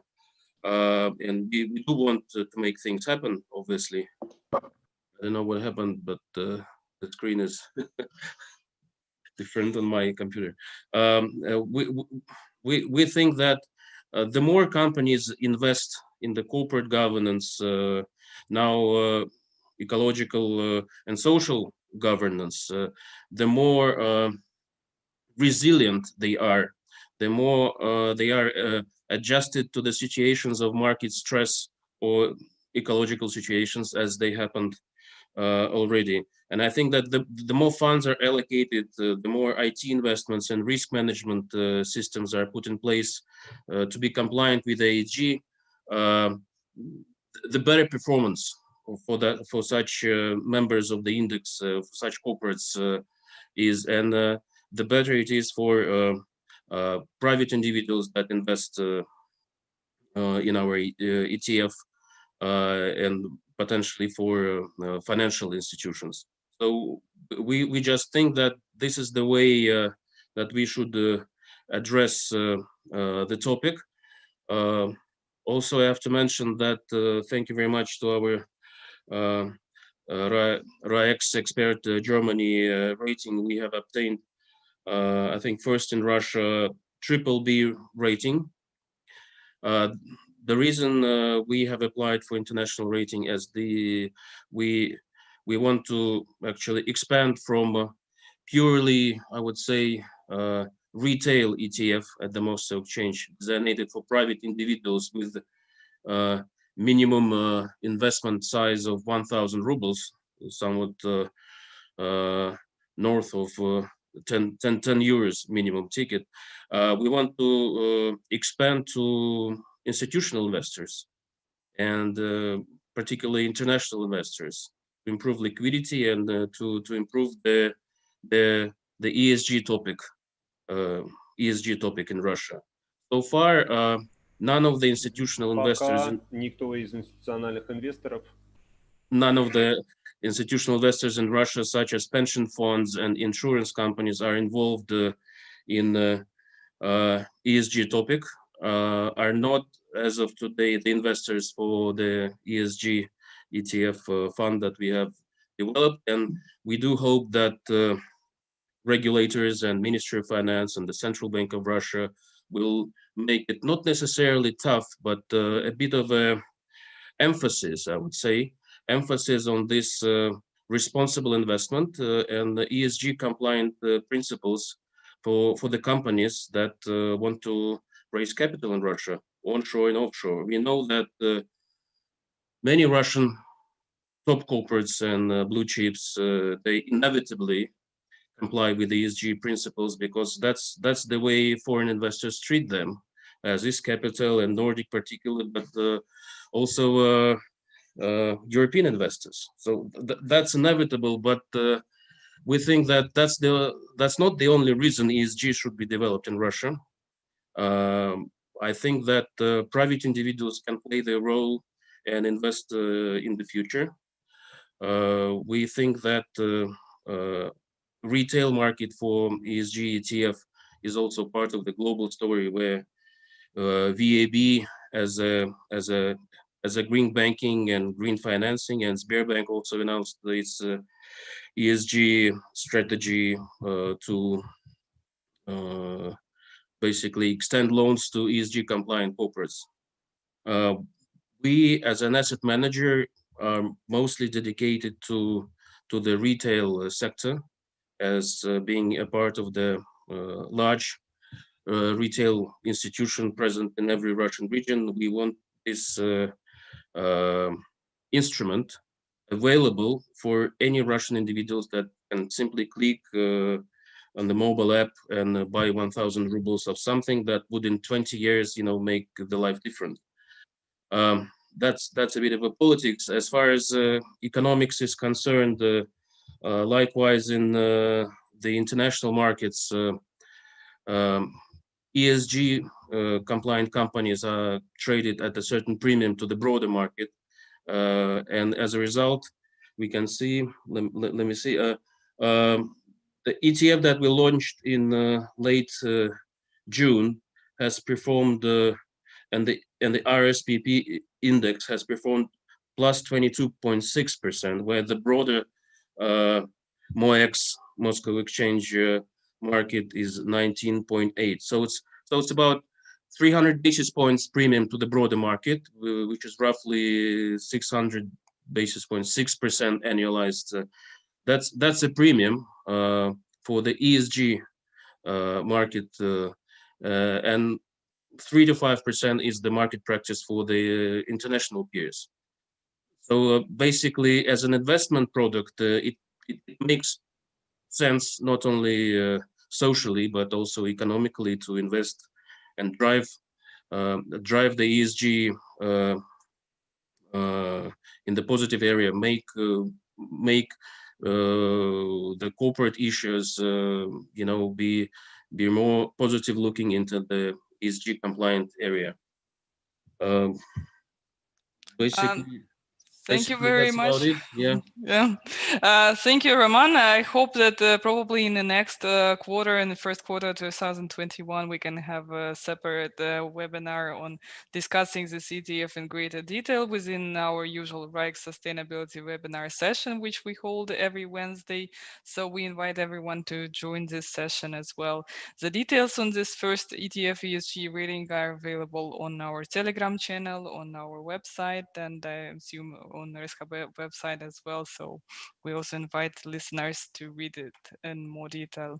So I would like to thank you all the speakers of this panel. It was a very interesting discussion for various topics of responsible strategies available for the region. We are looking forward to the next session, which will start in 25 minutes. So we would be happy if you could join it. Sustainable corporate practices and projects. So thank you once again. Thank you. Thank you. Thank you. Bye.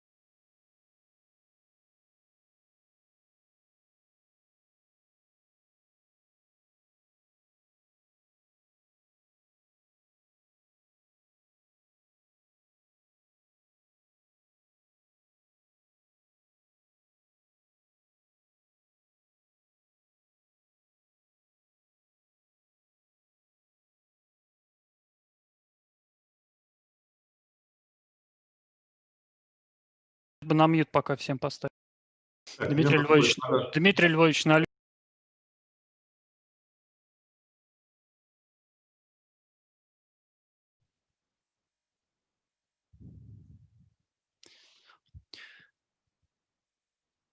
Добрый день, коллеги. Good afternoon, dear colleagues. We are glad to welcome all of you to annual international conference Responsible Investments on CIS and Black Sea region. This year it's fully online, but we are happy that more participants can be attracted and we can arrange convenient video recordings for the later playback. Please note that simultaneous interpreting is provided on the YouTube. Broadcasts is available in Russian and in English, and in Zoom you can select the language channel. I'm thankful to all our partners, WebRF, Center Invest Bank, Micro Capital Group, Russian, German Trade Chamber, and administration of Lipetsk region and the WWF represented at this session. The following speakers will be present here: Dmitry Averov, administration of Lipetsk region; Dmitry Kolomitsyn, Group NLMK; Mikhail Babenko, WWF; Vladimir Tamoshnikov, World Bank; Leonid Sidorenko, Black Sea, Chernomorski Bank; and Alfred Meyer, Cluster of Technology, Eco Technology in Bavaria. And before we grant the floor to our first speaker, Dmitry Averov, I will ask my colleagues to start a small video about Lipetsk region. И попрошу проверить, что есть звук.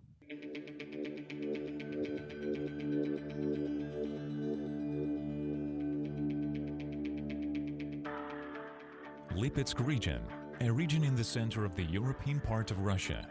The region is located in close proximity to Moscow, and the country's most important transport arteries pass through it: federal highways M4 Don and P22 Caspian.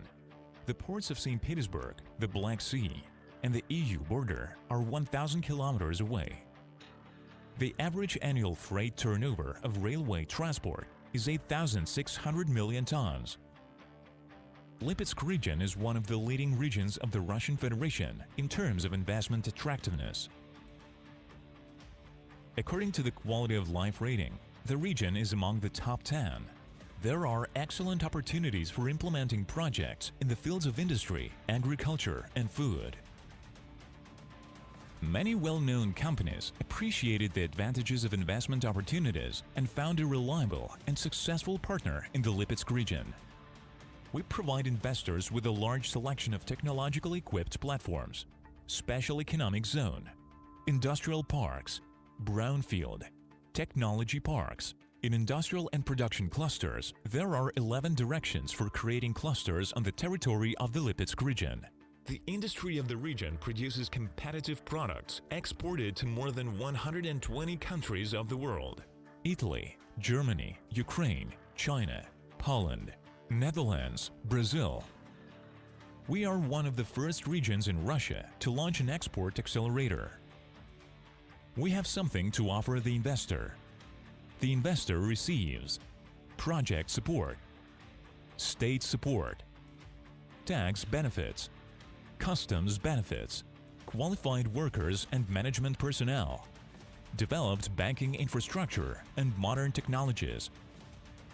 Our experience in working with projects, the speed and quality of their execution and implementation, a comfortable environment for investors, all this guarantees the success of your business. Lipetsk region is open for your business. Department of Investment and Innovation of the Lipetsk region. Спасибо большое, коллеги. Теперь для выступления я передаю слово. Thank you very much, colleagues. And now I would like to pass the floor to Leonid Averov. Lipetsk region remains one of the leading regions in terms of investment attractiveness, according to our surveys. and it's quite high in our ESG ranking, because this is quite surprising for a region which has a large industrial enterprise. But please let us know how you attract investors during the pandemic. What kind of projects are offered to investors given the environmental and social aspects, and what kind of projects have been implemented lately. So please unmute yourself and you can start making your presentation. Thank you. Good afternoon, Vladimir. Good afternoon, dear colleagues. My presentation is dedicated to the topics of today's conference. One of the first questions is about environment. The Lipetsk region has a strong environmental agenda, which is based on a well-structured environmental program, and responsible authorities in the national project Ecologia is implemented in the region, which is divided into several focus areas such as clean air, waste management, water management. We've made a 4-party agreement with the Ministry of Natural Resources, Nature Oversight Authority, and Russia's region's largest industry, and LMK. We've signed a green code or environmental code, which is a basis for lean production. And overall, the companies of Lipetsk region pay special attention to the greening of the area, to the introduction of green technologies. If we talk about environmental projects, then they should be divided into two groups. Some of them are geared towards producing green products, and the other one is the implementation of best available techniques that enable the environmental friendliness of these industries. And we have significant competences in both areas, talking about technologies and products that they are geared towards the agriculture, also energy efficiency products, solar energy. Talking about BAT, then I should note projects that are implemented together with the international companies such as Tetra Pak. We established a company to recycle used packaging, to produce new packaging. The Japanese company Yokohama conducts its annual campaign, Green Wave, when they clean up public areas in Lipetsk. And I would also like highlight projects implemented by NLMK. They've implemented more than 500 environmental projects, but I believe they will speak more in more detail about this themselves. In terms of business support, I'd like to note anything that is related to the operations of business given current health constraints. From the very beginning, we decided that when we work with business, we aim not to stop their operations, provided they comply with health restrictions. First of all, this is fast monitoring, identifying the cases of infection, that is limitation for physical presence at work for people of the older age, and also it applies to protecting a breathing system, and also we focused on keeping our cooperation chains intact. We've been in dialogue with companies in order to make sure that their supply chains are operational. We've had a lot of video conferences with authorities and companies in other regions to make sure that the operation continues and cooperation still goes on. Given our social projects, I should note that international and European businesses are very active in social projects in the region. These are related to sports and health and children's health, which is important. We have companies giving support to the Children's Cancer Hospital. We also highlight the assistance that is given to educational establishments, to World War II veterans. These are charity campaigns, construction of cycling paths. So as you can see on the list, these are both Russian and European companies, companies from Asia, from China, from Japan, who are involved in this. Talking about attracting investment, then our mode has not changed much, mode of operation. Maybe we've moved more online than offline, than rather than there are fewer personal contacts. That is it overall, and then I'll be ready to take your questions. Thank you very much, Dmitry. I'll just remind all online participants that we have a chat where you can put your questions, and Dmitry has to leave the session in 20 minutes, so please use the time to ask your question. And I'm introducing our next speaker, Dmitry Kolomytsin from LMK. And LMK is one of the best environmental performers among Russian metals industry, steel industry. And in our ESG ranking, your group takes the first place among steel companies. So please let us know what's happening in this industry, what makes you pay attention to the ESG issues.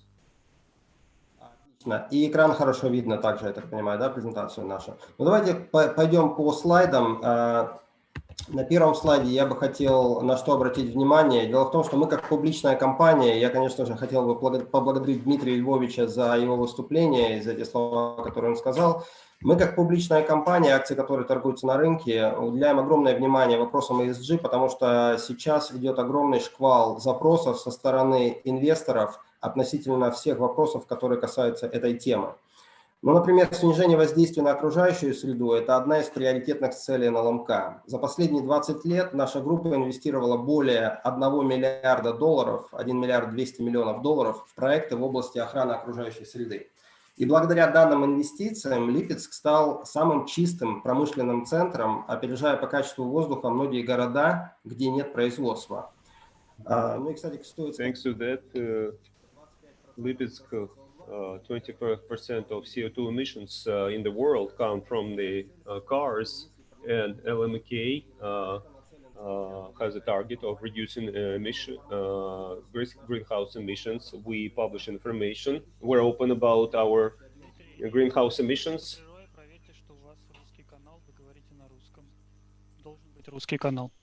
Dmitry, please make sure that you speak into the appropriate channel. You should be speaking into the Russian channel.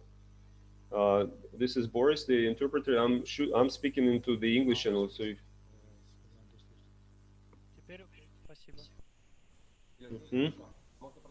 Okay, can I continue? Yes, please. So NLMK sets the target of reducing its greenhouse emissions, but we're not stopping there. We have a number of investment projects. We publish information about our greenhouse emissions publicly. In 2019, our total emissions were 1.8 tons per ton of steel. It is the best in industry.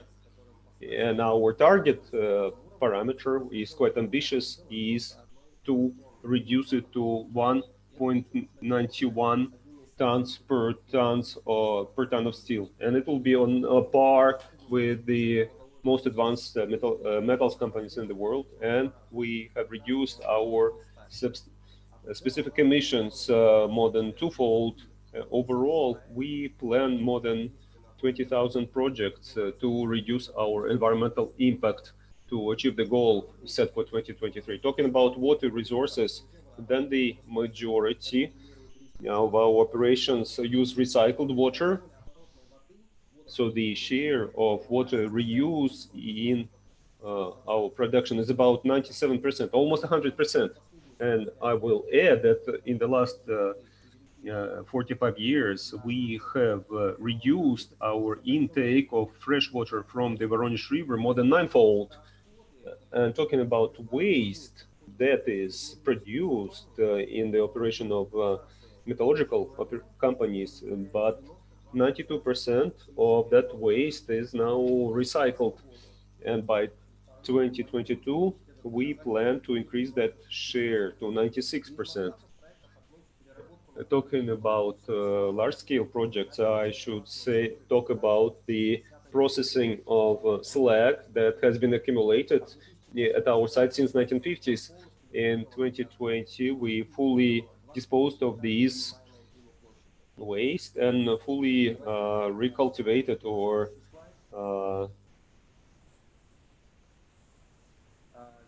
the area.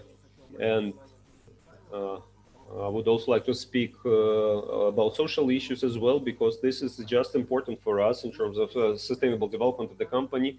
Over the last 10 years, NLMK has invested more than $500 million in this sector, almost $500 million. We identified two key goals. First, achieving no more than 0.5 injuries by 2023. And the second target is conscious awareness of safety, occupational safety by our personnel. And we stick to the Vision Zero principle, both for our own employees and for our contractors. And the social aspect of sustainable development, NLMK is a responsible company. We take care of well-being and health of our employees. Over the last 10 years, our social investment has totaled to $500 million. And in 2020, we have and we are continuing to provide support not only to our employees, but also to the population of the region where we are present. And in conclusion, I would like to say that we see that there is an interest from the investment community. We kept hearing questions from the investors, and we cannot ignore them. And we're doing this not because it's just a request from the investors. It's because we have people working in our company, and they are our main asset. Thank you very much, Dmitry, for an excellent and short presentation. We have some time for questions in the first part. And after that, we will move to Mikhail Babenko. But I have a very short question for Dmitry. And for both Dmitry's about the collaboration or interaction between the large businesses and the regional administrations in addressing environmental issues, using the Lipetsk region as an example. Maybe you can describe what is your recipe for efficient cooperation. I will answer that. I don't think there is a silver bullet. There should be a collaboration, because this is both in the interests of the business and authorities, and we should focus on our joint efforts. For example, implementation of large investment projects by NLMK requires decisions to be made on the regional level, on the municipal level. These are changes to the planning documents. This is recategorizing land. This is building infrastructure networks. We understand that it's a common goal, and this is how that's how we approach it. And Dmitry, do you have anything to add to this? I will just support Dmitry's answer.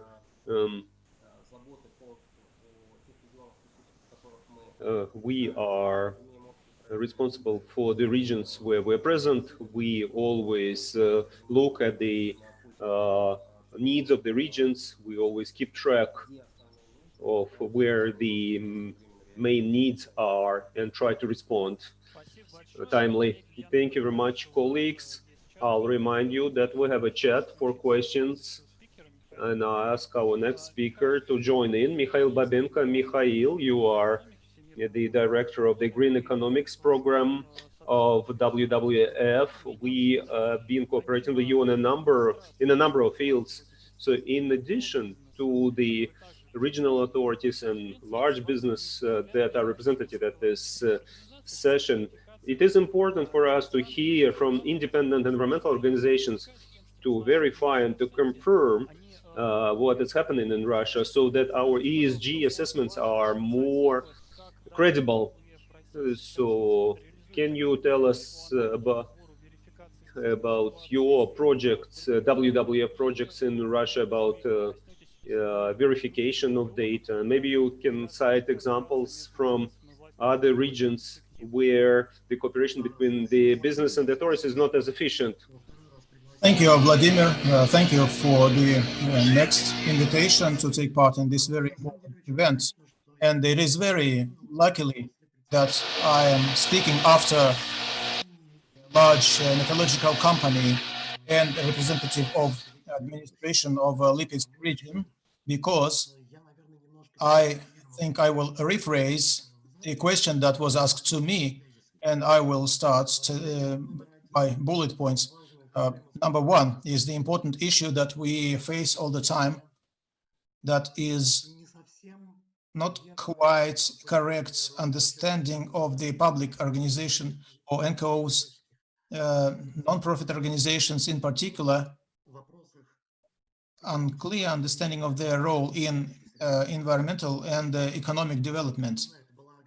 I don't know if this was a slip of the tongue, but in fact, we stand for when development projects are being discussed, they should not be discussed between the businesses and states or government.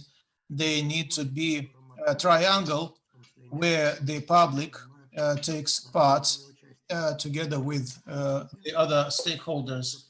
And the financial maxima that used to be effective in the 20th century, thanks to Rockefeller, who said that money likes silence. Now the situation has changed dramatically, and the no conflict social and economic development was possible when the public had complete information about the environment, about the plans for development, and what will happen in the public life if a certain project is implemented. And one of our initiative is environmental openness rating for 3 sectors: oil and gas, metallurgy. It will be out in December, and generating companies. This is an attempt to create a soft impact on business, so that on one hand, we could demonstrate what exactly the information is significant to the public, not what companies are ready to disclose, but what actually is a painful factor, for sensitive factor for the public. And secondly, to create soft competition between companies in terms of disclosure of information and reduction of a negative impact.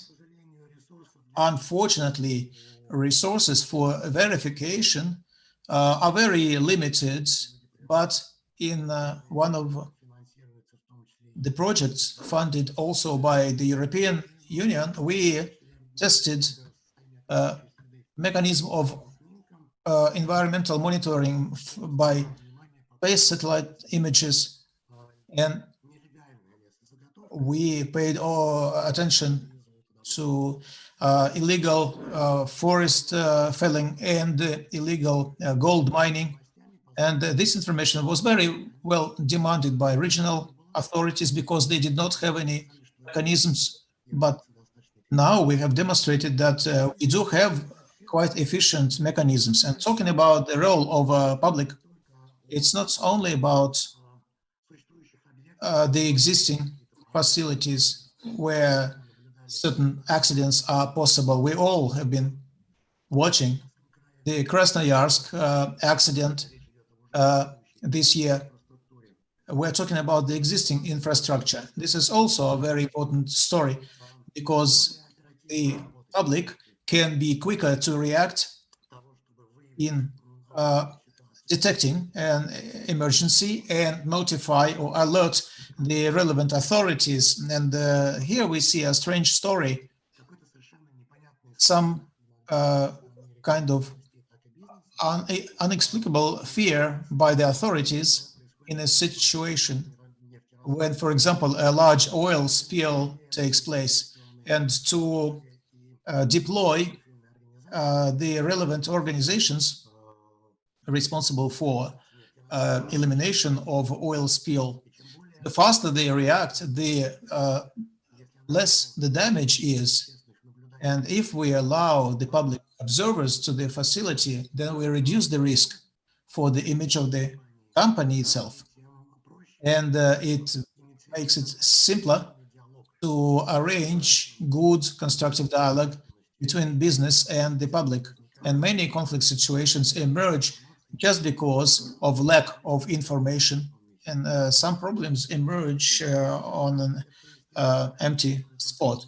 And also talking about projects that are only envisaged, we have a few strange situations, in my opinion, when public was not engaged in discussing such projects. For example, gold mining in Kamchatka, the large project that was closed this year just because they forgot to discuss this with tour operators and the locals, and somehow the license was issued without all of this.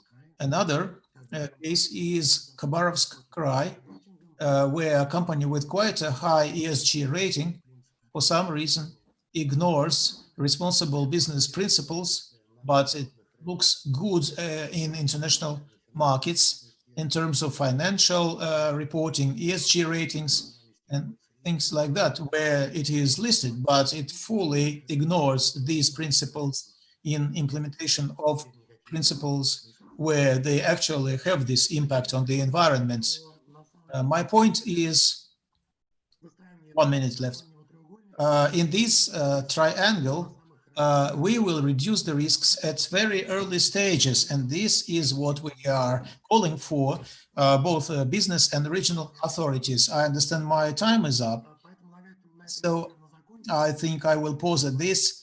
I understand I have been talking about terrible stories, but these are the situations that are easy to repair. There are mechanisms, and I would like to come from negative to positive remarks that openness and interaction between the stakeholders actually reduces the risks and improves the rating and image in view of the investors and customers. Thank you, Mikhail, actually, for this very sober view of the environmentalists. We always invite you to our webinars. Hopefully next year you will also visit us. And thanks to you, partially, we correct our methodologies to integrate various nature protection data also from independent authorities. And coming down to the second half of our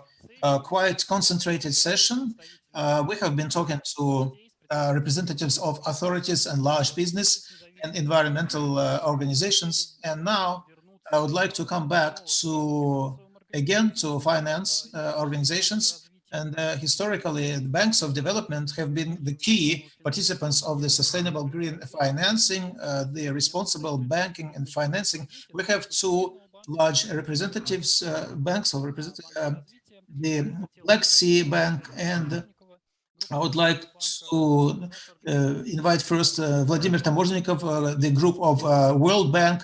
Your group is a pioneer of green financing among the development banks, and half of the initiatives that we were discussing here started from World Bank. And what is your view of the World Bank role in promoting the green agenda, and who else should join it to make it more efficient and to expedite its impact? The floor is yours. Thank you very much, Vladimir. I hope I'm on the right channel. It's a very good question. I really liked the direction that Mikhail set forth.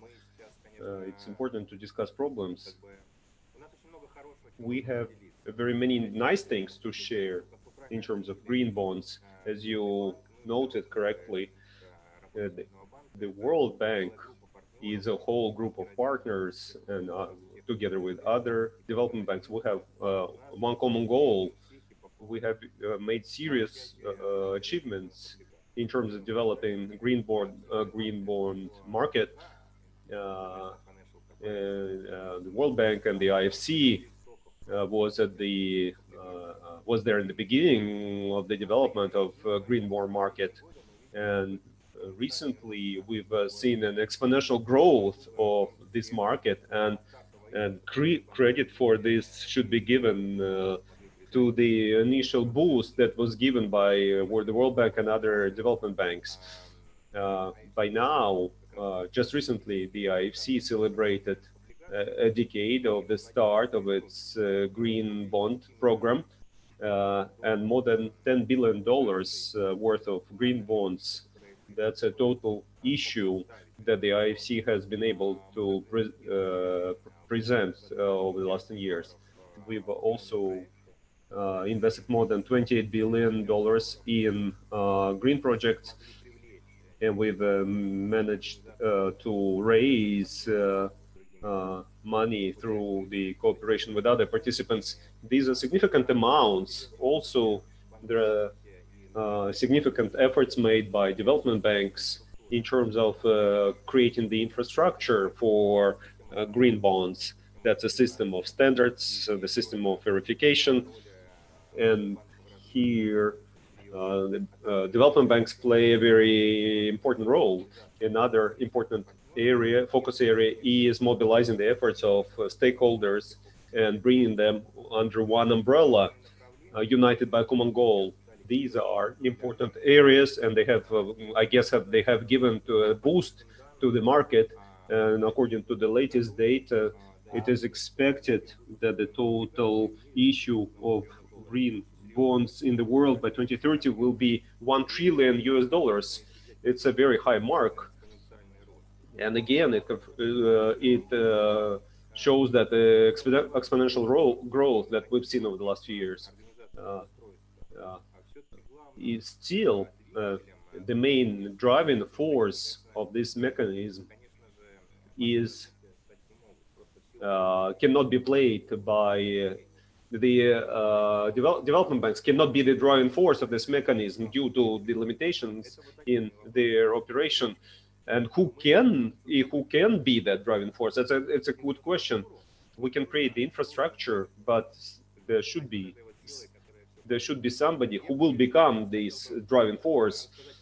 And I would like to share a story from the celebration of 10 years anniversary of the IFC program. There was an interesting panel discussion. One of the speakers asked the question, but he spoiled the feast for everyone. Well, it's good that the market has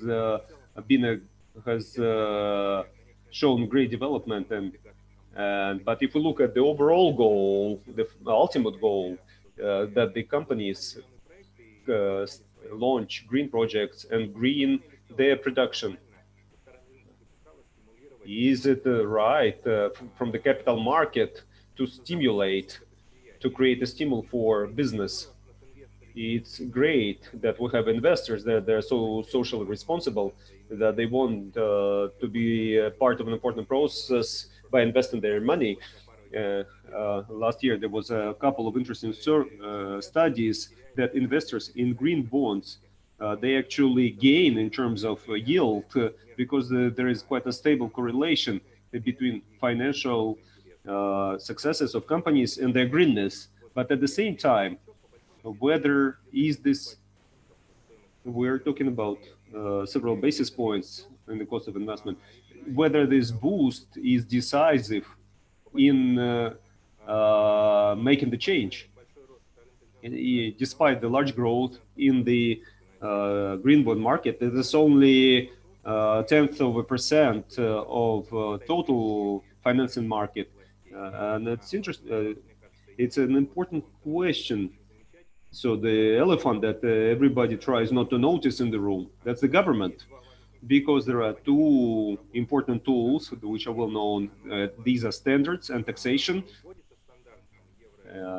If you introduce Euro 3, 4, or 5 standard for fuel for cars, and immediately the emissions are reduced drastically, and manufacturers are notified in advance, and they have time to restructure their production. And that's important to do that. Because this should benefit the entire society, not just the small investor groups. And the second important factor, and I liked what Dmitry said, that we implement green projects not so much because we want to look good in front of investors or get cheaper financing, but we are a company that takes it seriously, that it is important for it. So there is also demand both from the shareholders and from consumers, and here the role of government is quite high, and these may be more fundamental factors that can push the green agenda forward. In conclusion, I would say that we are working very well together for the green bond market to grow. There are good successes, but at the same time, there is an elephant in the room, the government, the state, whose role is still not discussed sufficiently and recognized. So it's good that we have arenas like this where we can share our opinions and draw attention to some facts that are ignored sometimes. Thank you very much, Vladimir. For some markets, foreign states create this stimulation. We all know about the EU carbon regulation that will affect all Russian exporters. We're going to have a webinar with KPMG in a week's time about that. And there are incentives that are being created in Russia as well. We've touched upon them in our first and third sessions today. And I would like to give the floor to one more of our speakers. I'm switching to English now. Dear Mr. Sidorenko, so you're representative of the Black Sea Trade and Development Bank. It's also international financial institution, development bank, which have operations in different countries such as Armenia, Azerbaijan, Ukraine, Russia, Georgia, Greece.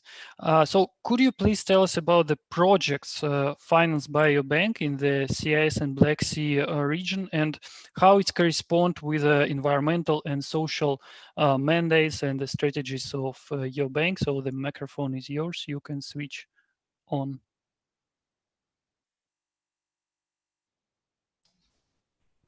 Yes. Thank you very much. Can you hear me? Yeah, sure. Excellent. Again, thanks very much for the opportunity to participate in this interesting platform. I'm representing the Black Sea Trade and Development Bank, a regional development institution. If you visualize the Black Sea on the map, there are actually 7 countries which are bordering Black Sea. Those are 7 countries which are the main shareholders of the Black Sea Bank. Most of them were named by the organizers. And there are also like 2 wings who directly do not have access to Black Sea, but are members of Black Sea Bank: Greece, Albania, Armenia, actually, and Azerbaijan.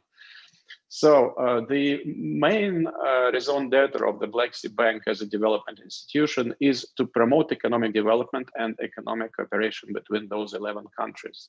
We cannot finance projects which are located beyond the Black Sea area of those 11 countries. And still, being a relatively, I would say, modest, small-sized development institution, we do have projects which can be classified as green. And those projects broadly are split into 2 or 3 categories. First of all, it's renewables. And bank does wind, solar, and geothermal power. I can give examples of 2 projects, for example, or 3 projects in Ukraine. One is wind, it's a Sivash wind park. Solar is Ingulets, and another one, Aremgi. Most of those projects are typical examples of project financed, and they are co-financed by other development institutions. I cannot be sure that IFC is among them in the specific cases, but we usually work a lot with IFC as well. So, but EBRD, FMO, NEFCA, FinFund, IFU, they're all there. So it's wind parks, solar parks. And another example is Gurmat project in Turkey. It's a geothermal producer of electricity. Another possibility to improve in green projects is transport. We have projects in Russia, the main objective of which is building of new ships, seagoing vessels with engines which are modern and efficient, using modern types of fuel, less contaminant. We consider this to be green finance. And we also have real estate, commercial real estate development projects, offices, hotels, which use the best technologies, heating, solar power, insulation. As a result of these projects, electricity and heat consumption is reduced as much as by 35 and even more %, compared to industry's averages or standards. So we consider those projects to be green. And actually, the timing of today's events is kind of very good, because as recent as last week, our board of directors approved a new strategy, climate change strategy, which underscores that projects financed by the Black Sea Bank will reduce emissions in our portfolio by at least 30% by 2030. It is a bit less than the requirements of Paris Agreement, which is again supported by all our shareholders. But bearing in mind that some of our member countries still support such energy sources as coal, I think it's a good metrics, 30%. And actually, since 2011, average green financing and operation in our portfolio were at 20%. So this strategy sets both commitments and general framework criteria. One of notable changes, probably not without slight controversy, is that nuclear energy was taken off our exclusion list. And again, as it is in the practice of our peer MDBs, including World Bank, there are numeric targets of these 30% emission reductions, effectively measured in CO2 emissions. So this is in a nutshell what we do. It's not, I have to say, easy. It's what our shareholders want us to do. And it's not because of economic and financial funding benefits, because as a front office employee of the bank, I have to say that implementing those targets will be difficult. It's not justified in terms of basis points of cheaper funding. It's just correspondence with the broad goals of development institution. I will probably end on this high, and your questions are most welcome. Thank you. Thank you very much. Thank you very much, Leonid. So I remind everyone that you can use chat for the questions. And also we have some questions on our YouTube channel, which will be addressed sooner to all speakers. And finally, we are going to the European environmental technologies, which in our view, especially German technologies and German solutions, is the core element for almost every investment project in Russia, especially the projects related to the environmental responsibility of the large business. So saying that, I would like to introduce Alfred Meyer, so Managing Director of Umweltcluster Bayern, so cluster of environmental technologies from Bavaria, which objective is to develop intelligent and sustainable solutions for environmental challenges regionally and globally, and especially in Russia. So Mr. Meyer, which solutions and technology can be offered by the Bayern companies in order to improve the environmental performance in different investment projects in the CIS and Black Sea region? Okay, Vladimir, thanks a lot for inviting me today. I'm this year part of the family, let me say, for the second time. And so far, many thanks to you and all your colleagues here who are organizing in a perfect way such an event today. Thanks a lot. It was very interesting hearing my colleagues in this session 5, because I identified a lot of, let me say, special keywords who have a very close link to our activities. Just to give you a short overview, what's the environmental cluster Bavaria? We are, let me say, a very competent and professional network with nowadays around about 230 members. That means around about 150 companies, so-called company members, especially SMEs, which are covering all the core disciplines in the environmental sector. That means, for instance, waste management, wastewater, water management, air pollution control, site remediation, resource efficiency, and things like that.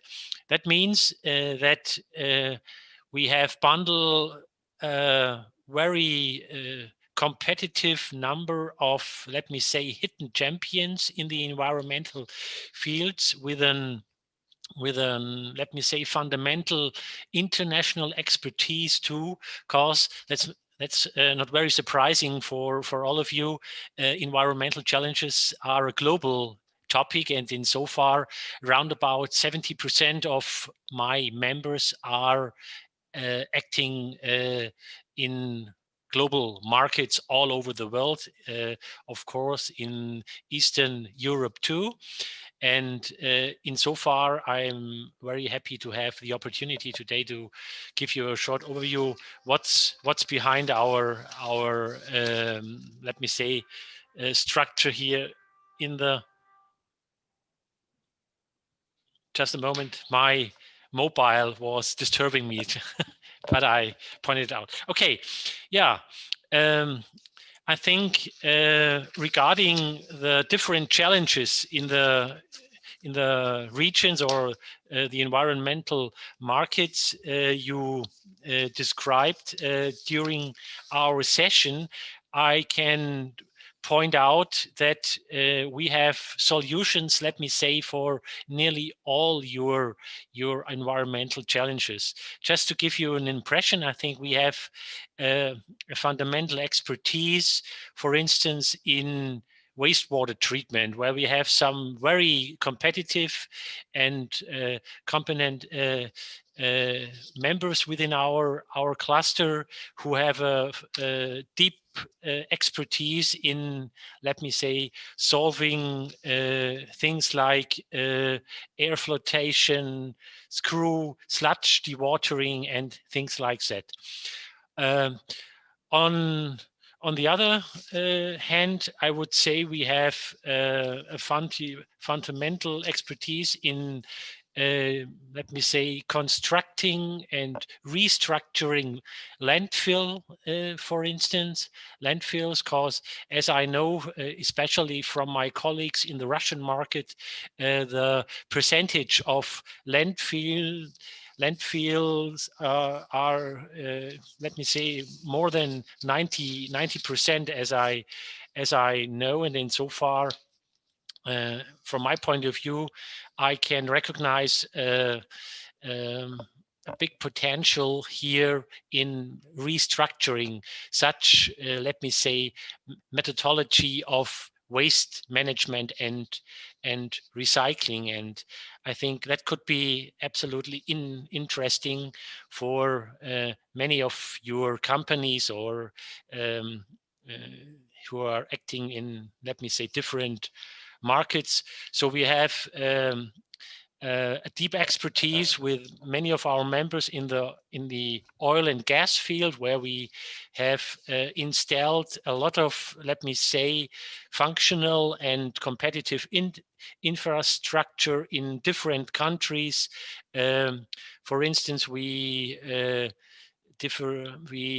installed some incineration technology here, where, for instance, furnace, boiler, flue gas cleaning, and things like that are examples for our potential within our cluster. What could be also important for you is our, let me say, deep expertise in using the opportunities of digitalization in the environmental sector. That means, for instance, that we are installed some projects where we combine, let me say, environmental technical hardware with the opportunities of artificial intelligence, for instance, to monitor and to navigate in a much more better way, for instance, incineration plants. That could be, from my point of view, for some of your clients or interesting people here in the different markets, and let me say, an interesting issue where we can maybe discuss later on or after this session. My contact data is, from my point of view, as I know, available at you, Vladimir, or by Svetlana, if there are any further questions, looking for more details or some further examples regarding successful projects my members in the cluster has installed, do not hesitate to contact me. And insofar, that's a short overview. From my point of view, we have to underline much more in the future the sustainability, and insofar I am very happy that the finance sector has recognized, let me say, their driving force, because we have, let me say, to support sustainable projects in another way with interesting, let me say, rates and on the one hand, and carbon-based business models should have, let me say, the need of internalizing external costs. That would be a very, let me say, a catalyzing effect to bring on forward sustainable projects in the ESG or in the environmental sector. Okay, that's all for the moment. Thank you very much, Mr. Meyer. It was glad to see you on our conference again, and I hope to see you next year as well. Be sure. Yeah, so colleagues, so we have finally the round for the few words. I will switch to Russian now. Я бы попросил коллег, I would like to ask to invite the colleagues who are not talking to mute their microphones. So within the framework of our today's session, we had representatives of large business and LMK region where projects are being implemented, representatives of cluster buying who provide technologies and solutions. We had 2 development banks who can finance such projects, not to mention bank web.rf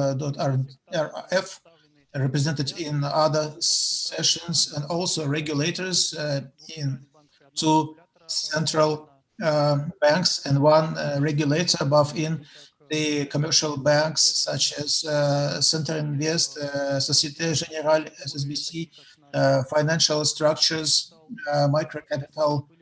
Our partner in one of the sessions, we had stock exchange and associations who set rules for financing investors and funds, including active asset management. And as this is the closing session, I would like just to give each speaker 1 minute. Mr. Meyer, as you were the final speaker, let us start with you. I hope you can hear us and can hear the interpreting. What would you like to say in 1 minute further to the results of our today's session and the whole of the conference? What are the paths further to take for the region and the green technologies in the region? Okay, thanks a lot. Do you hear me, Vladimir? Okay, yeah. Okay, thanks a lot. Yeah, just to underline it once more, I'm very happy having you here, me, and getting in touch with you today. What I like to point out is that we should keep in mind the big leverage of an intelligent financing structure supporting so-called sustainable projects. That would be one, and this in combination with a fruitful fruitful bundle of established and successful environmental technologies, especially coming from Bavaria, combined with the many opportunities in digitalization, as I mentioned it a few minutes before, using, for instance, the artificial intelligence, technologies like blockchain and so on. We are here in different projects on our way, and that could be another catalyzing impulse here to bring on forward such projects, because as I see, we have to decarbonize a lot of actually existing business models in the moment, and that would be only function with a change in mindset, in using, let me say, intelligent financing structure, and of course based on a established and modern and effective and efficient technology. That's my final statement for bring on forward our world in a better range together. Thanks a lot.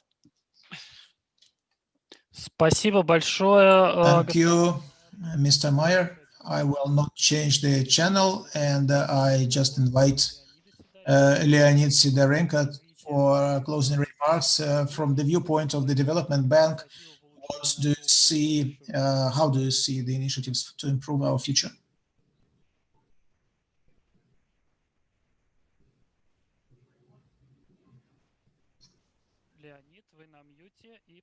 Leonid, your microphone is muted. And are you speaking in English, right? Yes, I am. Thank you very much. I would like to thank the organizers and other participants again for the opportunity to speak on this event and to exchange views and ideas. I believe this is a very interesting platform. What I heard makes me feel that our institution is on the right path, not least because we adopted strategy, because somehow in our field of business we overlapped even with an element K. How surprising it may sound. About 10 years ago, we are in contact with the World Bank Group. So I think this exchange of ideas and concept enriching each other is very important, and I looked forward to continuing these discussions both in online in the conference, and also I look forward to establishing contacts with the participants via the contacts which we will share with each other. Thank you very much. Большое спасибо, Леонид. Thank you, Leonid. Yes, of course, everybody is welcome to send their contacts, presentations, or requests directly to us. We have your contacts. We will present it to the speakers, and we invite all of you to our weekly webinars, RAEX Sustainability, that will be in 2021. And now I would like Vladimir Tamoshnikov, World Bank Group, how much you can facilitate our common sustainable future. Thank you, Vladimir. I will be brief. In my final remarks, I will concentrate on Alfred's two thoughts. One was very precisely put all technical solutions for your problems you have. And that's a very clear idea. I would say we only need some stimulus so that the company would implement them. And secondly, in follow-up of the first one, about the internalization of external items. And that has been also in the comments. We indeed all learned about external effects. We remember the Cole's theorem, and we need to put it into practice so that external negative and positive effects would contribute to the cost. And here we need the role of the governments in their policy and standards. And from the investor part, that would help make our green agenda to facilitate it and expedite. Thank you for your organization of this good event. Thank you, Vladimir. And Dmitry Kolomitsyn, NLMK Group, you are both an investor and a company that improves their performance in terms of environment protection. And as large business, you can facilitate the green agenda. If you can say a few words. Yes, we will go our way, continuing what we have been doing for 20 years. And we will be trying to make the life in the regions better, the quality of life, quality of air and water. But of course, by ourselves, we will not manage that. We would like our colleagues, our competitors would be together with us. But also the government support is very important in this respect, would be especially important and necessary not to be in each other's way, but to come to help each other. Thank you, Dmitry. And it looks like you are talking finally for the Lipetsk region in the closing remarks, because the administration of Lipetsk region have left. Thanks a lot. And Mikhail Babenko, the final closing remarks for the whole conference. And of course, I will say a few words. Yes, thank you. This is surprising and very pleasant. The fact that today at several sessions, the finance sector prevailed is speaking for the fact that the regulators and financial institutes are looking for their role, how they can help to redistribute funds in favor of sustainable development. And this is very important. Sustainable development and ESG at some time were and still are a factor of fashion, but it's important to come to integrated business processes for sustainable development. And in my experience of talking to different companies, we understand that to be green, to be responsible environmentally is profitable. It's more jobs, it's more business units, and it is a very important story when we talk about the business. Another important issue is that we realize, and also I heard that from today, it is very important to train one's personnel, and both for regulators and us, the NGOs and the business, because if not all employees understand what the environmental strategy of the company is, it means that you don't have any. And these are two important ideas I will emphasize, and it will be interesting to see what changes will take place in 1 year's time. So hopefully we meet in December 2021. Thank you. Thank you, Mikhail. Thanks a lot to all of our today's speakers, listeners. I would like to thank all of you for the participation in this session and the whole of the conference. The recordings and materials will be available to everybody who registered to watch the conference. And I remind you that all participants are invited to our weekly webinars that will take place, the final one, next Wednesday, and beginning from January 2021, we will start again every week, and we invite all of you to fruitful discussions. And of course, we're happy to see all of you at our conference in 2021, hopefully offline, but the online mode has its advantages. And in this session, we had, I think, from 5 different countries and locations, and the whole of the conference, I think, set a record of countries involved. I think more than 8 countries and 20 speakers in one conference, and over 300 registered participants. I wish all of you good health, stay safe, and I hope to see all of you in 2021. Thanks a lot to everyone. Thank you. Thank you.